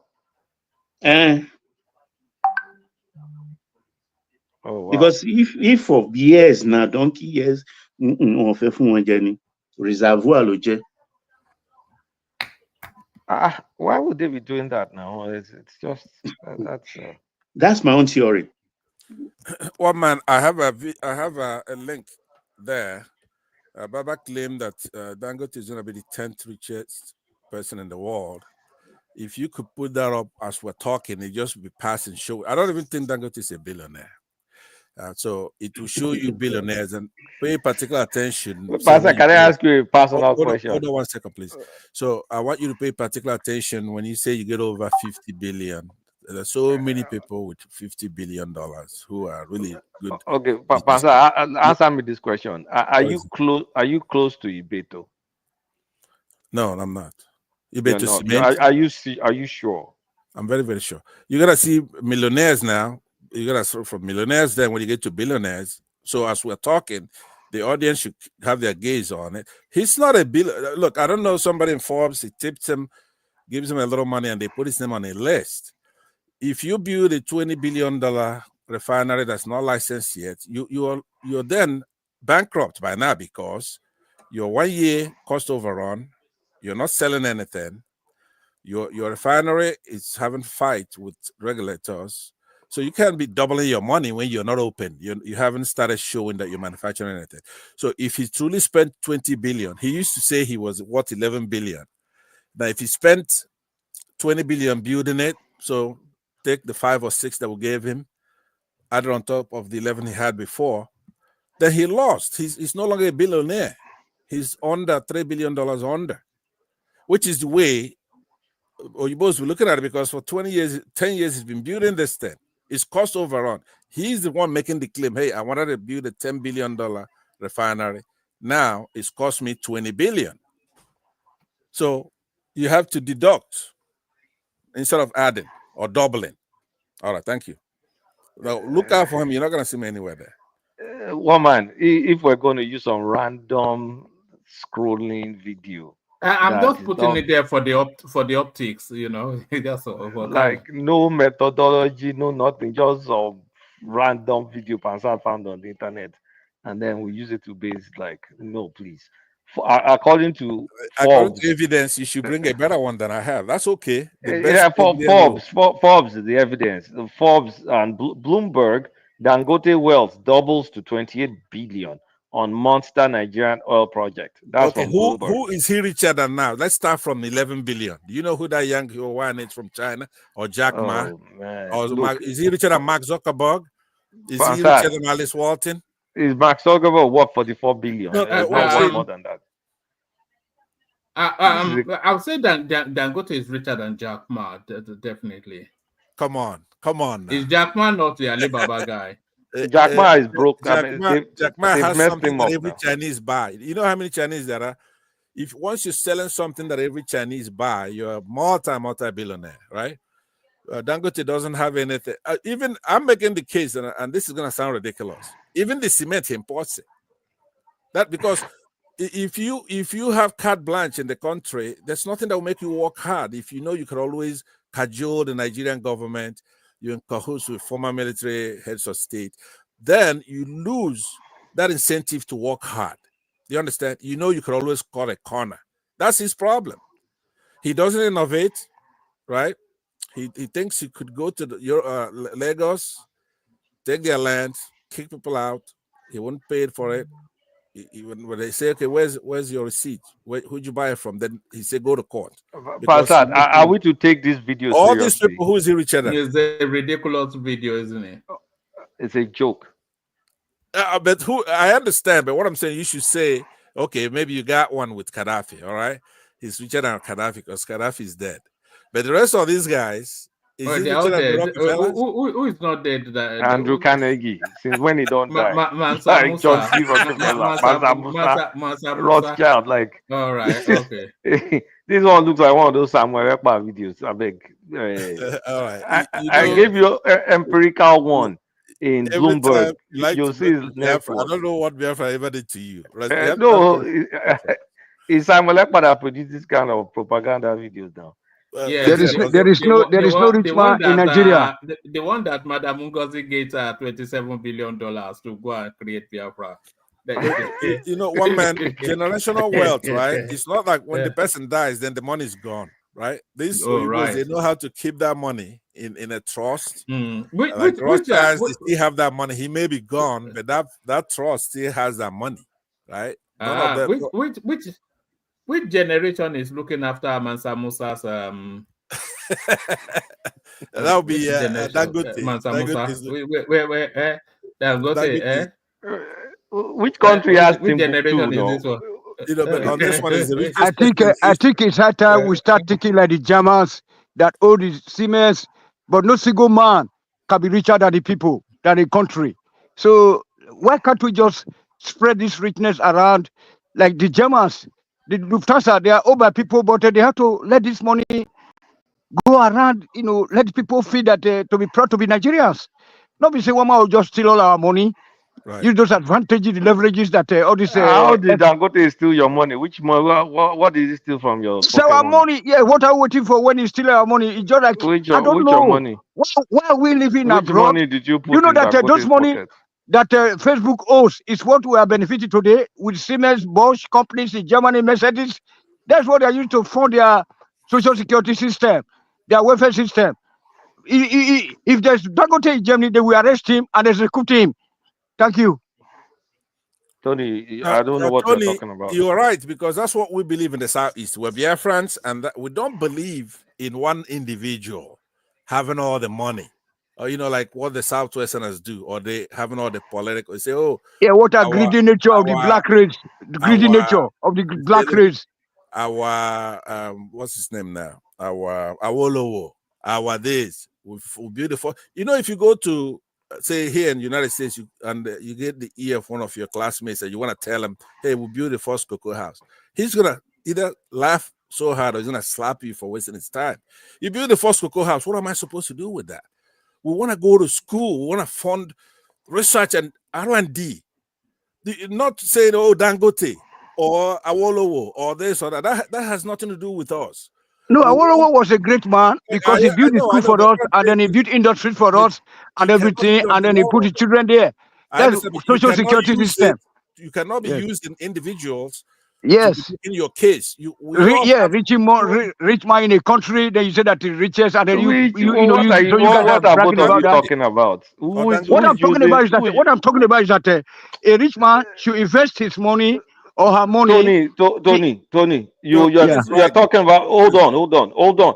You're talking about Germany, the family that owns SAP, that owns BMW. That have $39 billion, $38 billion. They don't live extravagant life. They don't live. They are not also respected. Stop carrying Stop carrying goalposts on your head like Gala. You said Germany, they take their money. No, you have to understand. You have to understand what I'm talking about. It's about the people. No, who are claim to be Nigerian. How we shall be proud of the country. Not one man taking all the money. And then you guys are just bragging about like, yeah, we have your Germany. They have 25 or so people that their net worth is worth over 5 billion. Yeah, but they are rich. People can feel their impact. Which impact are you feeling? Oh man, Kurata, you guys, black people are selfish, greedy in nature. That's all. Before you even go to black people or black people are not. We can feel the impact of Badenoch's wealth in the telecommunication space. We can feel the impact of Dangote in the oil space. And cement. And sugar. Dangote is by far the biggest, and we have a huge conglomerate in Nigeria. It's the biggest taxpayer in that country. So, I mean, I don't know. If you have bellows, just say I have bellows for Dangote, and you go and pray that God bless you, or you go and work hard. Stop beefing people and say, oh, he doesn't have a refinery. Oh, he's not a billionaire. Oh, he's Kiniko. Oh, he's this, is that. It's not about you. It's not about me. It's about the current situation in our country. Which current situation? How do you feel? Hold on. How do you feel when you see poor children on the street? How do you feel? Are you proud to be black person?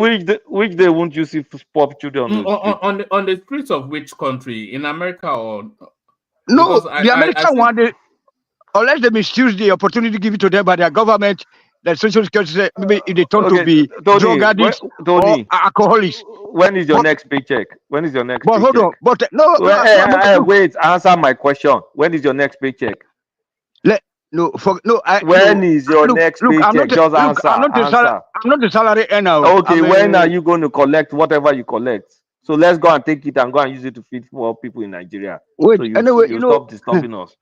It's a pity. It's a pity. The There's race no is pity this now. black Bring your race. Sometimes money. when you Let's think take about your black money. race, There are plenty it's all poor about. people all over the country. We need to be selfless, okay? BT, I say BT, please. That's why we'll use your salary or your money first now. Hey, I tell you. You go all the run your mouth and go take this. Let's take your I tell money. you Let's for now. take your money. Go take give poor people money and motherless babies or whatever they call. I mean, whatever it's called. Let's use your money first.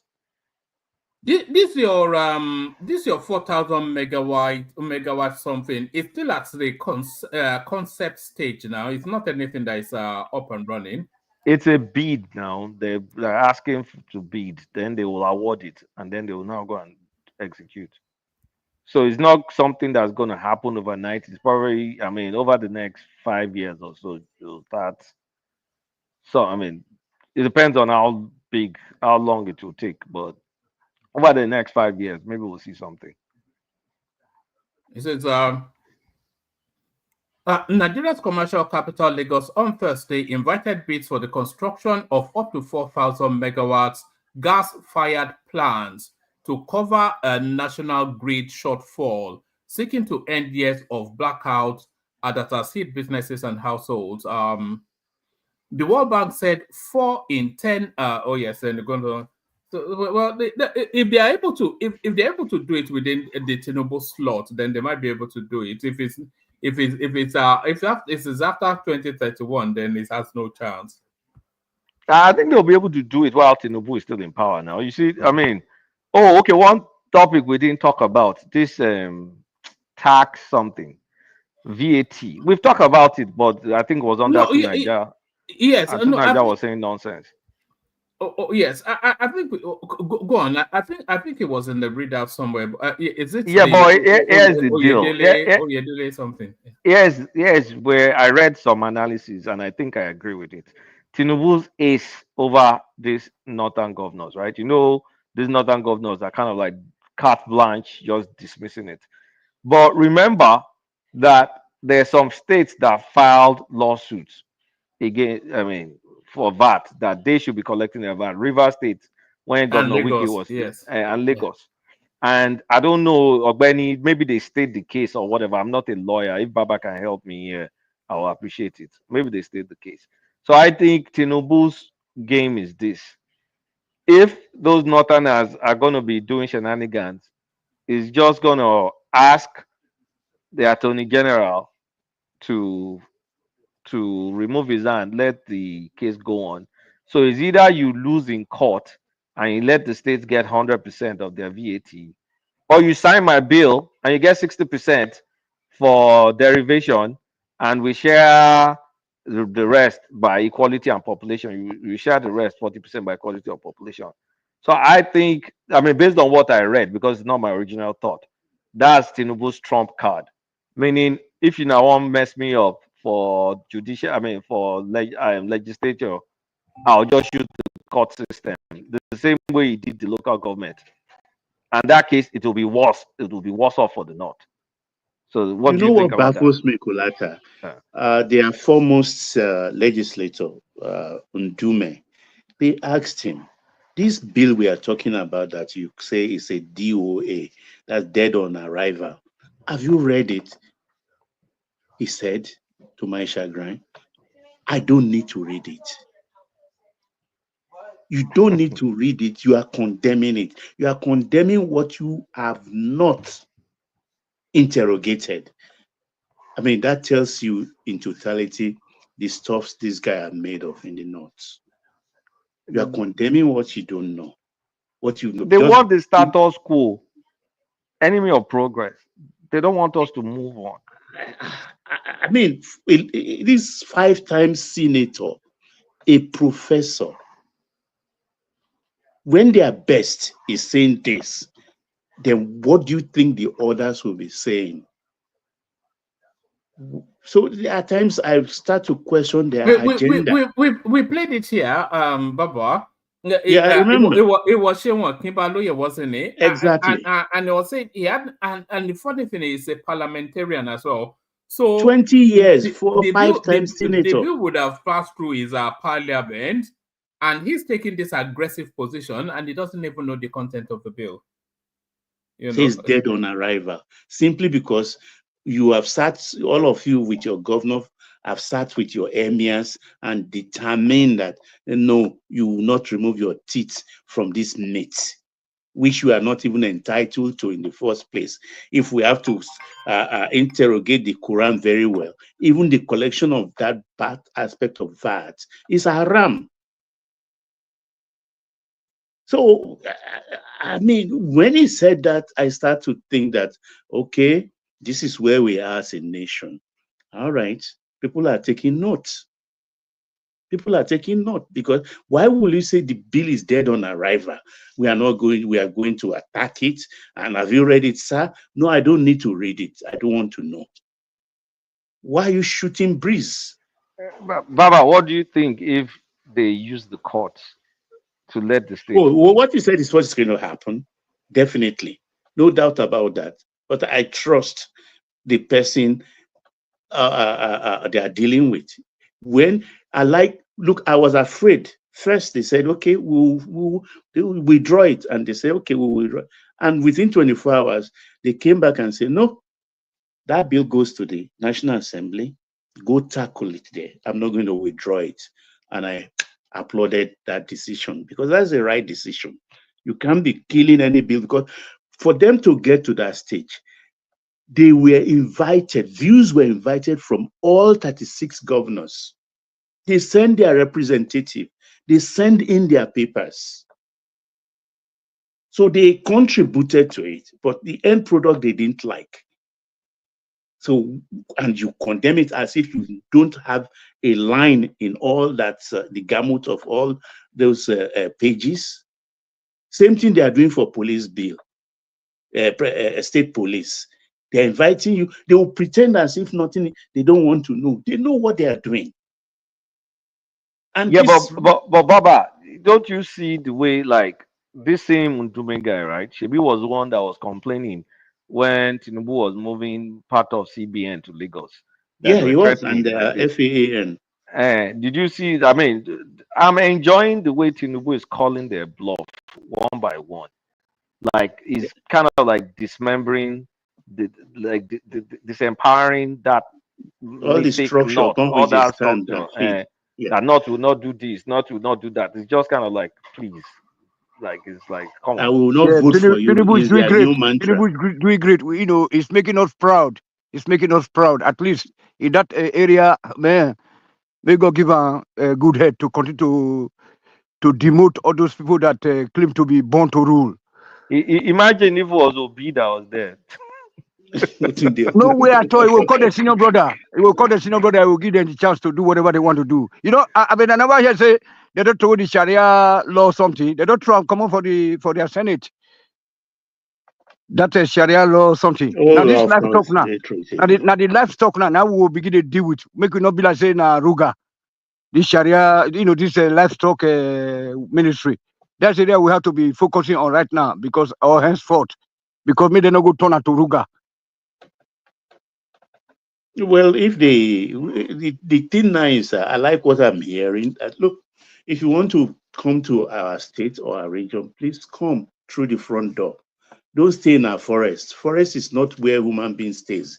Anything we find in the forest is the other way around. We can hunt it down. And that's the mantra from South I'm hearing, but don't mind them. Don't mind them. Don't mind them. Southwest. If we see you in the when forest, we go to their place, I will stay in the forest in their places. Eh? When we are even there, I will not to be wearing all these bokas. But they will come to our place. They don't want rent house.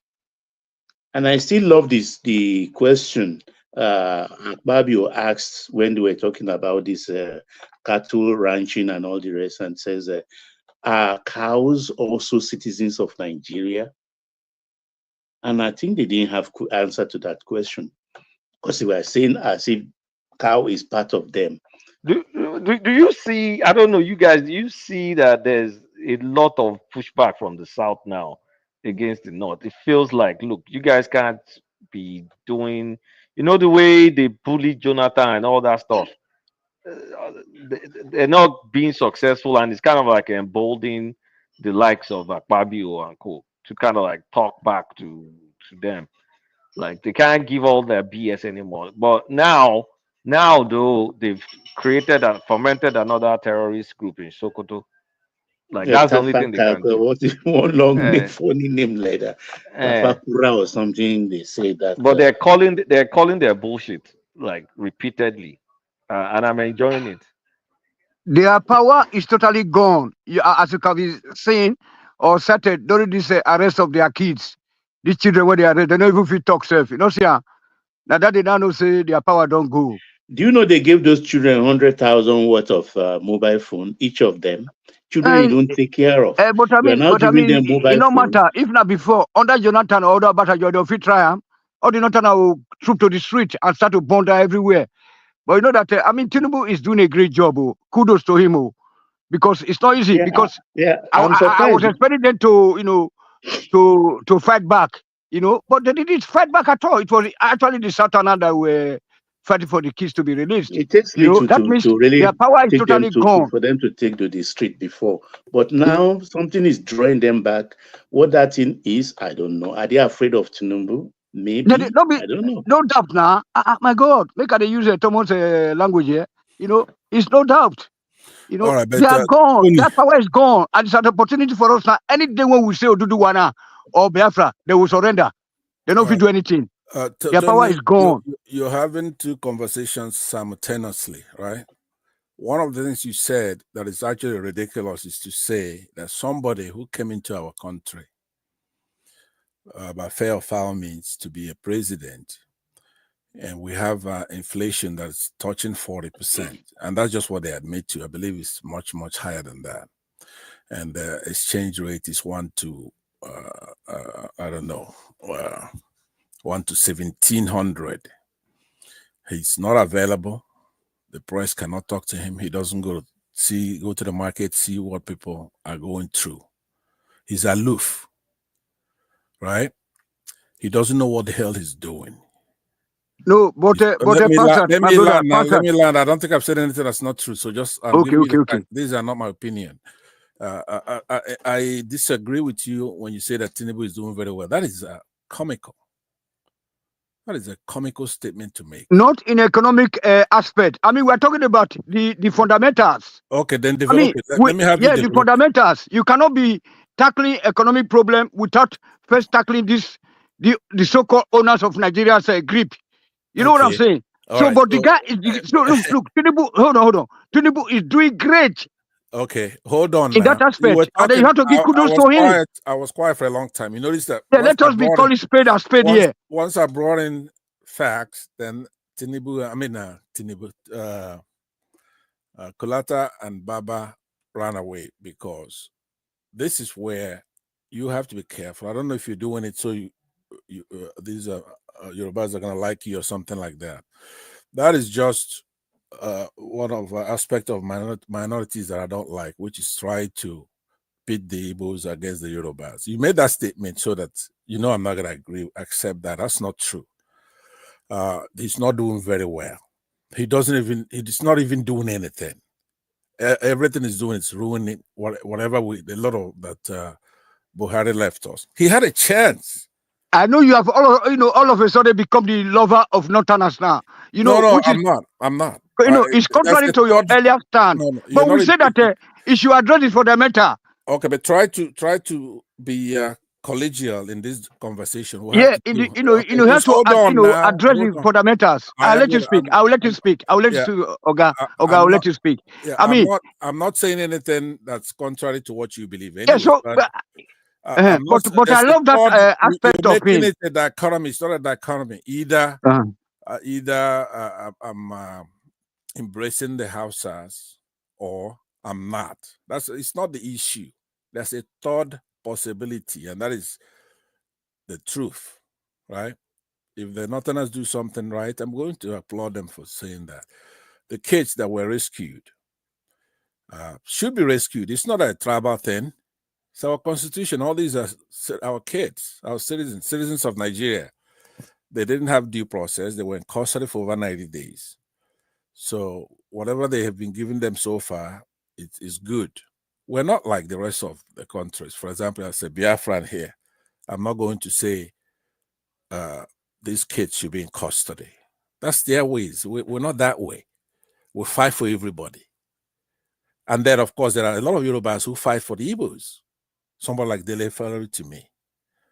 The guy has no tribal bone in his body, or Payadebanjo. And then you have some Northerners who are also the same.